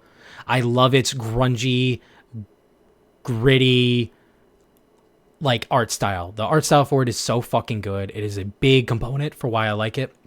So I wish it was being getting an adaptation as an animated series, but it's going to be live action. And the story's good, so I'm hoping it'll be good and not written with crap, not written by crap. Okay, not by crap, because that sounds like I'm telling the people writing it crap, but I'm hoping they keep to the story of it and do it justice rather than making a kind of poopy adaptation that kind of just doesn't do well and is filled with just a lot of generic TV show tropes. I'm looking at you, fucking Halo TV show. I hate that TV show. The Halo TV show sucks ass. And as long as they don't do something like that, I'll be happy. I'm only a couple episodes into Campfire Cooking, but it's so good. I saw that got promoted on lots of pages and FB getting an FX adaptation. Yeah, I'm hoping it'll be good, but here's to hoping. All right, we get to move on to a next slide. My God, this is gonna be a long ass day. Netflix kind of does lots of hits and misses. Yeah, that's kind of my fear, and I'm hoping this is gonna be a hit. Here's for hoping. Here's for praying. Right? They'll do good, right? Right? Anyway. Okay, fuck, I gotta move me. I'm hiding. Oh, this could work right here. Here we go. We have next. I want to throw in cartoons because I like cartoons. Anime's great. Fucking, weeb, right? Otaku, however you want to classify it. Cartoons, though. I like cartoons a lot. And there's some really good ones out there.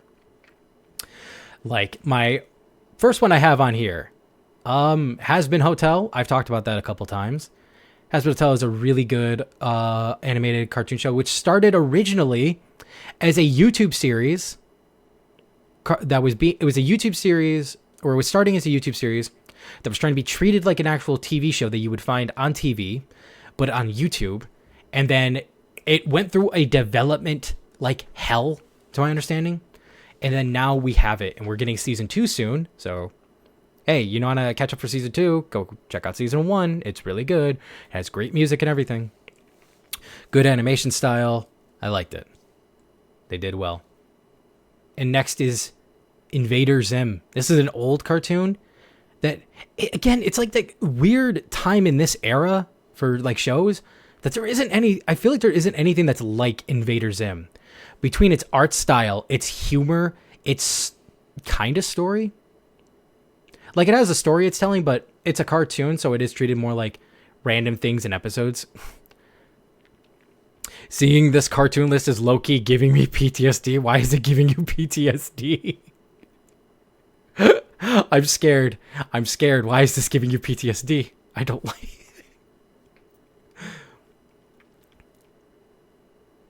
But Invader Zim to me is like a goated cartoon. I really like it. Who are you? What? Who are you? What? Who are you? What?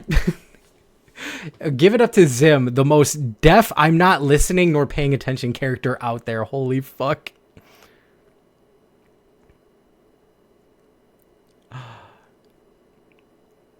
Zim.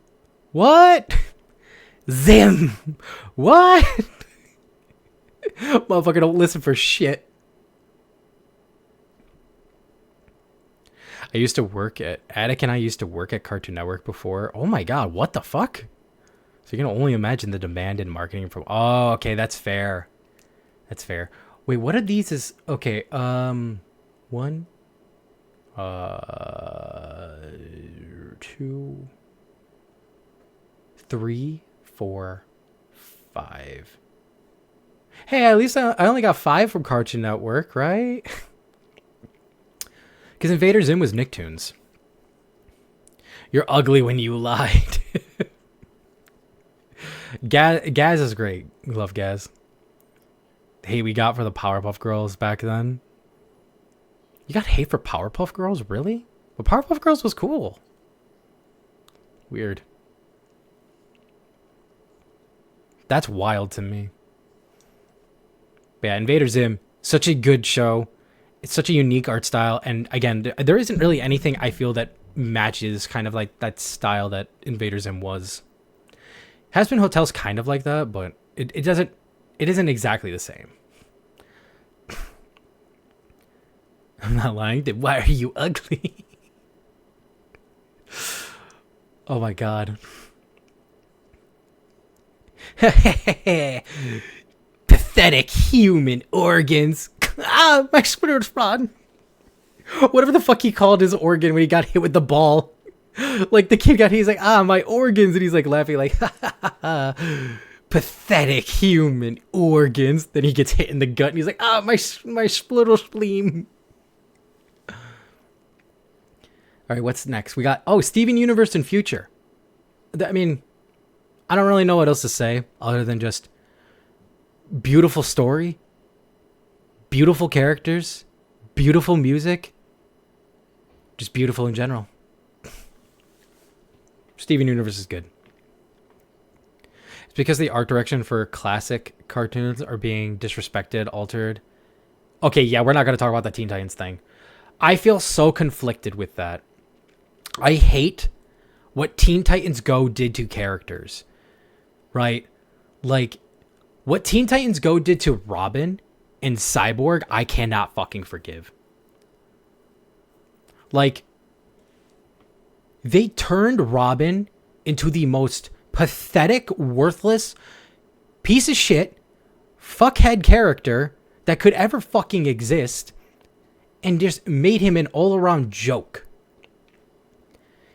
And they took one of Cyborg's biggest components away from him as a character. One of Cyborg's biggest things as a character is he struggles with the thing of being a cyborg. He struggles with the fact of being part human and being part robot. He struggles with finding his balance between the two. That's part of his essence, like his essential character is that. You know what that fucking show decided to do? Make him an asshole and be like, nah, fuck being human. I want to be full robot. Yeah, more robot, more better. Yeah, fuck you being human. And they made that like a big part of him. Well, maybe not a big part of him, but they made that a part of him. Oh my fucking god. It irritates me so fucking much. That is so disrespectful to the character's essence. And then what they did to Robin too. Like, don't get me wrong. There's been some good to funny moments from Teen Titans Go. I can admit. There's been some moments where I'm like, okay, that's actually kind of funny. Or I kind of like this. That's not in like a, oh wow, that's interesting way, but like a, yeah, you know what? I don't hate that.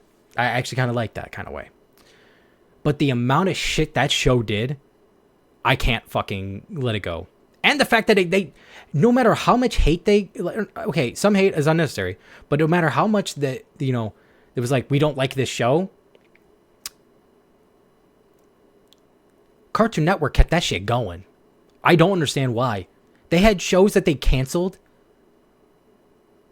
or put on the line of being canceled, and they were like, nah, more Teen Titans Go though. Yeah, more of that. Yeah. I don't get it. Rest in peace, Dick Grayson, Teen Titans Robin. You will be missed. That, yeah, Teen Titans Go, I don't know who the fuck that is. That's not my Robin. We ate those comments every day on our last year working with them. I'm so sorry. I'll let you know I was never one of those comments. Because I just didn't watch the show like that after seeing a bit of it. We cry whenever we publish those TTG shits every day. I'm sorry.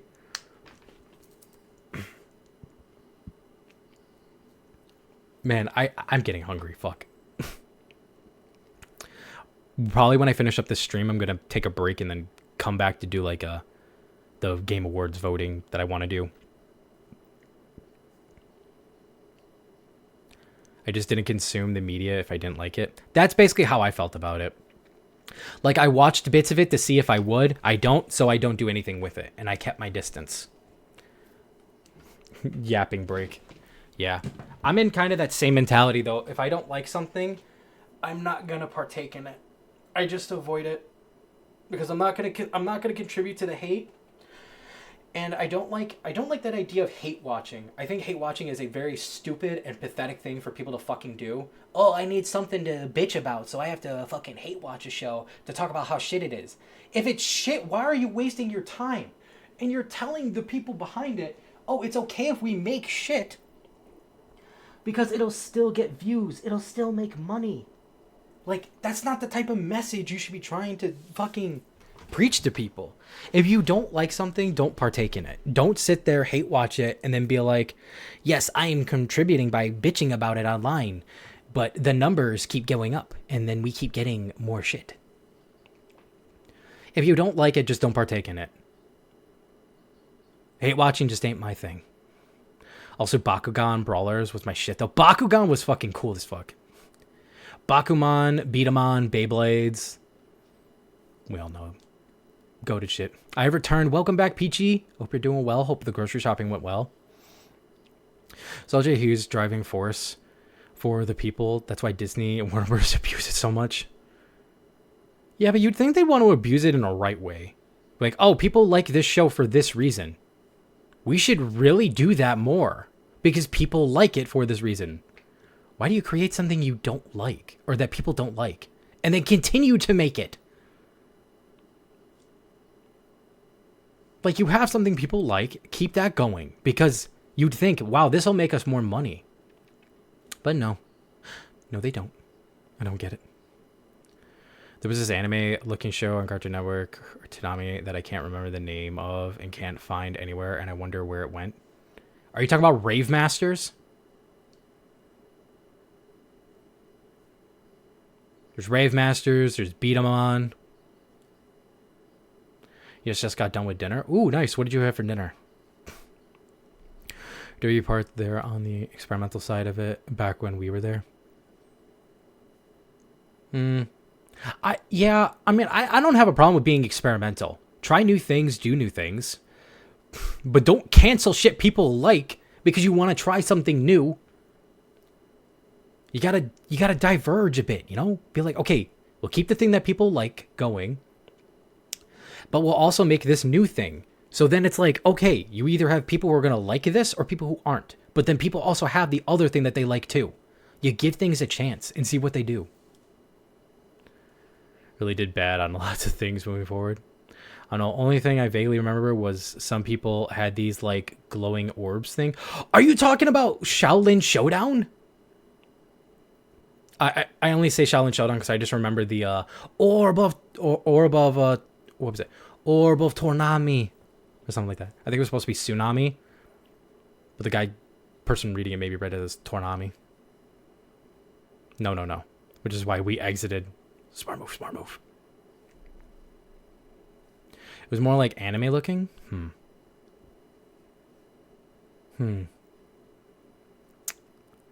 Orbs. Only thing I could kind of think of is Chaotix, but that's a card game. But maybe there's orbs in it? Wait, no, it has to be Beat 'em On. Look up Beat 'em On.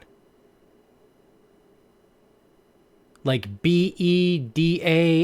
I think that's how you pronounce it. Beat 'em On. Beat a fire.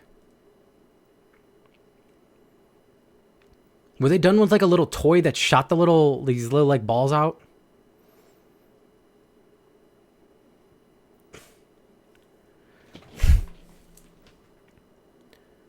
Anyway, I really do need to actually try to move on with it. Okay, so Invader. Wait, was it? No, it's not that. Oh, fuck! I thought I found it. Thought I found it for you. I'll have to be thinking a little bit about it. See if I can find something. Anyways, so where we had Steven Universe in future. Good show, good music, good story, good characters, beautiful. Next, I put Sonic Boom and Sonic Prime. As I'm a Sonic fan, I like these two shows a lot. I mean, Sonic X is also really good, and even the original like Sonic TV shows and movies, they're all enjoyable. Sonic Underground, really good shows. But as in recent media, I would put Sonic Boom and Sonic Prime. Especially Sonic Prime, that was really good. Sonic Boom just unironically has fucking hilarious ass moments. Holy shit, that shit is so fucking good. So definitely those two are on the list. Sonic fan. Sonic Boom is just funny for no fucking reason. It is so just good. And Sonic Prime is a really cool story. Really good show. What is it next? Amazing World of Gumball. Good cartoon. Good cartoon. It's an actual just like legitimate like regular cartoon. It doesn't really have like a overall story or plot it's trying to do, but it's cool. I like it. It's a fun time. Next, the most, man, who doesn't like, well, okay, maybe half of this. Avatar, The Last Airbender, and The Legend of Korra. Both of these I think are good. I know a lot of people are conflicted about Korra, and I understand the conflicting criticisms. Personally, I think the show is really good. I understand its flaws, but I think overall it's really good. And I'm just going to say this now. I will not hear any arguing, especially from a lot of people who I hear who fucking have not watched it. Korra went through more shit than fucking Aang did. She went through literally torturous, mind-breaking fucking shit. She went through more shit than Aang did. So people saying Korra sucks, Korra is shit, she's a bad character who did bad things. No, you are fucking wrong. I am sorry, but I will not hear the slander. It's slander. It's slanderous. They were both traumatized in their own ways, that's for sure. Yeah, 100%. 100%. I'm fine with that. I am 100% good with that. Woke up 100 years later and everyone he knew is dead. Oh yeah, I'm not saying, I'm definitely not saying, because I will not say that. That's a different type of slander I will never speak. That Aang didn't go through some hard shit. Aang did. Aang went through hard shit. He's being thrown into a war as a kid. He's going through his own hard times. But when I hear people like be like, man, Aang had it so much worse than Korra, I'm sorry. The benders that fucking Korra has to fight are 10 times stronger than what Aang has to fight. Aang creates one of his own problems by being like, I'm a pacifist and I will not, do these. I will not, kill this guy who's killing a bunch of people. Who then is gifted an alternative way so he gets his way.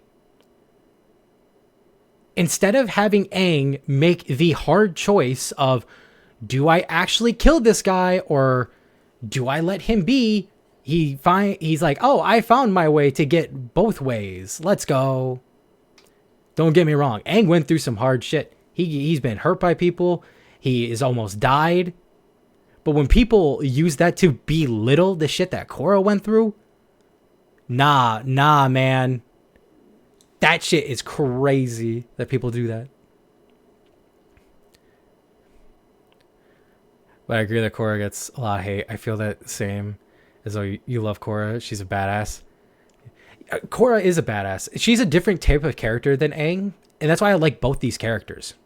I think both their struggles. I guess I'm complaining about this because there's so many people I know who like, I don't watch Korra because I heard these things happen and I think Korra herself sucks and she is a shitty avatar. And it's like, bro, you don't even know what the fuck? And I hear it a lot online, right? You're going to hear a lot of shit online. It's obvious. It's online. And people are still going to have their opinion no matter what you say. And I think both go through their own different struggles. And that's why I like both of them. That's why I like the show together, why I put it in the same category.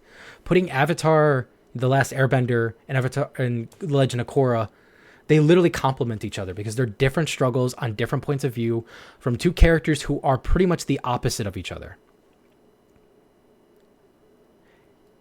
Aang is a whimsical kid who is taught of free will and enjoyment in life. And he's kind of taught to be a little bit responsible, a little bit more calm-headed. And Korra is a character who is put into a time of general peace where things are getting better, into a time where people are believed to not even need the Avatar anymore because of how better the life is being getting, to where this is the one thing she's really wanted, and it is super exciting for her, who is hot-headed and needs to learn to be calm. Aang needed to learn to be decisive, more like aggressive, essentially, more not as childlike. He had to learn to be in a responsible setting, in a setting that is a dire situation. Korra is also thrown into a similar situation, but having to learn the other side of the struggles that Aang had to learn. Mykah's gripe is Korra is just the Avatar cycle getting fucked up. I feel that. I can understand that. See, that's where I'm like, I understand people's gripes with it. But, I mean, maybe I'm remembering this wrong, but isn't her fucking up and I'm putting that in quotes, messing up the Avatar cycle? Because this group of head elite assassin benders, basically, who literally take their bending to the next level. You got a guy who earth bends and now lava bends. A girl who has no arms but can still use water around her to be multiple arms in her bending. Another person who basically does that same combustion bending shit for fire bending. And a guy who literally basically is like, I can fly with airbending. These elite benders that force a metallic poison into her body to force her into the avatar state in order to try to kill her to put an end to the avatar state. The same thing happens with Aang in a way of him trying to achieve that mastery of the avatar state and gets zapped with lightning in the back because he didn't want to risk his friends dying. He took a chance on never going into the avatar state again to then going into the fight to realizing, okay, maybe I need the avatar state. I'm going to learn to let go. And in the middle of achieving it, gets fucking zapped in the back with lightning and almost dies. And that's probably where the fucking avatar state would have ended. If it's done like what I'm thinking about. Because if that's the same thing I'm thinking of where Korra gets like that metal poison forced into her body to force her into the avatar state so they can kill her. And something she's actively trying to fight against doing. I'm sorry, I would have been crying like a bitch. I would have been like, no, please stop. This is killing me. Please don't do it. I'll work with you. Please don't kill me. No, I don't want it. I don't want the poison. I don't want to die. You want to be evil? I'll let you be evil. I'm done. I'm kidding.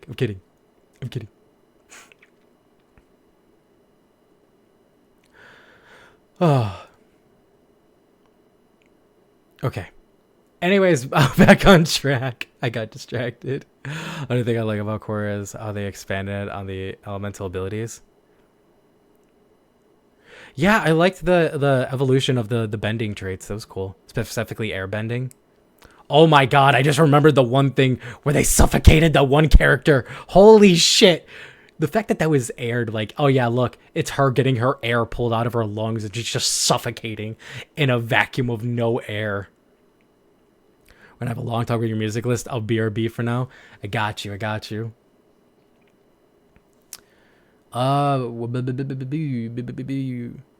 Also, I'm just saying, without Korra, we don't get Avatar 1, and a personal opinion, I really like Avatar 1.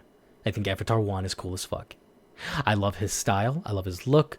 I love his story. Avatar 1 is great. I would have loved to get a series about him rather than just the 2 episodes. I mean, I'm happy with the 2 episodes, or the hour-long, whatever it was. But I would have liked, like, a whole, I guess, series about it. I mean, maybe you don't need a whole series about it. Maybe that's the thing. But I just think Avatar 1's cool. All right, I give up on finding this show. I'm sorry. Otto is going to have a tour here next year. Lucky! I'd love to see Otto. Although I haven't been to a concert in forever. I just want to go to a concert, probably. Not just any concert, though. But I'm going to quickly go through the rest of this cartoon list, because they're all kind of in a similar kind of category, but I'll give a little bit of explanations about them. Kipo. Kipo is like it's a cartoon show on Netflix. How the fuck do I even describe the show? I don't know. It's really cool animation. It's got a cool story. The characters are fun to watch. It's like a weird, like, I almost want to say it's like if Fallout, it's kind of like a cartoon Fallout type show, almost. Except instead of like nuclear bombs, I think it was like animals getting intelligence that threw people to go underground. Rest in peace, a mystery fantasy show with glowing orbs. We're going to find it. Otto will be in the US. Okay. I need to figure out potentially that. Because maybe then I'll go. If I can make it. But it's also like, if it's so far away, fuck, that's going to be a lot of money. It's like, why can't you just be where I am? Just be where I am. But that's also me being selfish. Next one I have on this list is a show called Hilda. It's basically like, how do I say? Like a woodsy small town type show, cartoon, where there are mystical creatures and it's kind of like a less like, oh, this is going to be messed up version of Gravity Falls. But it has like those same like, mystery creatures, mysterious happenings, and mystical things like that in this small little town. While like the main character, they used to live out in the woods amongst them, so she knows it, but the people in town do not know really about it. So she kind of meets these friends, and they all kind of explore these different mystery things. It's a good show. It's cute. It's fun. And if you like mystical stuff, then it fits into that. Hi, Synth. Welcome. Welcome. How are you doing, Synth? Hope you're doing well. How's your day, night, morning? Morning. How's your morning treating you? What do I have next on my cartoon list? Teen Titans. I mean, everybody likes Teen Titans. Not Go. But the original Teen Titans. Great story. Great characters. Everyone loves it. Overall good. I just got on the PC. I'm okay. I see Good Kid. Yes, yes. I'm a big fan of the Good Kid. No, I love their music. It's really good. What you gonna do on the PC? What you got planned for today? W music taste. Thank you. I appreciate it. I think the funniest one to me is the one in all. I mean, they all look like they're in capital letters, but the one in the middle that's not a band but just a song. I had to add that one. What do we got on cartoons? Young Justice. It's essentially like Teen Titans, but done in a more modern setting with extra like superhero characters. It's really cool, really good. Same premise, same idea, different story, and more characters. And then Batman Beyond. I mean, I'm just saying, Terry McGinnis, cool ass fucking character. One of my favorite Batmans, and it's like cyberpunk Batman. Fuck yeah, I like cyberpunk shit.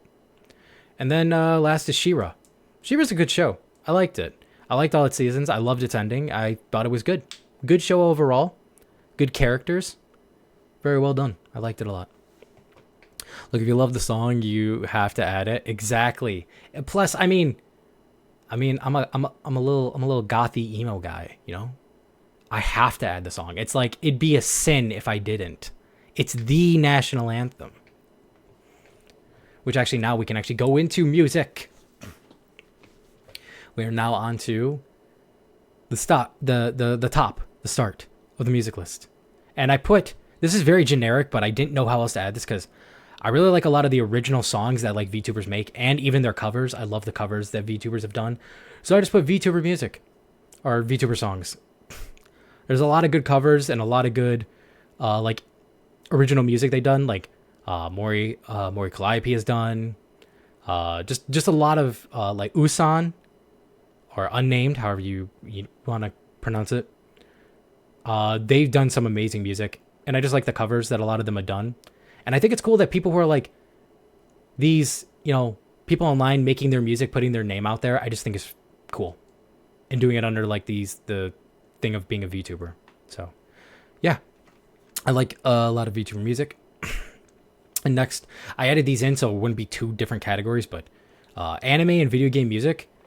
This goes into a lot of different parts where it's like openings for animes, endings for animes, even the anime OSTs, which just play during the episodes. There's so many good ones. Like Death Note has an amazing OST. Just saying. And video game OSTs, I absolutely love. Kingdom Hearts, Persona, Nier. Nier has an amazing fucking soundtrack. It's so good. Like, damn, is that playlist good? That soundtrack is so good. I love the Nier soundtrack.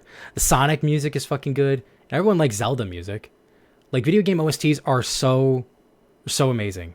Silent Hill 2 has an amazing soundtrack. Welcome back, Riluki. Silent Hill 2 has an amazing soundtrack. Nier music has got to... Yes! I fucking love the Nier music so much.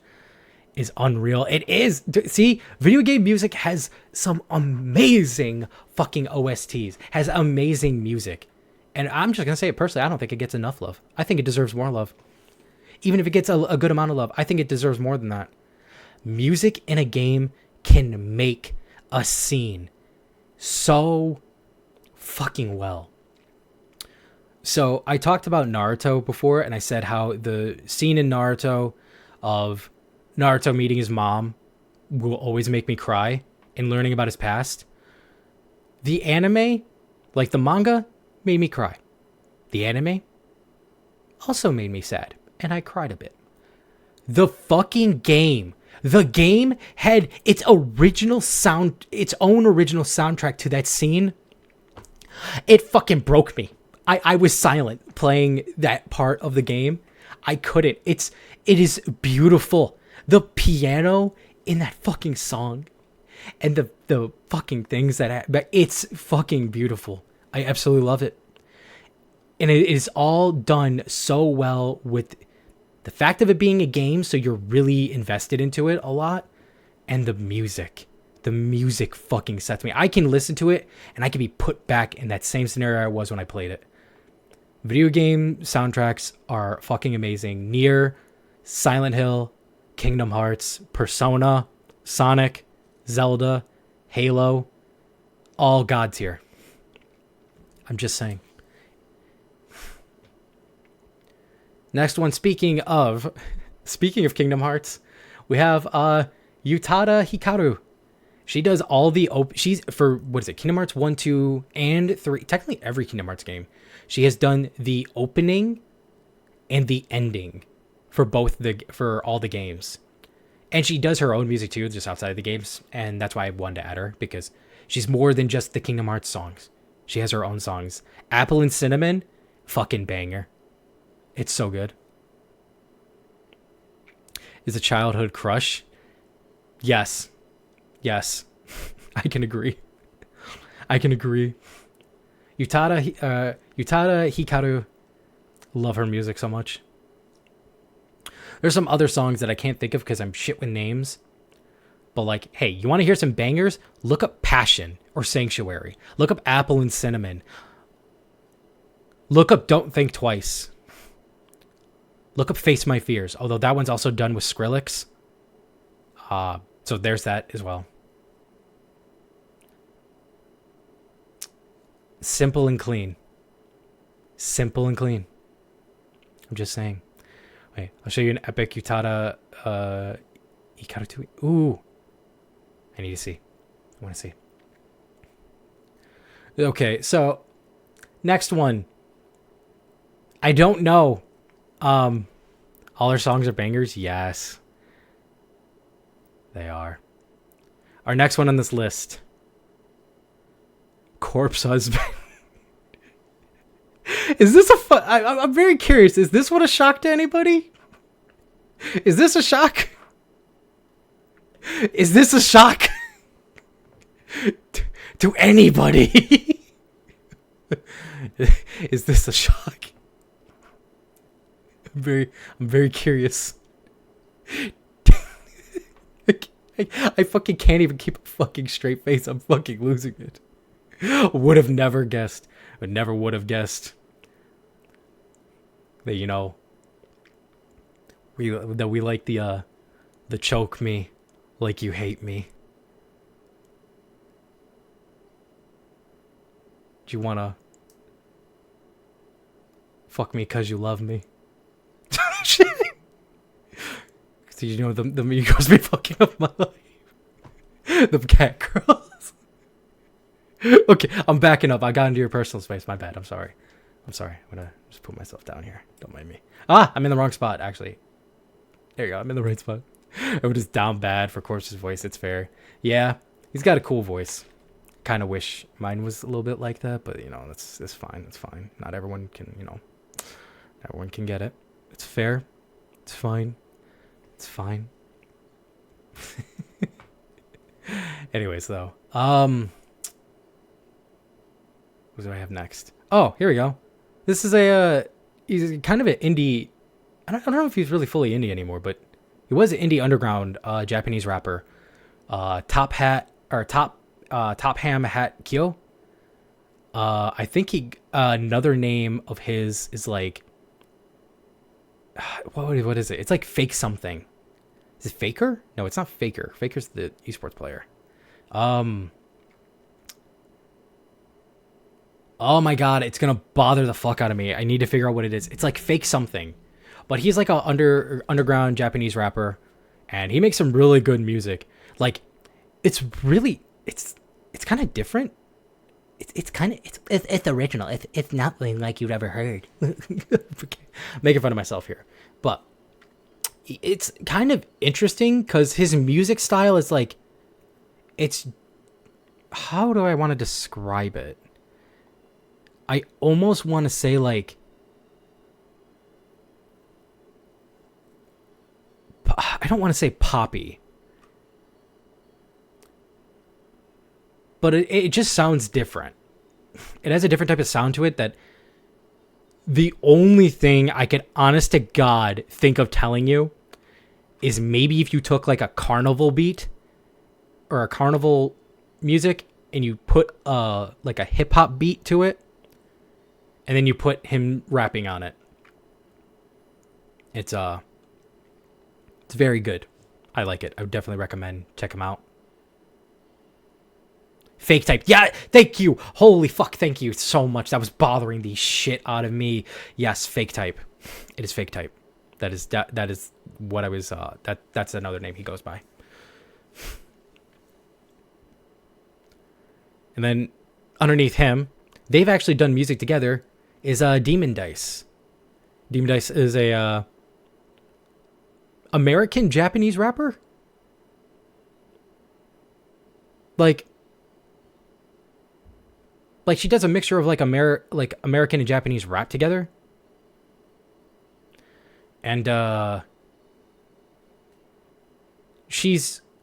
believe she's American and lives in Japan as well, so there's that aspect to it as well. Yeah, my cousin loves dyes.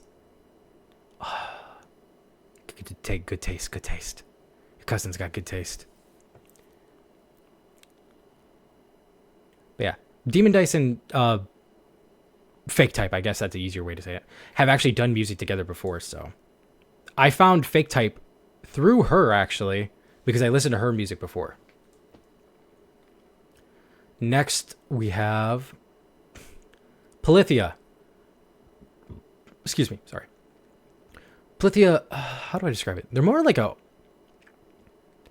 they don't really have like a singer. They don't really do singing in their songs. They have some people who've come on to sing, but they're mostly just like I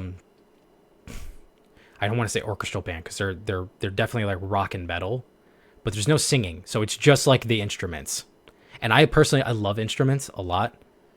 Tim Henson, yes, the head bobbing god guitar player. I'm not gonna lie, he makes me laugh whenever he does the head bobbing thing. I wish I could have his fingers. Just cut him off and take them.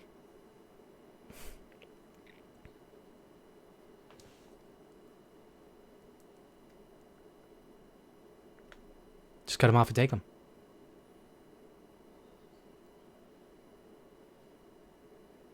Anyways.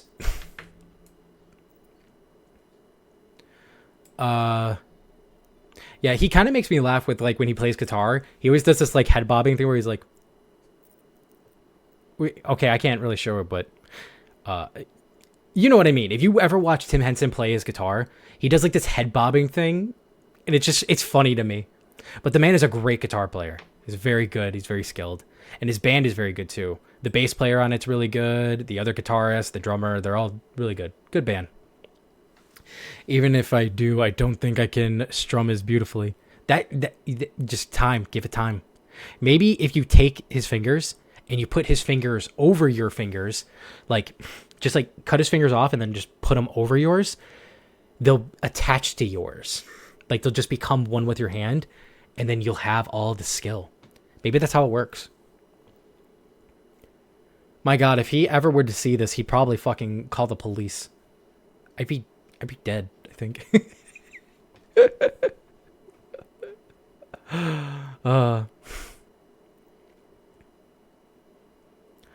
So what's after that?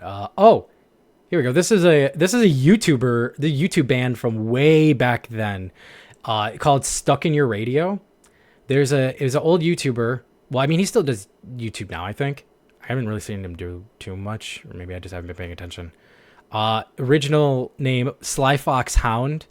One of the original YouTuber guys I used to watch a lot. He had a band called Stuck in Your Radio. You can find some of their songs. They're pretty good. I mean, I personally like them. I definitely recommend. Give it a listen. It's interesting songs.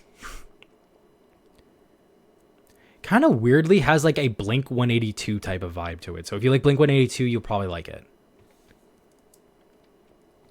Now next, there is no other way that I cannot ever not have this on the list.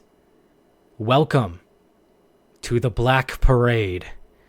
The emo goth national anthem of all time. There was no way in hell this doesn't get on this list. It had to be. I've not really listened to a lot of their other songs, in all honesty. But this song is the song. And it's the only one you ever fucking need to. I'm just saying. The epic G note.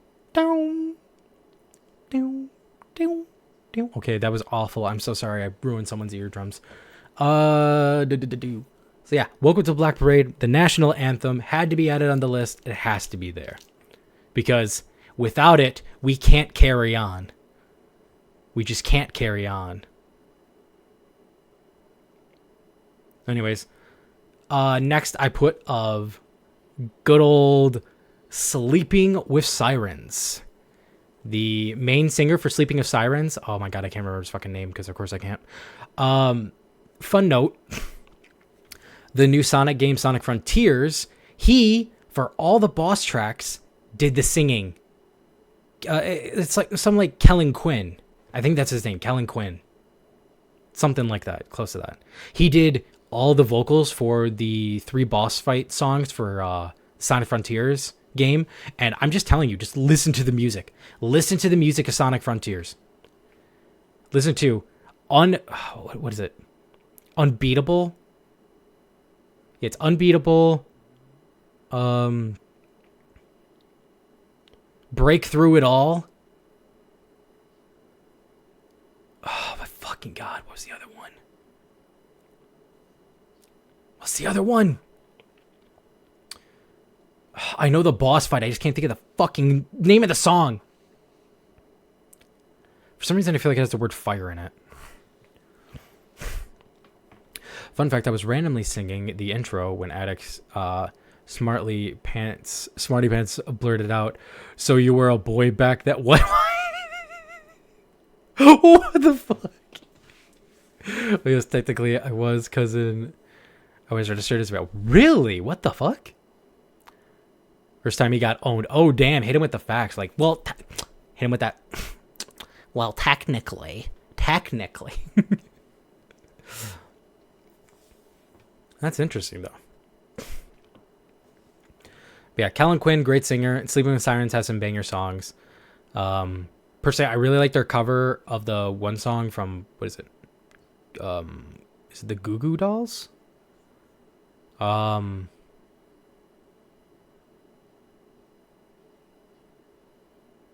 Of course, every time I need to remember these fucking names, I fucking can't for the life of me. Let me see if I can look them up real fast. I'll recommend my 3 from it. Iris. So the song is Iris. If I'm James Dean, that's another good one. Yeah, Iris, that's the one. Stomach Tied in Knots, is that one? I don't remember if that's one I liked. The Roger Rabbit's also a pretty good one too. And then Do It Now, Remember It Later. That one was the first song I ever heard by them, and it only took that song, I was hooked. That song was hooked. Do It Now, Remember It Later. It's a good song. That was so vintage. Yeah. A lot of their songs, I think, are, but just Iris in general is. So what do we have after? Oh, Fall Out Boy. I mean, everybody knows Fall Out Boy. They make some banger music. That's all I can really say about that. Fall Out Boy. Kind of, I think, falls into the same line as Welcome to the Black Parade. It's in that of, you definitely listen to this. if you're like this. I don't really know what else to say about it, but it's great. Bad Omens. I like Bad Omens too. Bad Omens, I forgot how I found that. Oh, I found if they were a random streamer. They were like playing at Final Fantasy 14, and they had the song play in the background, and I was like, what is this song? This song is so fucking good. And it was, what was the song? Just Pretend. It was Just Pretend. That shit was so fucking good. That's such a good song. And they have some other bangers as well. I sang Thanks for the Memories at karaoke last weekend. God damn, I don't know why I got thrown back with that Thanks for the Memories. Just thinking, like, I don't know. I was just talking about Fall Out Boy, and I was like, yeah, I was fine. And then a specific song threw my ass back. Like, oh, fucking shit, that's a banger. Now I kind of want to listen to that. Man,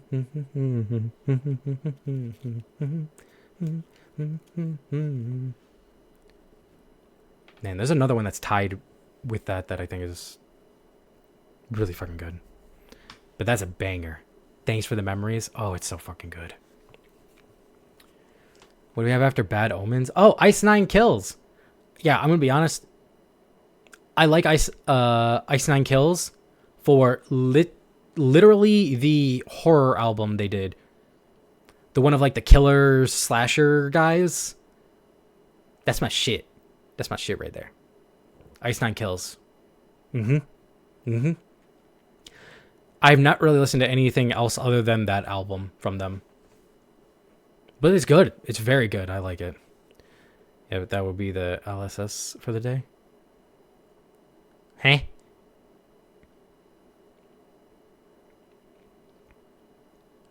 Anyway, here's the next one. Next one on our list after Ice Nine Kills.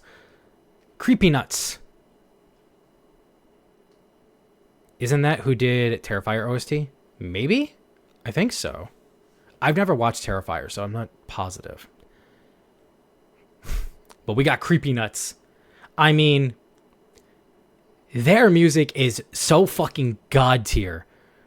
Between the one they did for Call of Night, the intro, to the Mashal fucking opening, and then now the Dandadan, dude, their music fucking slaps so fucking hard.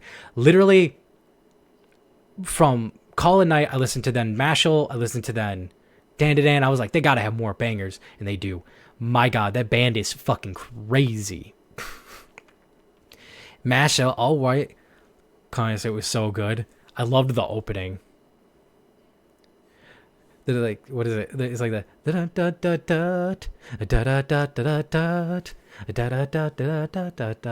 I don't know. It's fucking great. Love it.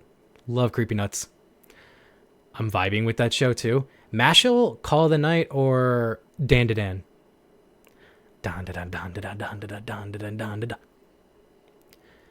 Plus the animation for the just really makes with the song, I feel. God. It's so good. Dandadan. I need to watch that show. I just keep seeing clips about it. Maybe it's the clips that have thrown me off from watching it, because I'm like, oh, okay, I get the premise. Oh, I get what's happening in this episode.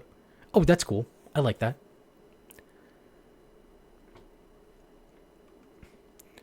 Wasn't sure about it at first, but it's good. I've heard it described as like being the new Foolie Cooley. Would you say that that's accurate? 1OK Pop? What's 1OK Pop? I have a 1OK Rock over here, but I don't know what a 1OK Pop is.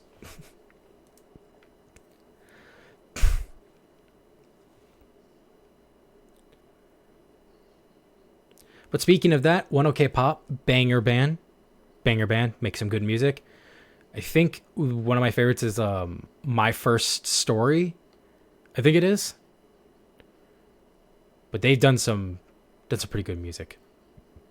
Same with Overworld. Honestly, if you look up Overworld and you've been an anime fan for like a while now, you are going to find that they did a lot of intros to like anime. Even to now, like current day, they still do stuff. Like they've done stuff for Bleach. They've done stuff for My Hero. They've done a lot of stuff. Yes, because they kept releasing Poppy back in 2016. Ah, okay, that's fair. To be honest, never watched Foolie Cooley. but I've had friends tell me the same. Yeah, I'm gonna be real. Let me be real with you. Is Legend next to Asensio? I'm gonna need to look up who that is so I can know what they've done, and then I'll be like, yep, I agree. But let me be real with y'all. Fooly Cooley, it's alright.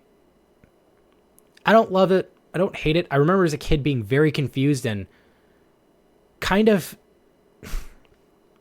disturbed on some of the things that happened in the show because I was having a hard time following it. And so it kind of put me into this weird thing of like, it's aight. I don't hate it. Maybe if I rewatched it, I'd be like, actually, I love the show. But my current stance is, it's aight. Isn't anything too amazing personally. But I don't hate it really like that. I just remember as a kid, there was something that happened between this guy, like the main character, and a girl he was dating. But then she was also, I think, with some other guy at one point, which made him feel like shit. Or she started to like some other guy, which made him feel like shit. And then there was like the main girl who was like trying to pressure or push herself onto the main guy. And I was like, I'm uncomfortable. I'm uncomfortable. I am proud you added Overworld in your list. Attic and I both love this band. Overworld is so fucking good. We love Overworld, and they deserve fucking respect. They've done a lot of shit. Next, I have, what is this? Breakins? Breakins has some good music. I don't know. He's kind of got vibey music. Honestly, Breakins is really good. Husky! Hi, how are you doing? Welcome, Husky, welcome. Happy debut. Thank you. Thank you very much. Appreciate it. How are you doing on this lovely night, evening, maybe day? How are you doing?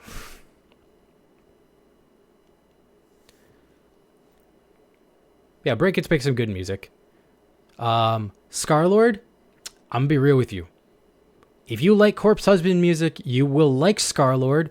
But if you do not, you will absolutely not like Scarlord. So that is my warning. If you do not vibe with Corpse Husband music, you will not vibe with Scarlord. But if you do vibe with Corpse, you will probably more than likely vibe with him too.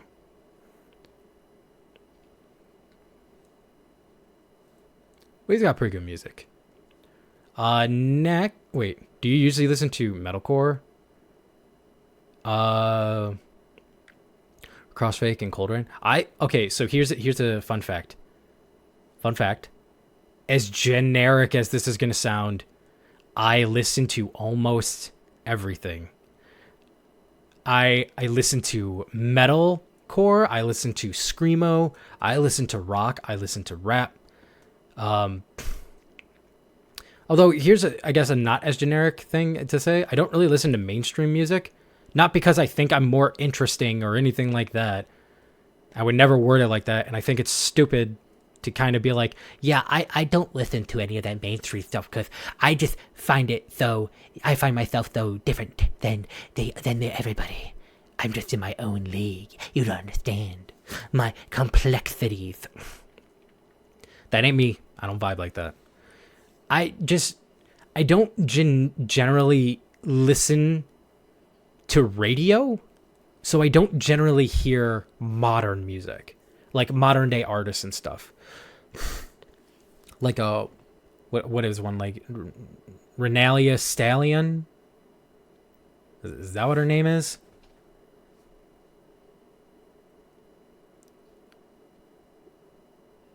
Something Stallion. I don't know. Megan Stallion? I know of one like Ice Spice. Generally, wait, is Ice Spice even a... Ice Spice is a musician, right? I don't generally listen to that. I guess it's just because it never really catches my ear. I'm trying to think of how to not say this like I'm some hipster, pretentious guy, because I'm not really like it. I don't have anything against it. It's just I don't really go to listen to it. I think it's because I don't know. Because I listen to a lot of anime music and stuff, which already put me on a weird state compared to a lot of people, especially around me. If you watch Fire Force back then, yo, I fucking love the Mayday opening. Oh my god, that shit is so good.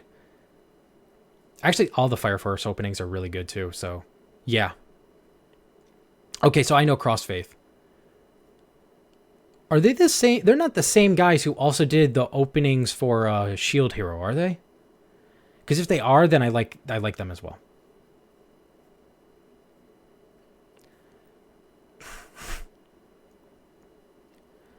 I also started listening to Crossfaith back at that. They are? Yeah, I really like them. They're good. They're good. I would add them to this list, but this list would be like 20 feet longer than it already is.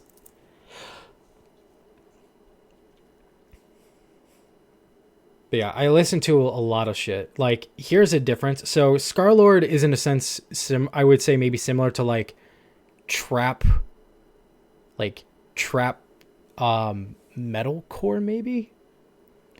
And like Ice Nine Kills is like a metal band, and then you have Demon Dice and Top Hat Ham, which are Japanese rappers, and then now we have Gunship. That's the next one on this list, and that is essentially like, how the fuck do I even describe this? I can't even think of how to describe Gunship. Serpy put me onto them, and it's like cyberpunk, futuristic techno rock. It's like techno rock. I think that's the best way to describe it. I love Gunship. Their music's so fucking good. It's like a 80s futuristic rock techno thing. It's very good. Very much like them. Caffeine. I got onto them by the one song that kind of blew up from them. I don't know the name, but it's like this song that goes like I watch the moon, get around with you. Do something like that. I'm not about to fully embarrass myself. But yeah, Caffeine is a really good band. They have a lot of vibey music that I really like. Same with Good Kid. Good Kid, I love their music so much. It's so good. I like all their songs. There's not a single album or song I do not like from them. They've done some amazing music, really good, really enjoyable. Please listen to them. It's like is maybe opposite to me as this may sound. They are a summertime vibey road trip type band, and it's just a vibe. Like literally, I don't know. I can listen to them and just vibe on my vibe very hard. Definitely recommend Good Kid. My recommendations for songs from them is actually also Aloe Light. I would definitely recommend. I wrote a list. I made a list for someone and I can't remember. Aloe Light is definitely one. Definitely also listen to Mimi's Delivery Service. I want you to guess where that is inspired from.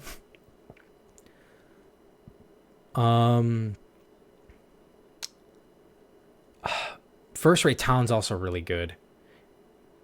What's the other one? Like, is it Everywhere Everything? I don't think it's called that, but it's something like that. And we definitely check them out. Check out Good Kid. Sorry, my bad. I kept interchanging Crossfaith with Cold Rain. Cold Rain did Shield Hero. Also exchange playlists. I have to make that playlist. I have to make it and send it. If it's a Spotify playlist, I don't have that. I have random music thrown into one gigantic playlist on my YouTube account that I listen to. Then our last, but most certainly not least, we have Ado. Ado. I do not know how to pronounce this because I'm stupid and illiterate, maybe. But Ado, however we're going to put it. Banger music. Amazing singer. I love her music. Her cover of Unraveled, holy fuck. My favorite was Lian Lai, or aka Monarch. That was my favorite cover of Unraveled for the longest. Then Otto came out with hers, and I'm like, fuck, why are they so good? Why are they tied? Why are they right there? Otto makes a lot of great music. So amazing. Maybe one day I will be able to see them. I hope. That is for the future to hold, and just gonna pray that that happens. All right, now we move on to the movies. Some of my favorite movies of all time. We have my number one favorite movie that pretty much I watch twice a year, all the time. Nightmare Before Christmas. It is one of my favorite movies. I love Jack Skellington. I love the music. I literally watch this movie during Halloween and Christmas almost every year. There's been like maybe a year or two I missed, but like no, I pretty much watch it twice a year. You should also listen to whatever the fuck that name is. I know, right? It's a mouthful. They did a JJK closing. Oh, wait, the first one? Like the first ending? They did that? Hitsuji Bungaku? I hope I said that right. I probably didn't, but if I did, yay. If I didn't, I'm sorry. Please don't hate me.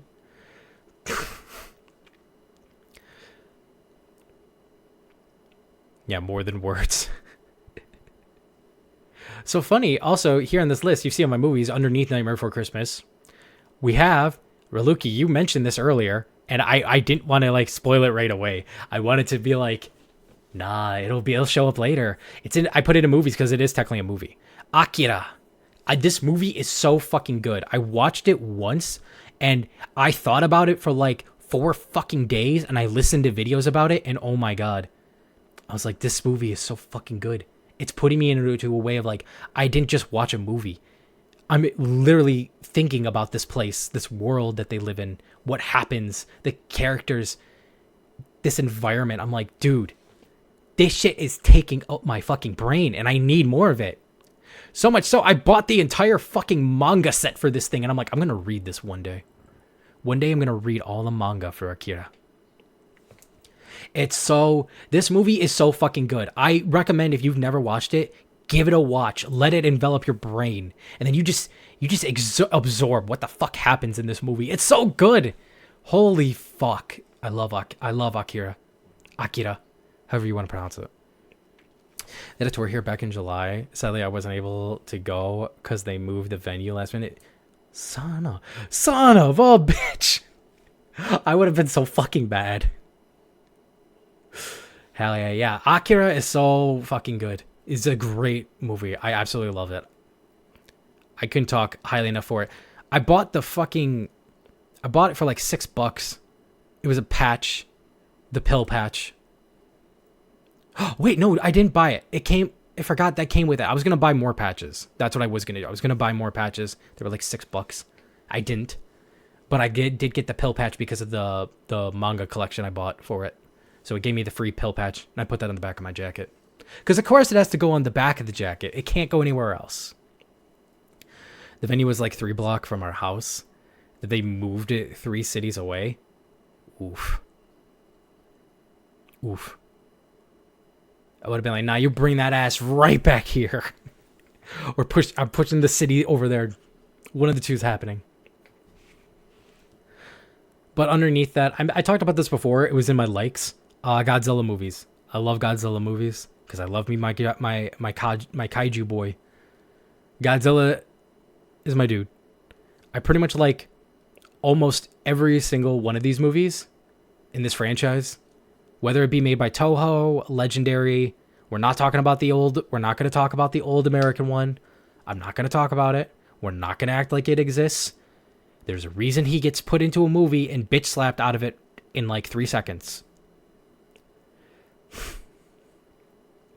But I'm a huge Godzilla nerd. I'm a huge Godzilla fan. No! Peachy, why are you dead? Why are you dead? Oh no. Oh no. Please don't tell me you liked the old Godzilla movie and I just insulted it. I'm sorry.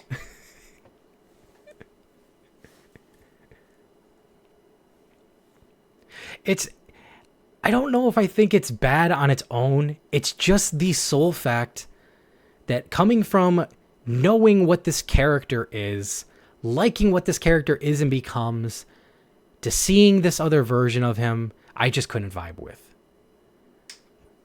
it's the problem of when you're a fan of something and you have the what they've told you is like, and it's like, yes, this is Godzilla to me.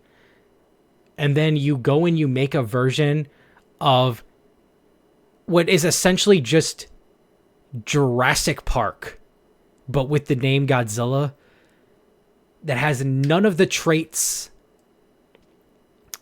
It's just kind of upsetting because it's like you're spitting in the face of a fan. It felt. I like kaiju.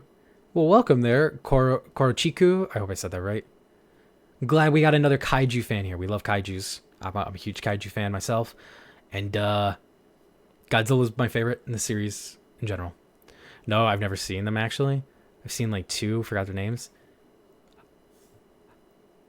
Well, it looks like you're going to have to start... I'm kidding. No, I do really like it, though. I like my kaiju dude. I like the series, his franchise behind it. Very good. Is it kaiju himself? New lore. I am now Kaiju Man.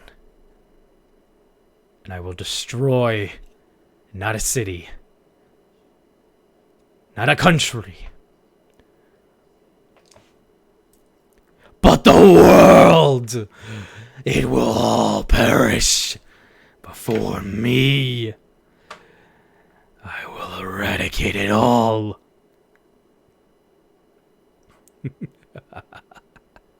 Okay, anyways, let me get out of your face. Hey, look, would you look at that? My fucking sinuses are fucking acting up again. Have you ever seen those videos like Sympathy for the Monsters or something like that? No, I have not. What the fuck? Sorry, that probably was not really great evil guy voice acting. I'm very hungry and very thirsty. So, I'm kind of slowly dying here on the spot, but that's okay. No, it was perfect. Oh, I'm glad. I'm not gonna lie, I'm feeling a little out of it right now. I'm getting a little dizzy and lightheaded. And we're about halfway through, so... yeah. I'll be looking forward to definitely getting something to eat afterwards. Oh, and to stretch. I gotta do some stretchies. Okay. And to hydrate.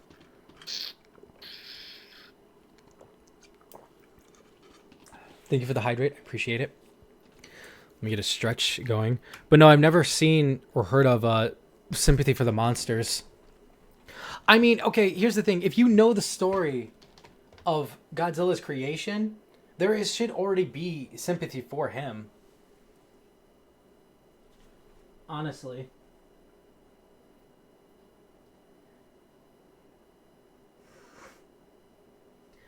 Yeah, and then you look at someone like...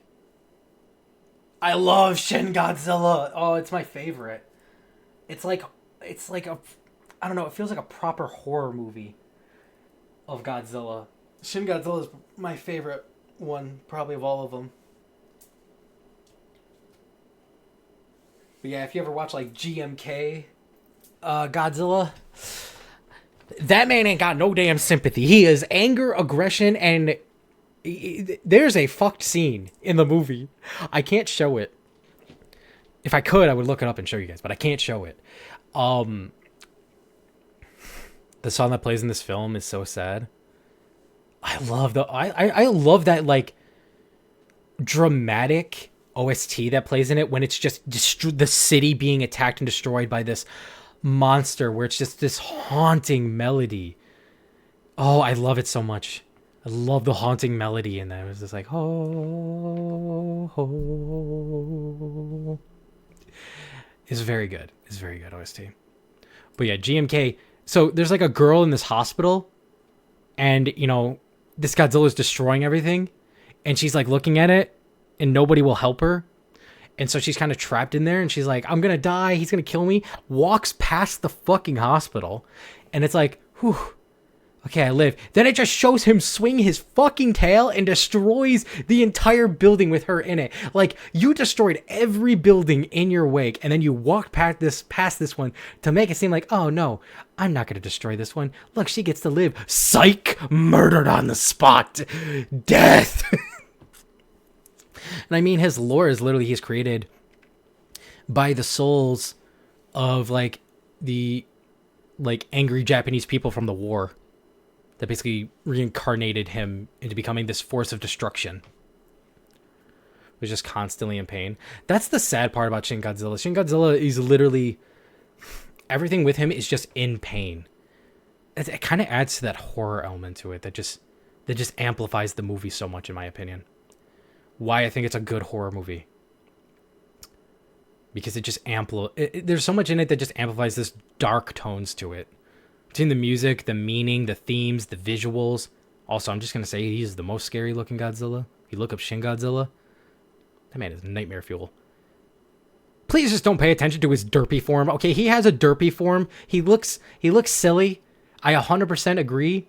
Don't look at that one. Don't pay attention to the derpy looking one. It's funny looking. For me, it was just sad. I can understand that. When you're understanding that this creature, again, it's like, because he's a creature not made of his own volition, but is instead made by the mistakes that mankind has chosen to do. And he is just a creation of that, going into him basically just trying to survive, but is constantly like evolving, being in pain. He never basically knows peace. It is upsetting. I can understand that. All right, so after my Godzilla movies, I put in the Final Fantasy VII Advent Children movie.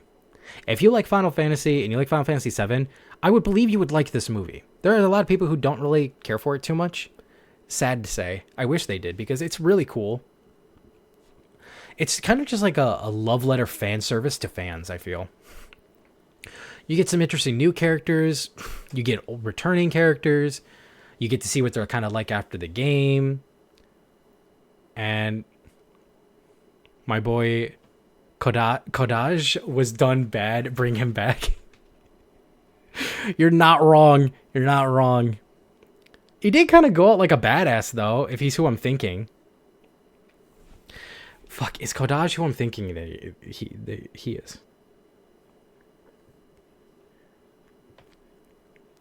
So...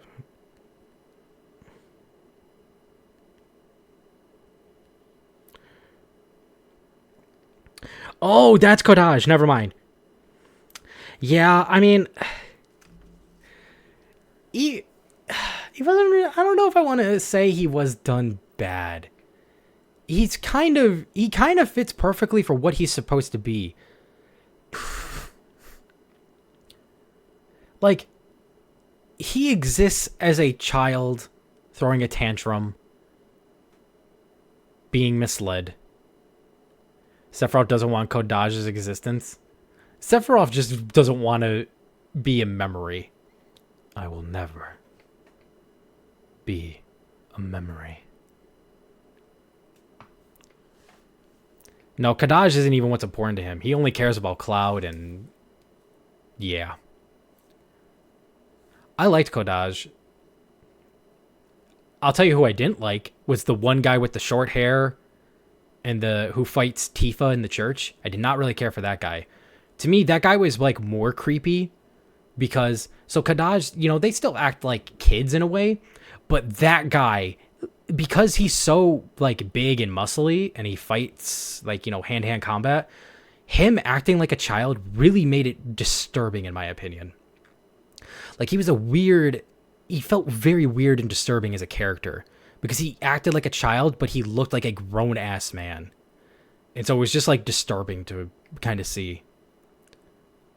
Kodaj, while he acted like a kid, he didn't act too much like a kid. I thought the other guy acted very much like a kid. Also, I'm just saying there's a really cool fight scene that happens in the movie where you get to see all the characters kind of be badasses. And yeah. Hey, Vincent Valentine, goated. I'm just saying.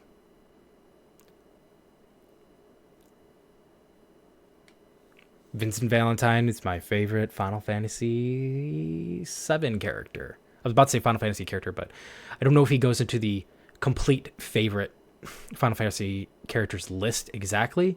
But yeah, no, Vincent Valentine's definitely up there just in favorites for 7. He's in the list for favorite Final Fantasy characters. I just don't know if I want to classify he's my favorite Final Fantasy character exactly, if that makes sense. Airfight was so good. It was cool. So after that, some simple things. I put martial arts movies because I really like those older martial arts movies. Like ones like Hero, Fearless, I think are really good.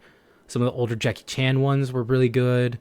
I really like Bruce Lee. Bruce Lee is actually one of the people in my life, I would say, who is a inspiration to me. Like, I don't know. Bruce Lee's like an inspiration for me as a kind of a person and a life living. I don't know how to say it, but he's basically like one of those like people that's like, man, I really like this guy. Bruce Lee was one of those people. Ippo. Wait, no, not Ippo. Ip Man. That's the movies. Those are really good martial arts movies too. I'm gonna watch that again later. What one? Hero or Fearless?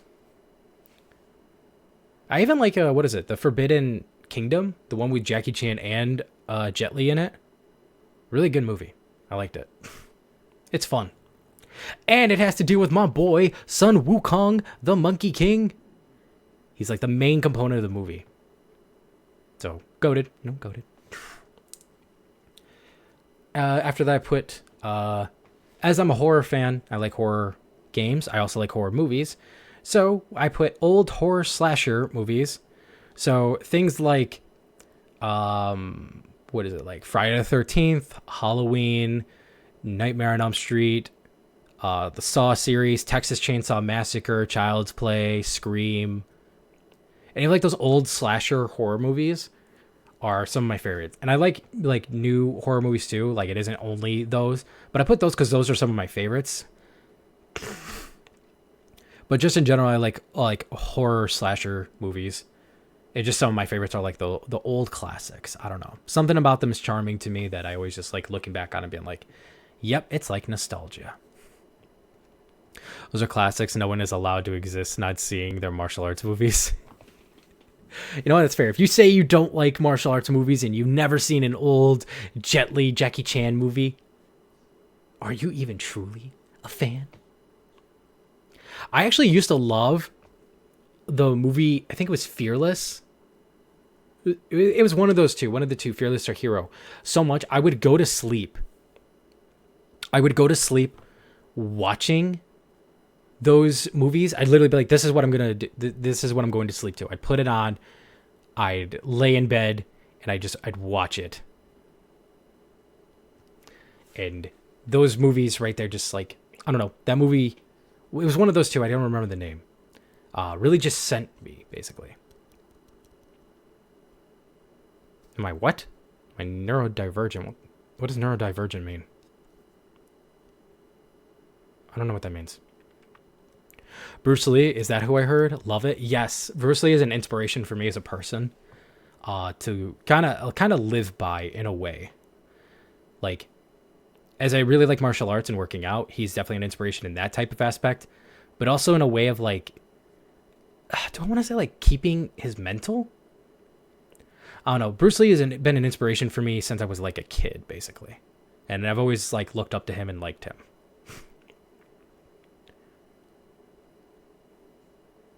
All right, so next on this list, we have Ghibli movies, Studio Ghibli movies.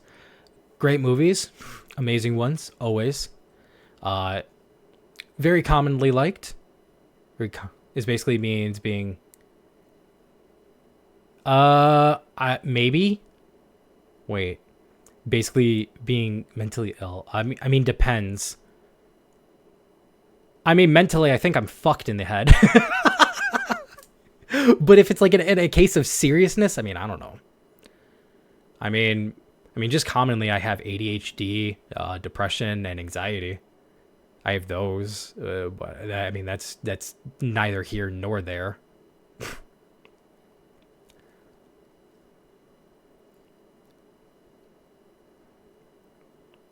Okay, yeah, no, I don't have like stuff like that.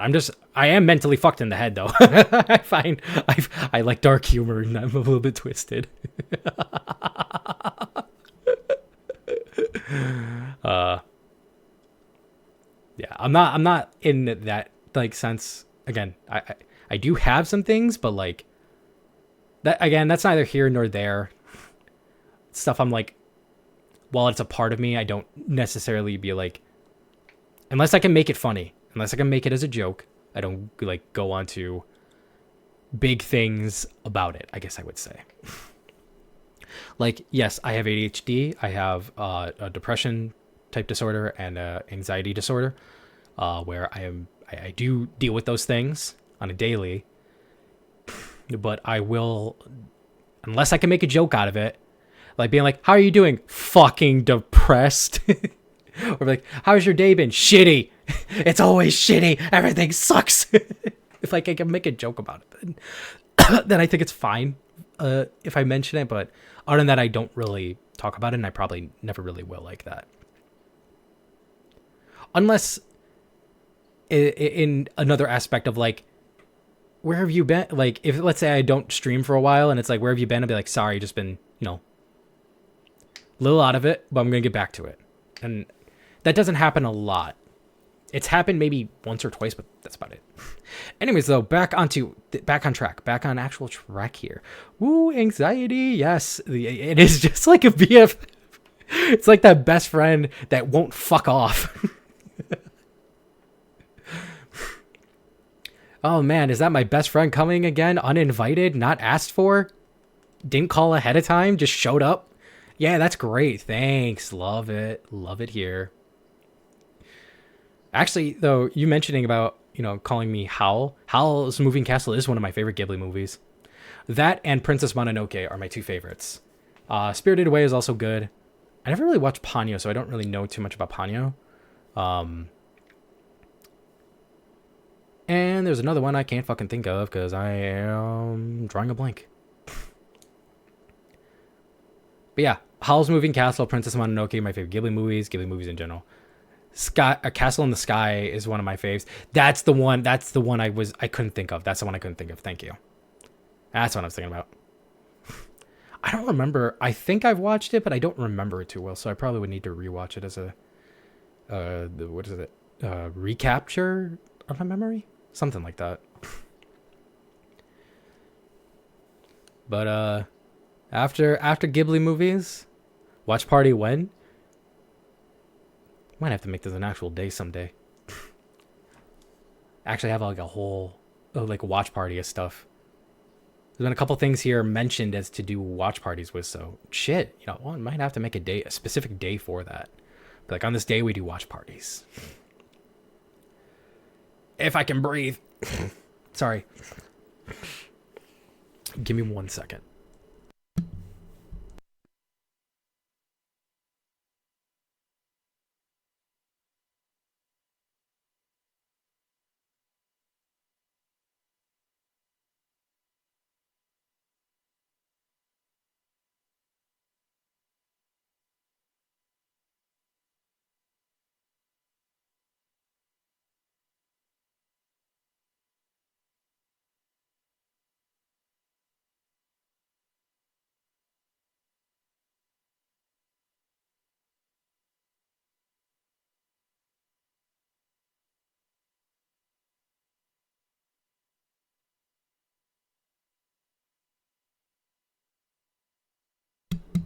Okay, now that I'm officially done fucking dying on the spot.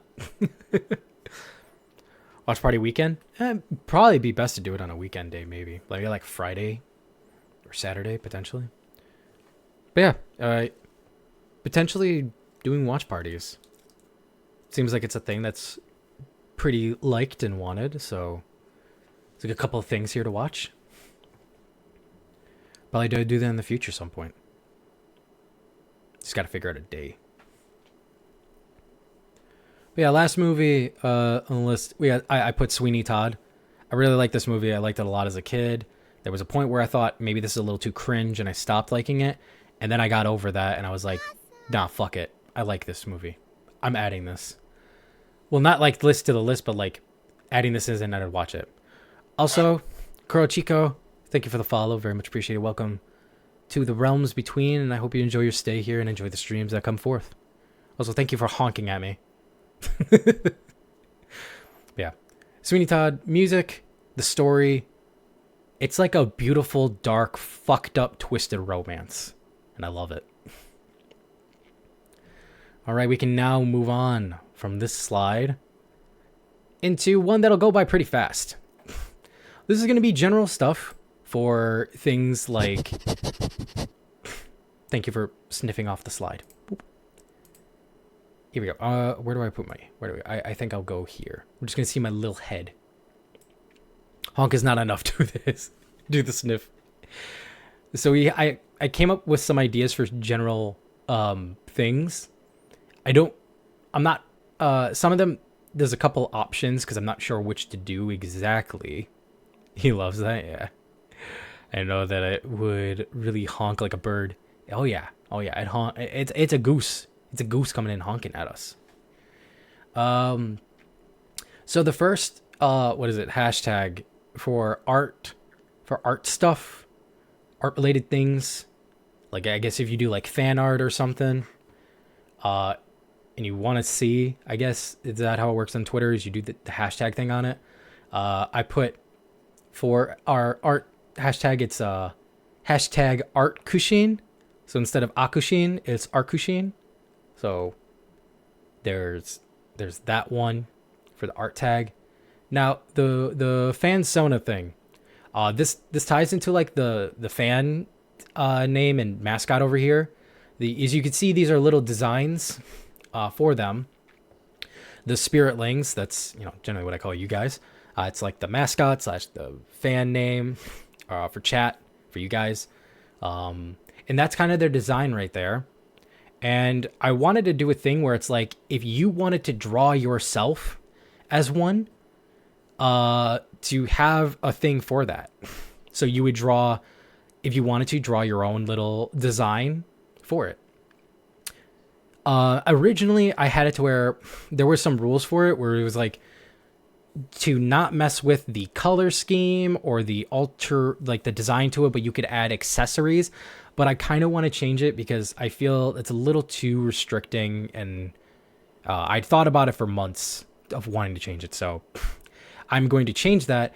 The only rule that applies to if you want to do your own Spiritling Sona, or that's one of the hashtags, but it'll also be up to like what you guys think sounds better for a hashtag. But the fan name or fan design, your fan Sona or Spiritling Sona, just in general, keep the design.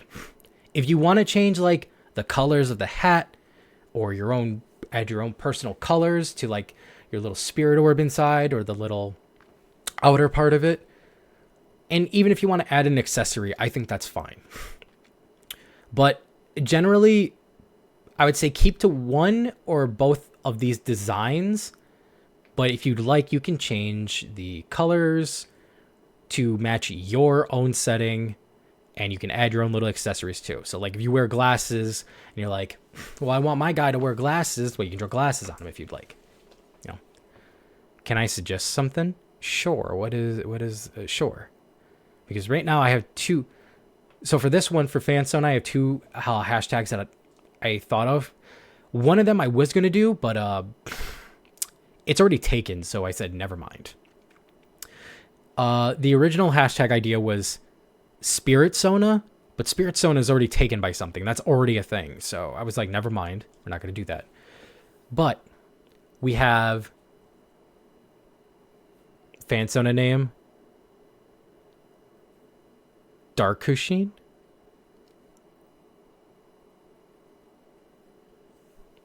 Oh, like you're saying a suggestion to changing the fan name in general. I'm not really sure how I feel about that. Because the thing is, it's supposed to be like you guys are spirits, right? Because so my thing is, in my like lore, I guess you would say, I help guide lost souls and spirits into the realms between to offer them a home. So I wanted to do something that was based around like being like a spirit or a ghost or something like that. So that's why they kind of have this design. And that's why I call them like spiritlings.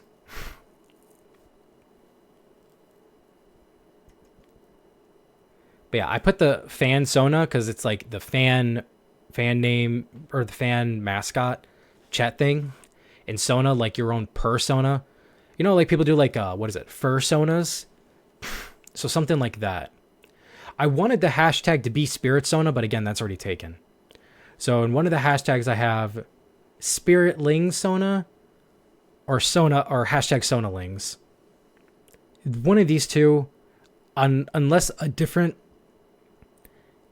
of you guys has a better idea for a name for it, for the fan Sona hashtag, right now those are the only two I could come up with. So it might be one of those two, but I'm not fully set on either one. Spirit Sona. And I wanted to do Spirit Sona, but that's already taken, sadly. I looked it up and there was a whole thing for Spirit Sonas. Spritelings? Ooh, actually, oh, fucking shit. That's actually really fucking good. I actually do really like that. Hold up, I'm gonna write that one down. Where's my notepad? I gotta find it. It's somewhere in this list. It's somewhere in here.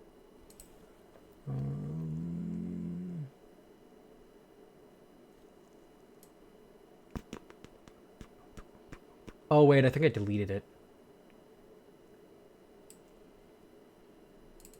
What in the hell is this?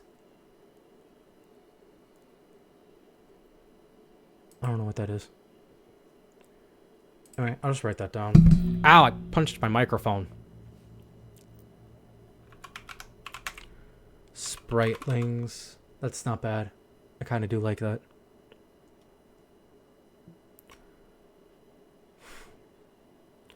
Ghostlings might work. That could work too. I could write that in there. Let's see. I just don't know if that would work in well for the hashtag. I'm so mad that they fucking took Spirit Sona.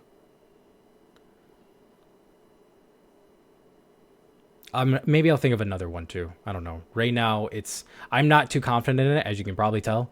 But I'll see. So it's one of these right now. Spritelings might make it in. Spiritling Sona just feels like too much. Sonalings, I don't know. I'm not too crazy about it. Sprite Sona might work. Hexlings, Shadelings, Spectralings, none of those. I'm not vibing with the Hexlings or the Shadelings, Curselings. Maybe, you know what? Maybe I'll do the Silings. Because what is it? Saishin is the Japanese word for like spirit or ghost. So take half of that, Sai, and then Lings. Or Sai-sonas. Maybe Sai-sona. Maybe I'll do something like that. Yeah, I think that's what I'll do. I'll do a little bit of research on it, present it as an idea, and we'll see what happens. Shitlings isn't that bad. Little shitters. Yeah, the thing is, I want the name Sona in there because it's supposed to be like your Sona. So the Lings part's fine to have in there, but that's not like the main component of it because it's supposed to be like your Sona, your perspective of what you would look like or be like as a little spiritling, right? It's supposed to be like you. So if you'd want to do one of you drawing yourself as one, you know, put like your color scheme or what accessories you like to it, as long as you just keep to the main design. That's the official rule for it. Keep to the main design and you could do basically whatever else. So you always want to have the hat. You always want to have the little ghostly like hands. You always want to keep like either the little feet or the little tail, little ghost tail, whatever you'd like, or if you want to do one in both. Serio, spectral sona, maybe. I'll do a little bit more research on that and present some ideas maybe in a future stream, or on either the Discord or the Twitter, one of the two. Something in biology. I've okay, technically I've looked up Sayri, but I don't really, it's not like I was looking at it for a name, but that could work too. I'll do a little bit of research and we'll figure it out. Next one, this is another choice.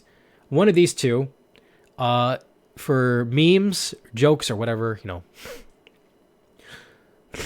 I can't breathe again. Fuck, this is annoying. I put either Mykah, so instead of Mykah, it's Mykah, or Akushin. Because whenever I type LOL, I don't type LOL. I always type LUL. That's like something I always do now. So it could either be Mykah or Akushin. It's gonna be one of those two. I'll let you all decide because I like both of those, and I'll just leave it up to whatever one you guys want to do. Whatever we vote on or pick on. Who not call everyone ecto. Moving on. Hydrate. I got you on the hydrate.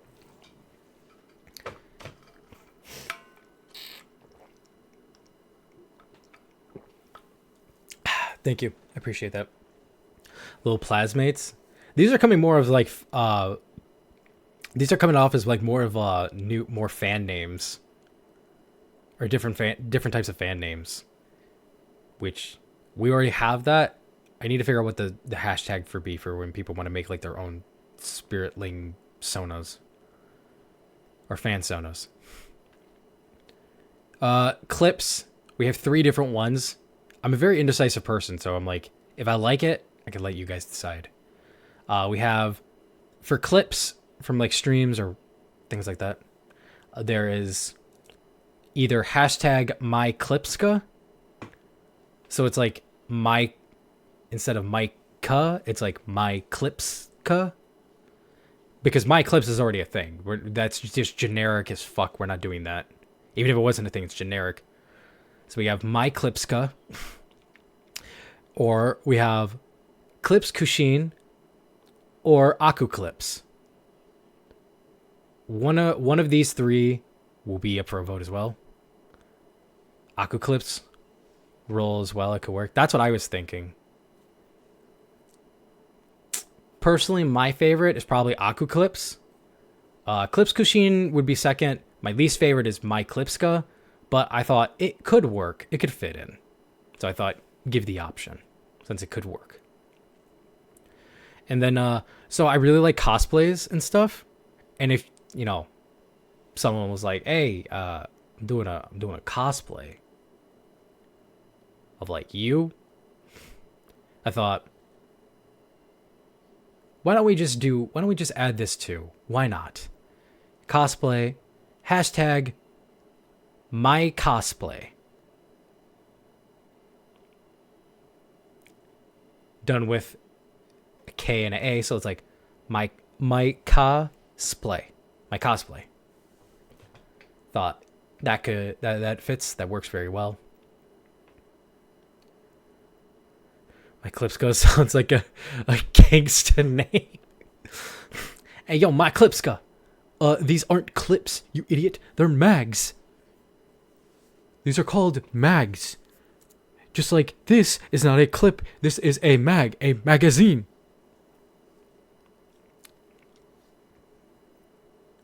So, yeah. And like I said, fan name and mascot, Spiritlings. We have the design there. And an Oshi mark. I think that's what it is. Oshi mark. I put the black heart with the Torii Gate Shrine. Those are the Oshi marks that you could put your Oshi mark things on. Yeah. Oshi marks for me, I guess.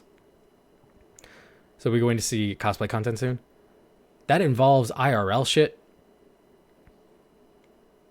Unless I want to pay an artist. Pay an artist to put me in a cosplay. Fuck. Maybe. I do like cosplay shit, though. I think cosplay's cool. I've done a few. They've never really been great, but hey, they got the job done, so I had a fun time doing it.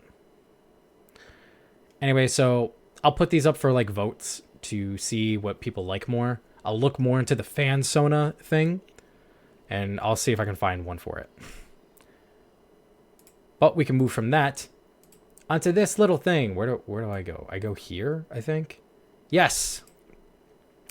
And my account's just so lit. Oops, it didn't mean to do caps. That's fine. I thought you were just excited.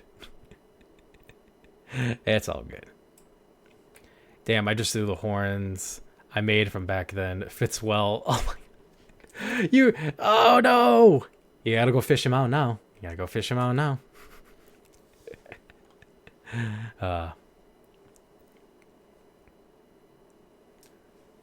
Gender bend Mykah? Yeah, that'd be interesting. What are we gonna make, like a Loki situation? Be like, oh my god, it's like me but hot. Okay, I'm moving on from this now into my goals. Goals for doing streaming content creator shit I want to do, and hopefully they can work. I was cosplaying a demon on anime cons. Look at that, you're halfway there. But yeah, so first goal I'd like to do is do some type of voice acting for a game, anime, or project. And by project I mean like a YouTube project or something like that. I would love to do some type of voice acting for any one of these three. And it's something, you know, I really like doing voices. I like doing voice acting stuff. So hopefully that's something I'll be able to do one day, hopefully soon. Just got to get a little bit more practice, get my name out there, get some other stuff out there. But I'd like to do some voice acting for a game, anime, or project of some kind. I just steal Addict's IRL glasses to do. Yeah, steal his glasses, make him blind. Next thing I want to do, I would like to learn Japanese to a point that I can hold a conversation. I've always wanted to learn how to speak Japanese, and I've occasionally taught myself random things. Like, I know how to say hi. I know how to say, I think it's excuse me. I know how to say bye, I believe. I think I also know how to say, like, what's your name? And that's about it. Like, I don't really know a lot. So I'd like to hopefully learn Japanese to a point that I can actually hold a kind of conversation. And then with that, maybe go to Japan. I mean, I'm going to go to Japan either way one day or another. But I'd like to learn how to do it so it would be, like, easier. I don't... Okane gani? Wait, okane ganai? Is it ganai? Want a Japanese joke? Sure, but I probably won't be able to read it. Omoe wa moe shinderu. Nani?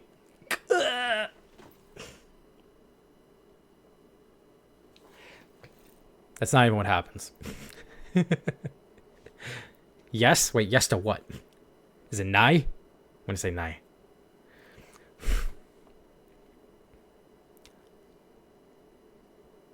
Haha. No waru? Also, Anna, I do see your message, but I'll talk about that later. Because some of these things I have already done, but some of them, that doesn't mean it ends there. And one of them did not go well at all. We'll get there, though. So, like I said, I'd like to learn Japanese to a point that I can hold a conversation. So, something I need to work on. I would like to learn, as I said, I play a bit of bass, and I do like bass guitar a lot. So I'd like to learn to play a whole song on my bass.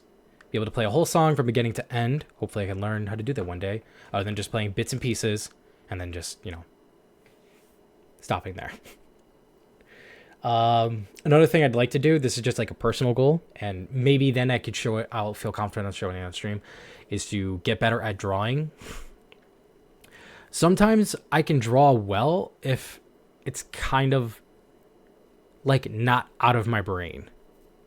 Like if you put an image in front of me, I can probably draw it fine, but if it's like, draw this from your memory, I'm probably more than likely gonna fuck that up. Are you doing JLPD or casual learning? It's not an actual class, so it's learning on my own. It's me doing it myself.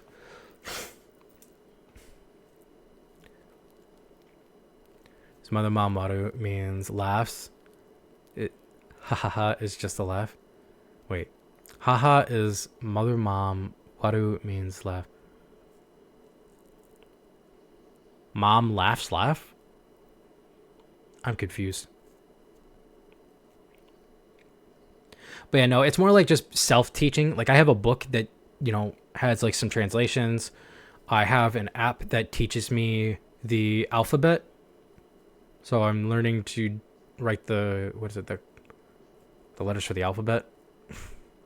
And I have a book to write them in too. So the app has me write it on like the thing, and then I have a book that I write on my own, so I don't follow it. Now, how do I explain? I am not sure. I'm gonna be real.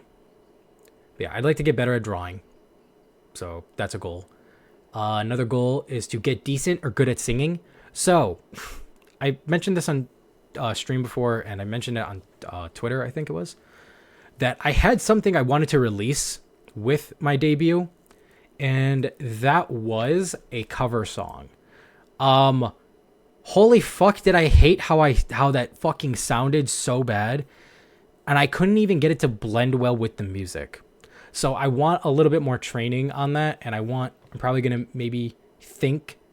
Right now I'm thinking of doing it because it's gonna require a lot of money, and I don't really have that or the time. So I need time and a way to do it, to find someone who could teach me to be better with vocals, and then I need to learn how to do proper mixing. I thought it wouldn't be as difficult. I thought I could do it, but no, I need a lot more time to learn to do it. So that is right now getting put on the side. But I would like to one day get better at singing, which I guess also that will go into the next one, which is learn to properly death metal scream. I love metal, and I want to learn how to death metal scream properly. And every time I try, I sound like a fucking deflating balloon. So I'd like to learn to properly do it. That one won't mess my voice up too bad, and two will actually come out properly. And yeah, with learning those two things, I'd like to one day release a cover song and an original song. I'd like to do at least one of each. Even if I do one cover song, one original song, I'll be pretty happy. But that's essentially where I'm at for that. Get my lore started and expand on it. So I have a good bit of my lore written out already. My story. Yeah, I lost a bit of my memory because I got hit in the head with the tiniest pebble in the existence that hit me in the head. And I was like, oh man, I don't know. I don't remember anything about what my past was. And I've been slowly gaining that memory back. And I've been writing it out. And so one day I will have a whole video and everything to go with it to show it. So that's in the works. That's something I want to do. Release some cool merch. I'd like to release stuff for you guys that you would be able to... What is it?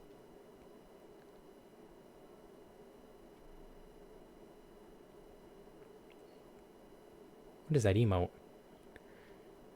Kale Smog? I don't know if I'm being judged harshly right now or what. I probably am. Wow, you're going to do a Mori with that original song? Can't wait. Just taking a smoke break. Got you. I see it now. I see it. I was so confused. I saw the face and I'm like, what, is this too much? Too much. And I got you. I got you.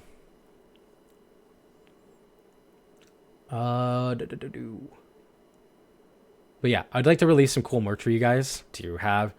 Maybe like, I'll tell you some ideas I have is essentially like to release the actual earrings that I have, like these like the dangling ones I have, to release those as an actual pair.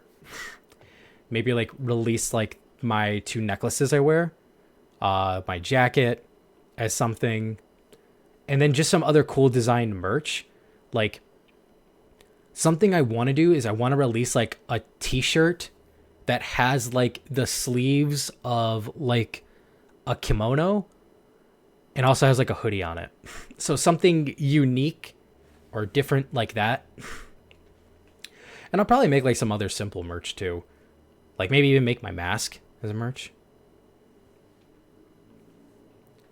Stuff like that, like some simple stuff and some unique stuff. I just want to give you guys something cool that, you know, you can even wear on your own, right? Like stuff that's like, is it my name and my face on there? Not necessarily, but it is stuff that would represent it or something that just in itself is its own cool thing.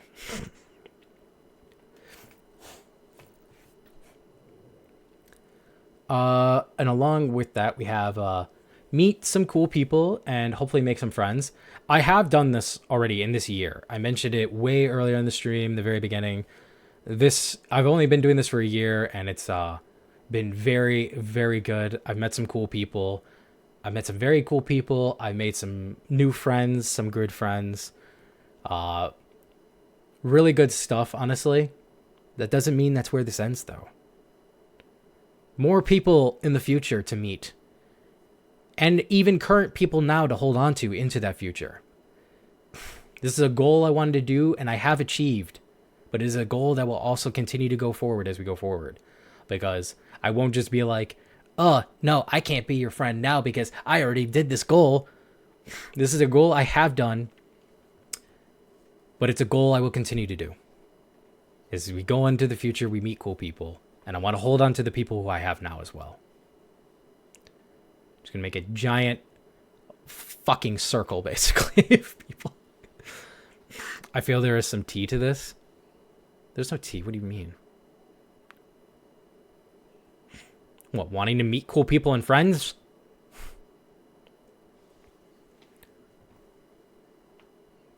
You know, this is just me, but that meet some people and make friends. Be a D&D campaign. We can do that all in Ren Fair. That'd be fun. He is fun, except for the fact that you need a good team that will not ditch you. Oh, so funny story about that. So that where it says play in a D&D game and campaign, technically on a technical scale, I have for 2 sessions. And that shit blew up. That shit blew up so fucking badly. Probably not the worst. There's probably a lot of worse things that have happened, and I've heard some horror stories, so I know there's a lot worse that has happened. But, yeah. I was part of one, and it did not go well. It ended pretty badly. It wound up blowing up pretty badly. I did retain some friendships from it, though, so it wasn't all bad. It had a bad blow up, but the aftermath was fine. I've kept in contact with some people. In fact, King was one of them. So he's someone I play with pretty frequently now. And there's some other ones like Cree and Fuller and Gunner. There's a lot of cool ones out there. Clover. There's a lot of cool people who I met through that, who I'm still cool with to this day. And I've played a good bit with. So there is a... Did King ditch you, or was it the other way around? There was no ditching.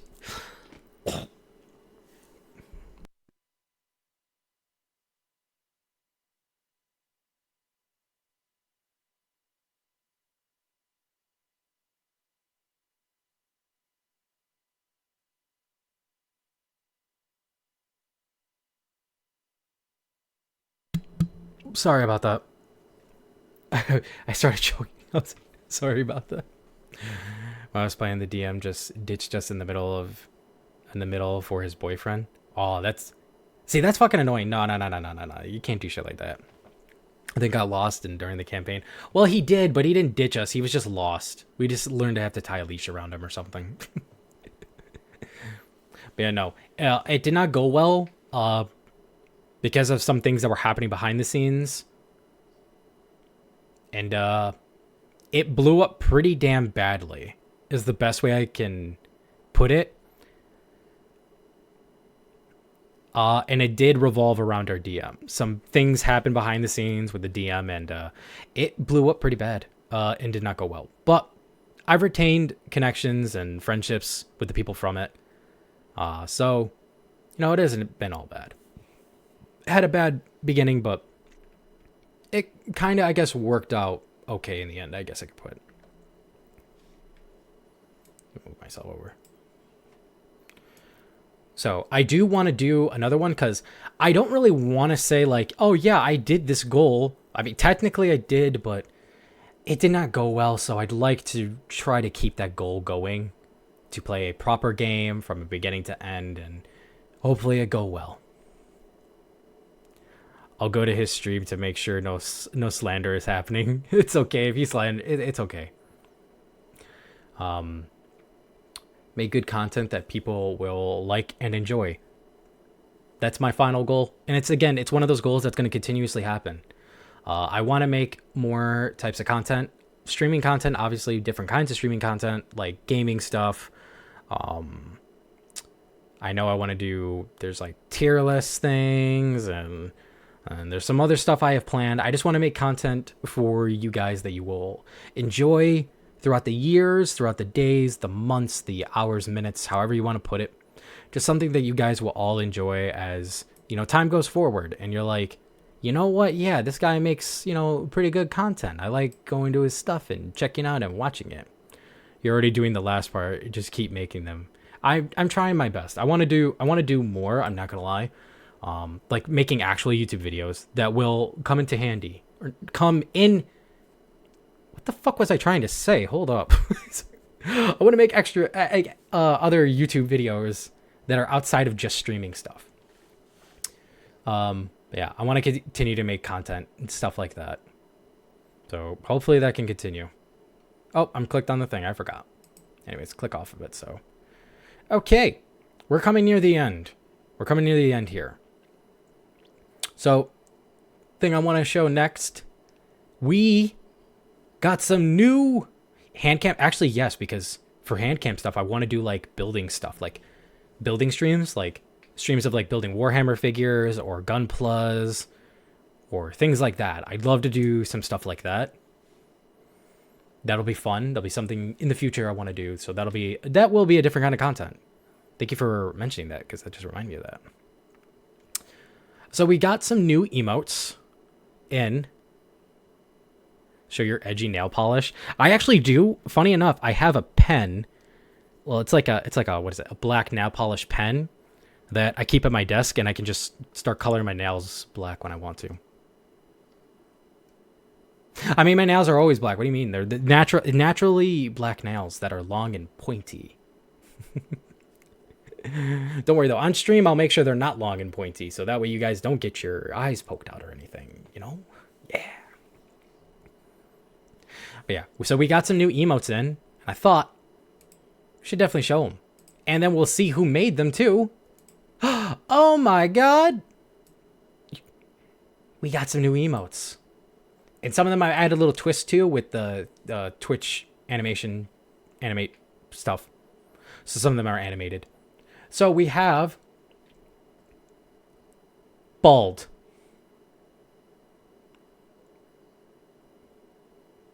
Bald. And not just bald.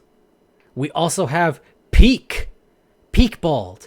No hair at all. No eyebrows, no hair, no nothing. Peak baldness. The peak form of male baldness. It is truly the top of the line. The cleanest of cuts. Yeah, bro. Bald, hornless. Yes. Yes.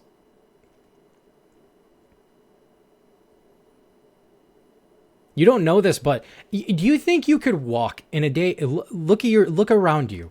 Look at the people around you. Do you think you can walk around with horns out? People don't normally have horns out. I'm my own different type of being. So in order to blend in, I do sometimes have to hide my horns. I have to make them invisible. That's the good part about being half ghost. Half ghost, I can make my horns invisible. So then they're not there. It's how I have to blend in with people. Other than that, people are going to be like, oh my god, that guy's horns. He's got horns. And his horns have like a smoky fire on them. Oh, fuck! And then they freak out and run away. I've had it happen. It did not go well. I can make a horn bald version. If you'd want to, sure. I'll be happy as shit to take that. But it's like straight bald was best. Yeah, I mean, yeah, like I said, I make my horns invisible when I go out into a daily public so people can't see it. Poke them horns on people. That's when I become an actual criminal, and we already talked about how I don't want to be like a criminal like that. We talked about this. So we got this. The bald has been something that people have requested for a while. From my character sheet, people have requested, we need bald Mykah. Well, now we got 2 versions of bald Mykah. I'm doubly bald. If Mykah was walking around, I think he's an alien wearing a skin suit. If I was just RGBing, that's part of the peak though. Part of the peak baldness. Already dead. Does it matter if you become? No, but I want to enjoy my life when I walk around. It's not a matter of being killed. Or criminal. See, when you said the criminal like that, I thought you were talking about being killed. I'm like, no, that's not the problem. The problem is people are going to be hunting me down. I can't live in peace. Don't you want to live in peace? Peace is nice. You said that you don't want to pierce your pillow when you go to sleep. I'd understand. Horns are cool. Yeah, they're cool, but like, they could get you hunted or looked at. Or kicked out of a grocery store. I want to get kicked out of a grocery store. It's an embarrassing thing to have happen. Nah, I have a special pillow for when I sleep, so it's fine. But outside of just the bald, we have a what the fuck emote. For when some weird ass shit, some wacky ass shit, some actual what the fuck shit happens, you have that. And then we even have it with a little animate that has it slide in. Which I think works well. It's kind of like, when I looked at it, I was like, that's kind of like when an anime happens. It's like, someone says some dumbass shit or does some dumbass shit. And then you see the characters kind of just slide in frame with this like type of expression. I thought, that's perfect. This works perfectly. And then we have Dej, which is just like my little spirit coming out, basically. It's just like, oh damn, he died. Or, oh, damn, he said something that killed me. Like, damn, that's so funny. I dodged. I like that your hee moves now. Yeah, I did a little bit of rearranging with some of the emotes. So, some of them have been moved to animates. Some of them got different types of animates. Things like that. Yeah, so, any Ripperinos happen, we got the Dej emote. And then the top one is my heart. There's been a request for a heart emote, and I was trying to think of what could I do with one, and I decided to make my own specialty heart. The concept of a white heart being filled with this darkness, and then my horn busting through. And the person who helped me create all of these emotes that we now all have is the amazing, great, talented, who also streams, by the way. You should check them out. They're a streamer. That's why they have their little Twitch emote. And they have a Twitter. You can go follow them there. Peachy. Good old Peachy Lloyd, who did an amazing job at bringing all these to life. All these amazing new emotes we got. They did such an amazing job on them. So much so, I love the bald emote so much, I didn't expect to love it as much as I do, that it is now my profile picture on Discord. that I had to make that shit my profile picture on Discord. It's too fucking good. I love it so much. I love all these emotes. They're so great. And helping bring my own custom heart to you guys, ripping it out of my chest, showing it to Peachy, being like, this is what my heart looks like, and her then drawing it as a picture. It's a good old emote for us. So yes, if you don't know, this is her name, Peachy Lloyd, spelled exactly with the 2 Ds for both her Twitch and her Twitter. Please go check her out. She's an amazing artist. She's an amazing streamer. She's a fun, chill person to just hang out with. And she has good clippable moments. I've gotten a good, every time I go to her stream, I usually get like 1 or 2 good clips from it. It's a fun time. So please go check her out. She's really cool. She's really chill. Definitely go peep her stuff.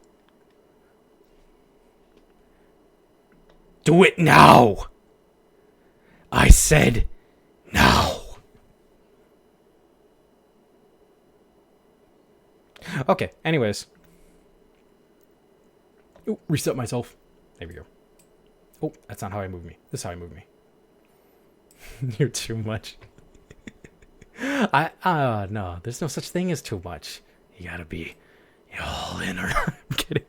Okay, anyways, moving on now to the appreciation. So thank you so much for doing this. That's more important, honestly. You know, the fact you did this for me, I very much appreciate very much, and I'm very happy you did, and it came out amazing. So now we move on to our last slide.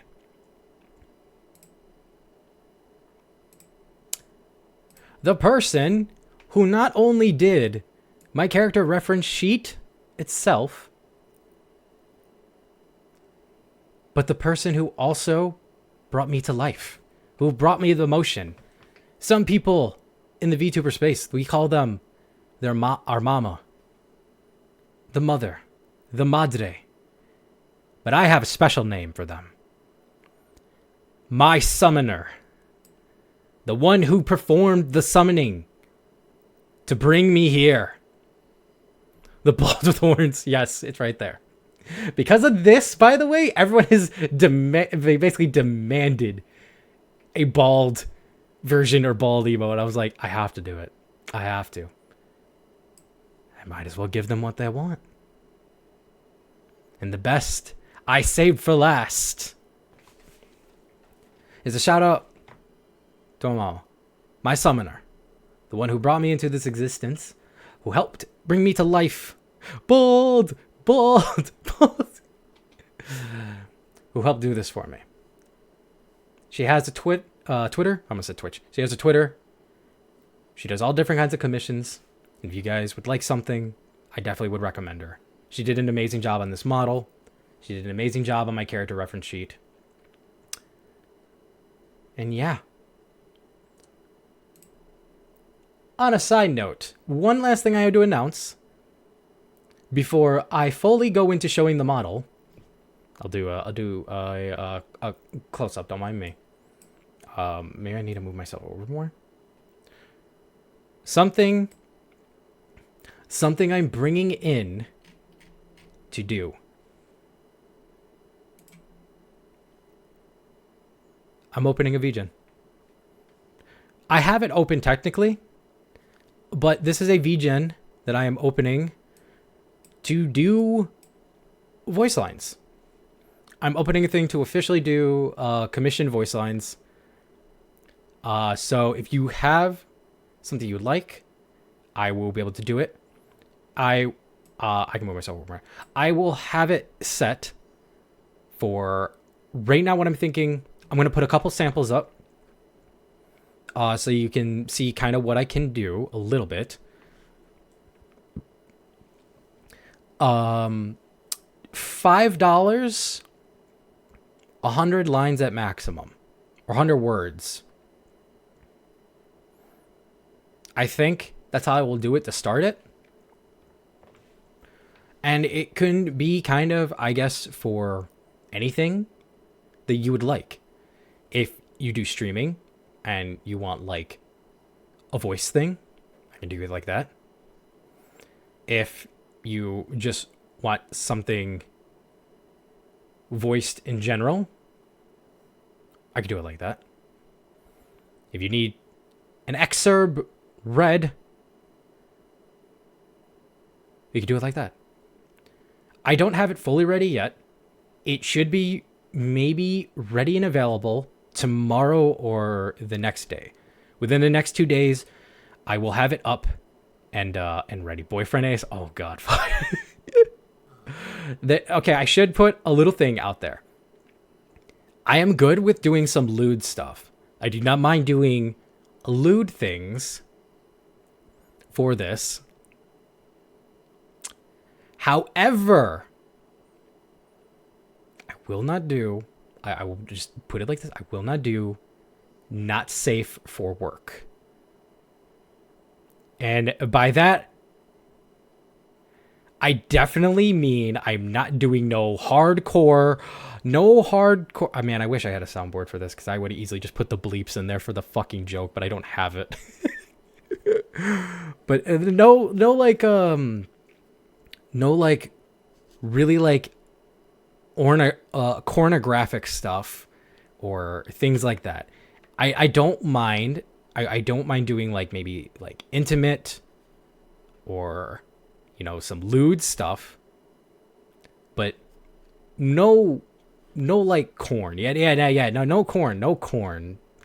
As much as I love me some corn, no corn.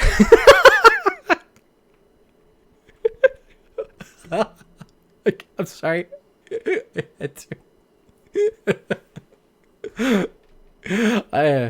It's funny because in actuality, like the vegetable corn. Wait, is it a vegetable? Corn's a vegetable, right? Or is it a grain? Whatever the hell corn is, I actually do like corn. So it was perfect for that joke. I thought we're really getting to know you tonight. Oh, that makes it worse. When you put it with tonight, oh, it gets fucking worse.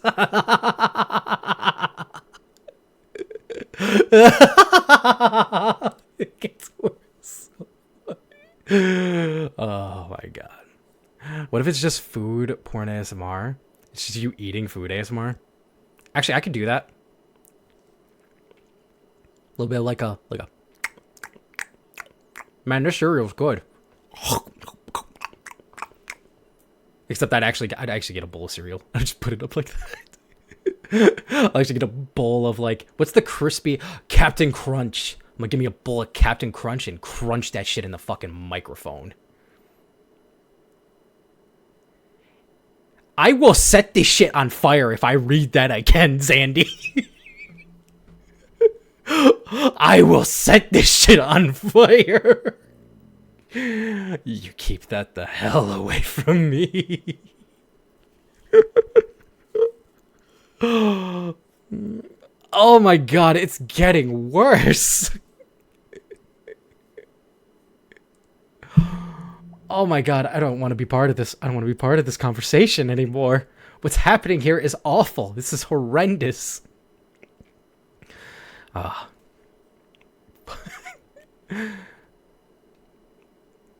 Nope. See, it still clicked on me. Interesting. This indeed took a turn. It did. So, yes. I am going to be opening up a VGen. There will be some samples. How do I want to put this with the samples? The samples I'm doing is I'm going to be doing voiceovers of characters from like animes and games. So one of them will be like from a character from Kingdom Hearts. One of them I'm thinking I want to do like a thing over Light Yagami's laugh. The famous ending laugh. I think I want to do something for that, to do the voice line of like, I am Kira. Something like that. And we'll see how well it works out. And it should be available within the next 2 days. I wanted to have it ready by today, but I didn't get the time to fully set it up.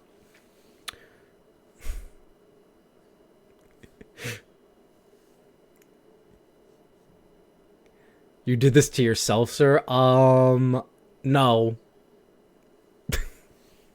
I refuse to accept that. What do you mean? This is peak VTubing. Eating dry loaf of bread ASMR. Oh god. I am Kira. Woo. I am Kiru. Woo. Yeah, so that'll be available in the next 2 days. Thought I'd just give that little thing. This will also, I'm hoping, help with getting me some more experience in voice acting stuff. Like this can help go into like a portfolio type thing as well, I think. It'll give me more experience too. And I'm still going to go over the fine details of like what everything will be, like how many takes to do, things like that. So you guys get like you get optimal experience and you get like some choices. Like I'm thinking of maybe doing like 1 to 3 versions that you will get yourself, like that I will send you with it, doing it 3 different kinds of ways. And then you will have your choice of you'll have your choice to pick from. So like in the line like I am Kira, I could be like I am Kira. Or then be like the second one would be like I am Kira. To do like a little bit more of like a, instead of like a straight menacing, to more like a like losing it type mentality. Or like even to like maybe more like a I am Kira. So like fully like lost my mind type shit. Oh, brother, I am Kira. Better watch out, brother. Kira's coming for you. I'll send you down with the Hulk Hogan slam, Kira style. Someone fucking end me now. I'm not. This is done. This is over. Please send your application to Studio Cadence. What is Studio Cadence? Ooh, maybe I will. Ooh, brother, you better watch out, or I slam you into Akira. Do Akira. Can I do that? I'm curious if I actually can. Oh, hi. I'm Kira. Oh, I am Kira. Oh, is that okay? Is that okay? I feel like that was awful. You can make a bot command or something for your VGen. I probably should. Kira British, but what? Better watch out, mate. That's mate ain't British. I don't know what that is. Is that Australian? Oh shit, I'm Kira, mate. I gotta get the fuck out of here, mate. Oh shit, I'm going. What the? Huh? Oh shit, they still after me. Oh shit, they still after Kira. I'm gone. What the? Who? Okay, anyways. Yeah. I got lost in the sauce by doing that. Kira, but you do it with Stephen Hawking voice. If I could zoom in more, I would. I could zoom in more. I definitely would.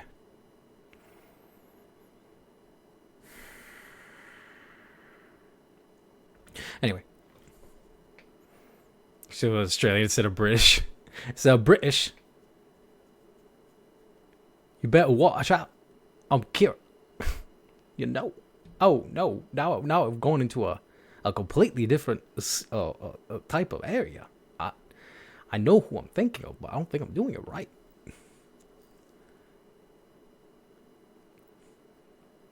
Kira David Attenborough style, please. What is... Wait. David Attenborough. The name sounds familiar, but I can't remember. Time to find out.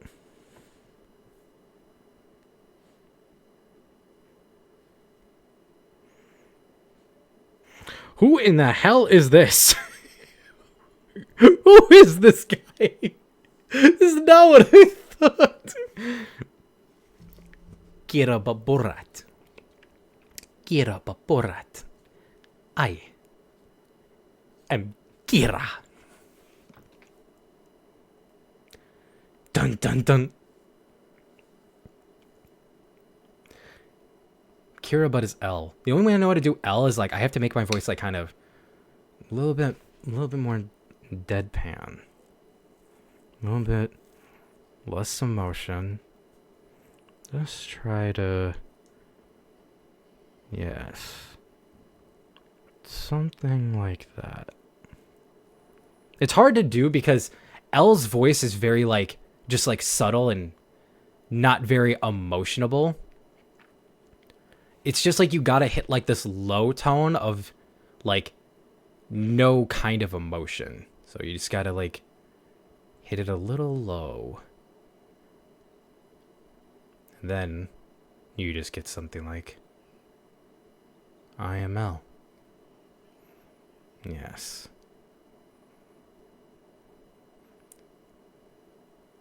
Chief Yagami of the NPA. I am L. Although that's still even like not exactly it. I can do kind of a decent L impression. I tried it for like a character once before. And it came out okay.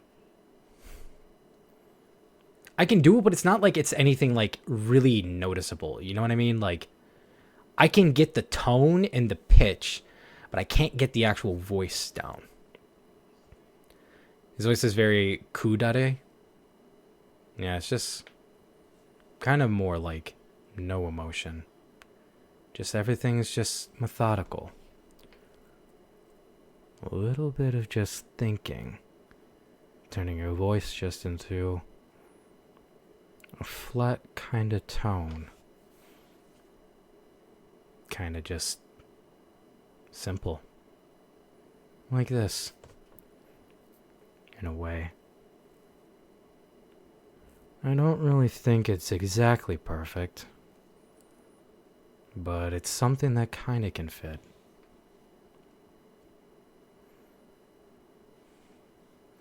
Get the dead voice just right. I'm already dead inside. Oh, facts. I feel that. That's life nowadays. Okay, and now with that little announcement out of the way, we can go into the dessert.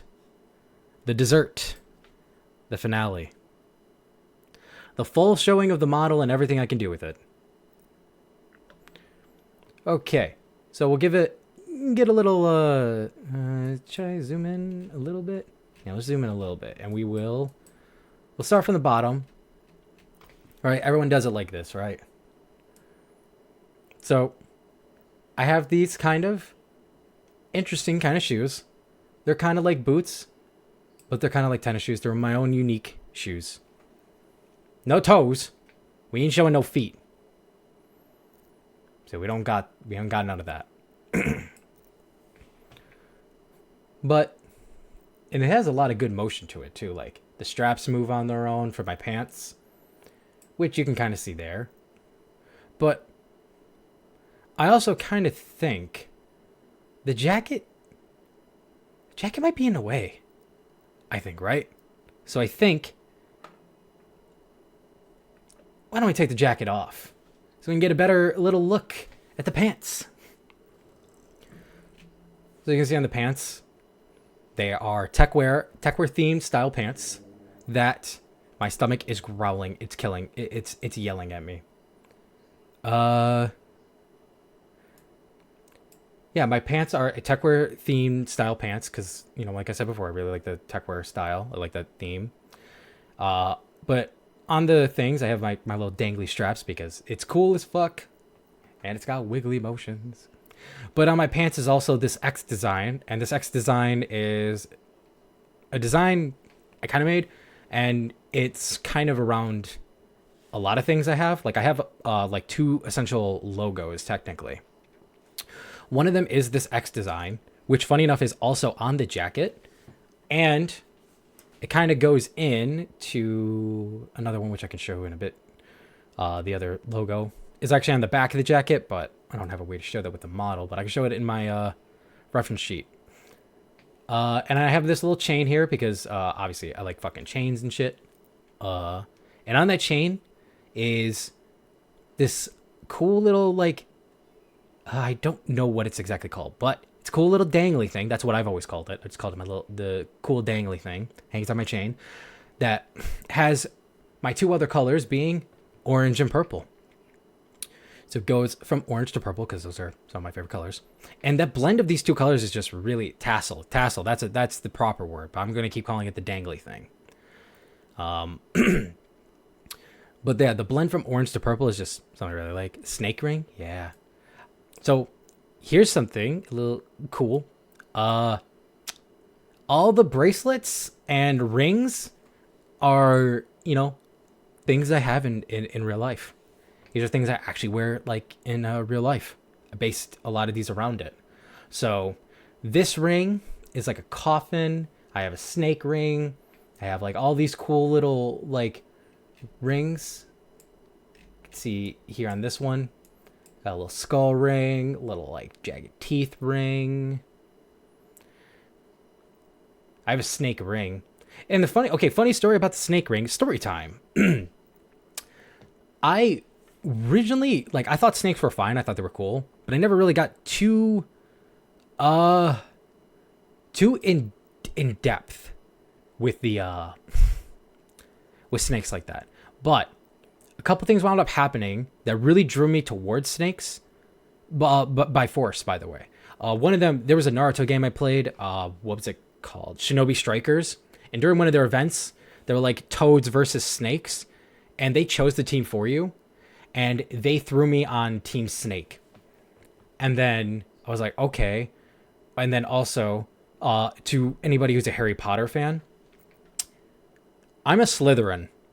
And I took this test multiple times because there was a couple answers that I was like, do I switch? Like, it could have gone either way for either of these questions. And I was a Slytherin every time. I always got Slytherin. So I was like, those two things, I'm like, you know what? Maybe snakes are my thing. So I got a little snake ring. Where do you usually get your pants? Online. I'm not gonna lie, I don't really shop in stores anymore. I usually buy a lot of my stuff online. Do shopping, I just type in stuff I'm interested in and see what I can find. You have two snakes? Oh, nice. See, I got my little watch here, so I can always know what time it is. And then my black and white bracelets. Then we're gonna... Oop. I clicked off my thing. Oh, shit. Okay, never mind. We're gonna go over here. So we have this one here. This hand, which also has its own little rings. And not only do I have my black and white bead bracelet, with this cool black one here, and this other bead one, we have this one, which this is essentially this bracelet here. It might be hard to tell, but this is based off of one of my bracelets I have, which is the Jormungandr bracelet. It's a bracelet basically based off of the giant world serpent from Norse mythology, Jormungandr. And then, yeah, we got a bracelet with a skull on it, because, yeah, fuck yeah. I'm 50-50 Ravenclaw and Hufflepuff. I can definitely see the fucking Hufflepuff for you, Anna. Gardening, coziness, comfy, that is Hufflepuff through and through. You are a full Hufflepuff in my eyes. Hell yeah, fellow Slytherin.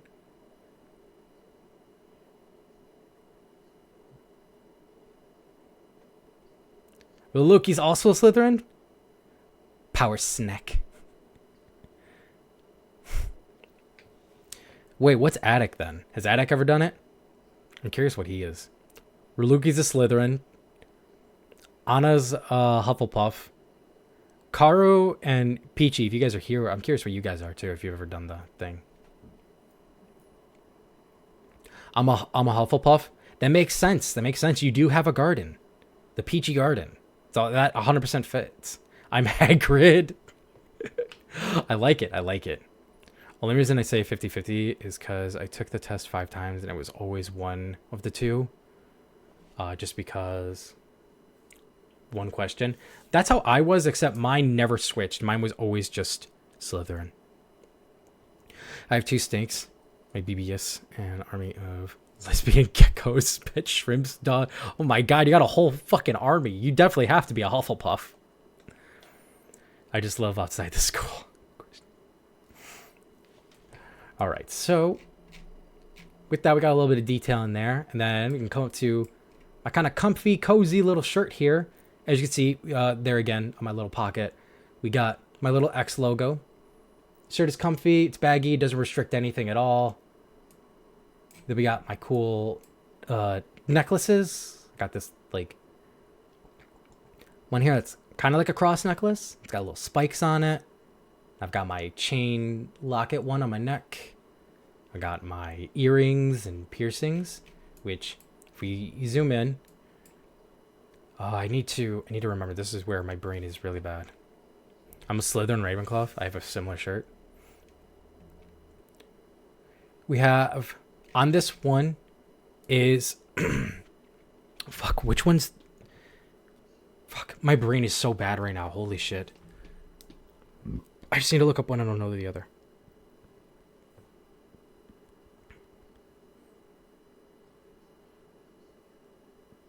Okay. I figured it out. I remembered. So, on this ear here, we have this earring, which this has my other logo. I can't really zoom in too much on it, but it's this face here. This little face here. That's my other logo that I have. But on it, we have the kanji for death, which goes right underneath it for this eye. Or not, well, this eye entailed to this side with the 3 piercings here.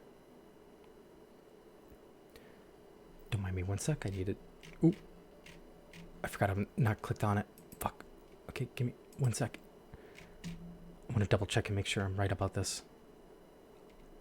So remember when I said I'm really stupid? I have a tendency to mix up my lefts and rights. So this has it written down for me. Yeah, okay, that is my right side. That's what I thought. That was. Anyways, on the right side here, where my purple eye is, we have the kanji for death on the earring with my little logo and my 3 little spike earrings. The kanji for hen and... Anyway, and then on my left side here, on my where my orange eye is, we have the opposite side to the dangly earring, but it has a little chain attached to it, so it has a little clip on here, a little chain earring, that you get the kanji for life. So we have death and life. And as I showed before, we can take off the jacket and we can put it back on. And then on the jacket, you'll see underneath it right there, on each one of these pockets, is also the X logo as well. And then on the back of the jacket, which I will show with, I'm going to move me over here just so I can pull it up again. On the back of the jacket, you get the other logo. So that's there like that. Now, we can go over some of the other stuff I have, but all that is face stuff. So we'll do that real quick. I think this will be good right here. So, as you can see, I have glasses and a mask, and I can take them off. And I don't need those anymore because I'm not reading anymore. And take the mask off. And hi! Now we can see part of my face. And you can see my sharp teeth. If Ben Man was here, he would say chomp. He's not here anymore, so he's gone to do better things out there. Is what? Is that little belly window? I mean, I guess technically it's just my shirt's like so loose it kind of just kind of like, you know, it's just chilling. It's just chilling out there, you know. So technically yes, but not exactly necessarily. But yeah, so spiky tootsies. So we got my little sharp teeth, and I do have a couple expressions. I've shown some throughout the stream so far. We have the first one. Whenever I get angry or pissed, I can be very mad. So I can have the shadows come over my eyes as I lock into the game that's pissing me off. And I zoom, and my eyebrows get a little angry too. And outside of that, appreciated. I don't know. I hope I don't make a face like that if I ever am. The next one we have is happy. I can make myself happy, but when I'm happy, I don't really talk, you know? But the fun thing we can do with being happy is I can have my inner monologues that no one will ever know about or hear. You might think you're hearing what I'm thinking, but you're truthfully not. My thoughts are always in my head. You'll never know what I'm truly saying out loud.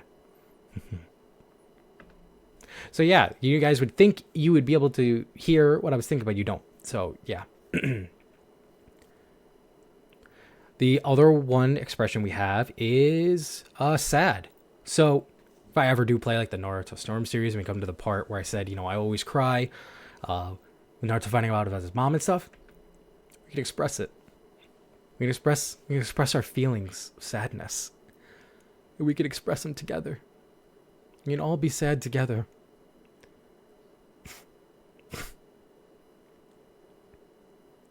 Be sad. And if I truly want, wait, he's speaking through his ass like, no, fuck no, absolutely not. Sad point moments, yeah. We can combine everything so we can be angry while happy and crying. They'll never know what's truly wrong with me. They'll never know. And we can even put on the glasses and the mask with it too. I can truly hide myself. Boop, boop.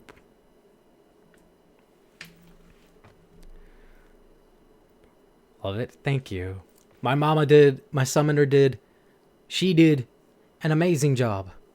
Sama Lila, thank you so much for doing this for me and making this model and my reference sheet and everything. True face of... Okay, we're moving on. Are those keyboard shortcuts? Yes, they are. Yes, they are. I have little keyboard shortcuts that allow me to access anything I truthfully need to on a whim's notice. It's also how I can do stuff like this. Woo, woo, woo, woo, woo, woo, woo. Conjure Mama. Yes, actually, that's a good one to put it. Conjure Mama.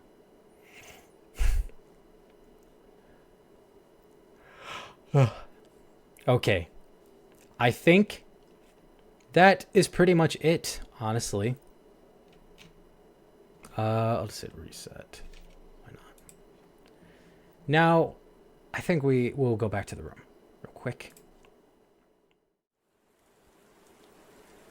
Ah, man. 7 hours later, and I finally finished this fucking debut 2.0.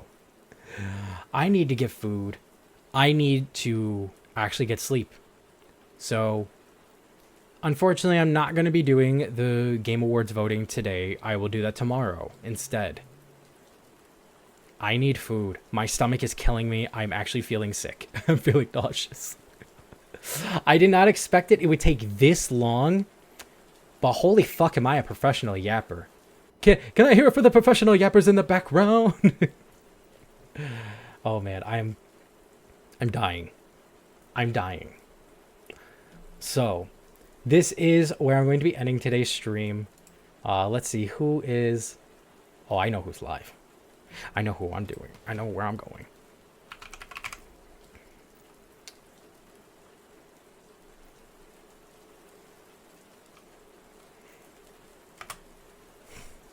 Hydrate. Thank you for the hydrate.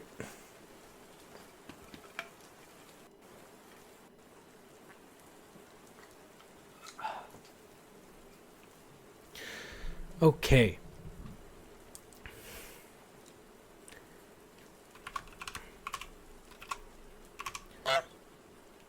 I'm going to be sending us off to this guy. This dude. He's playing some Pokemon trading card game or something. I don't know. But he's a pretty cool guy, I think. We're going to raid into him. So, I need to do this as quickly as I can. I want to say thank you so much to everybody who has shown up today. Everybody who came to my debut 2.0. Every one of you who decided to hang out throughout all this. I very much appreciate you all so very much. Thank you to everybody for the subs and the gifted subs. from you all, being like Anna, Zandy, Kara, King. Thank you all so much for being here for just the debut 2.0. I'm getting actually really sick. Thank you so much to everybody for the follows as well. We had Damn Scout, Draco, Yuma, Dark, Baron Knight, Silver, and Cora Chico. Thank you all so much for the follows. And thank you to everybody for the gifted subs. And, you know, again, like I said, being here. I'm repeating myself. I can't believe I have 13 viewers. Well, thank you either way for being here. And once again, thank you to everybody for supporting the channel with the gifted subs and everything. You guys are amazing. And I hope you enjoyed today's debut 2.0 stream. Tomorrow we'll actually get back to regular stuff. Happy debut. Thank you so much, Zandy, for being here and the gifted subs, like I said. You guys are all amazing. Thank you to Peachy for making the emotes for me. Thank you guys so much. I hope you all have a good day, night, and or evening. And make sure you guys are taking care of yourselves. I gotta go.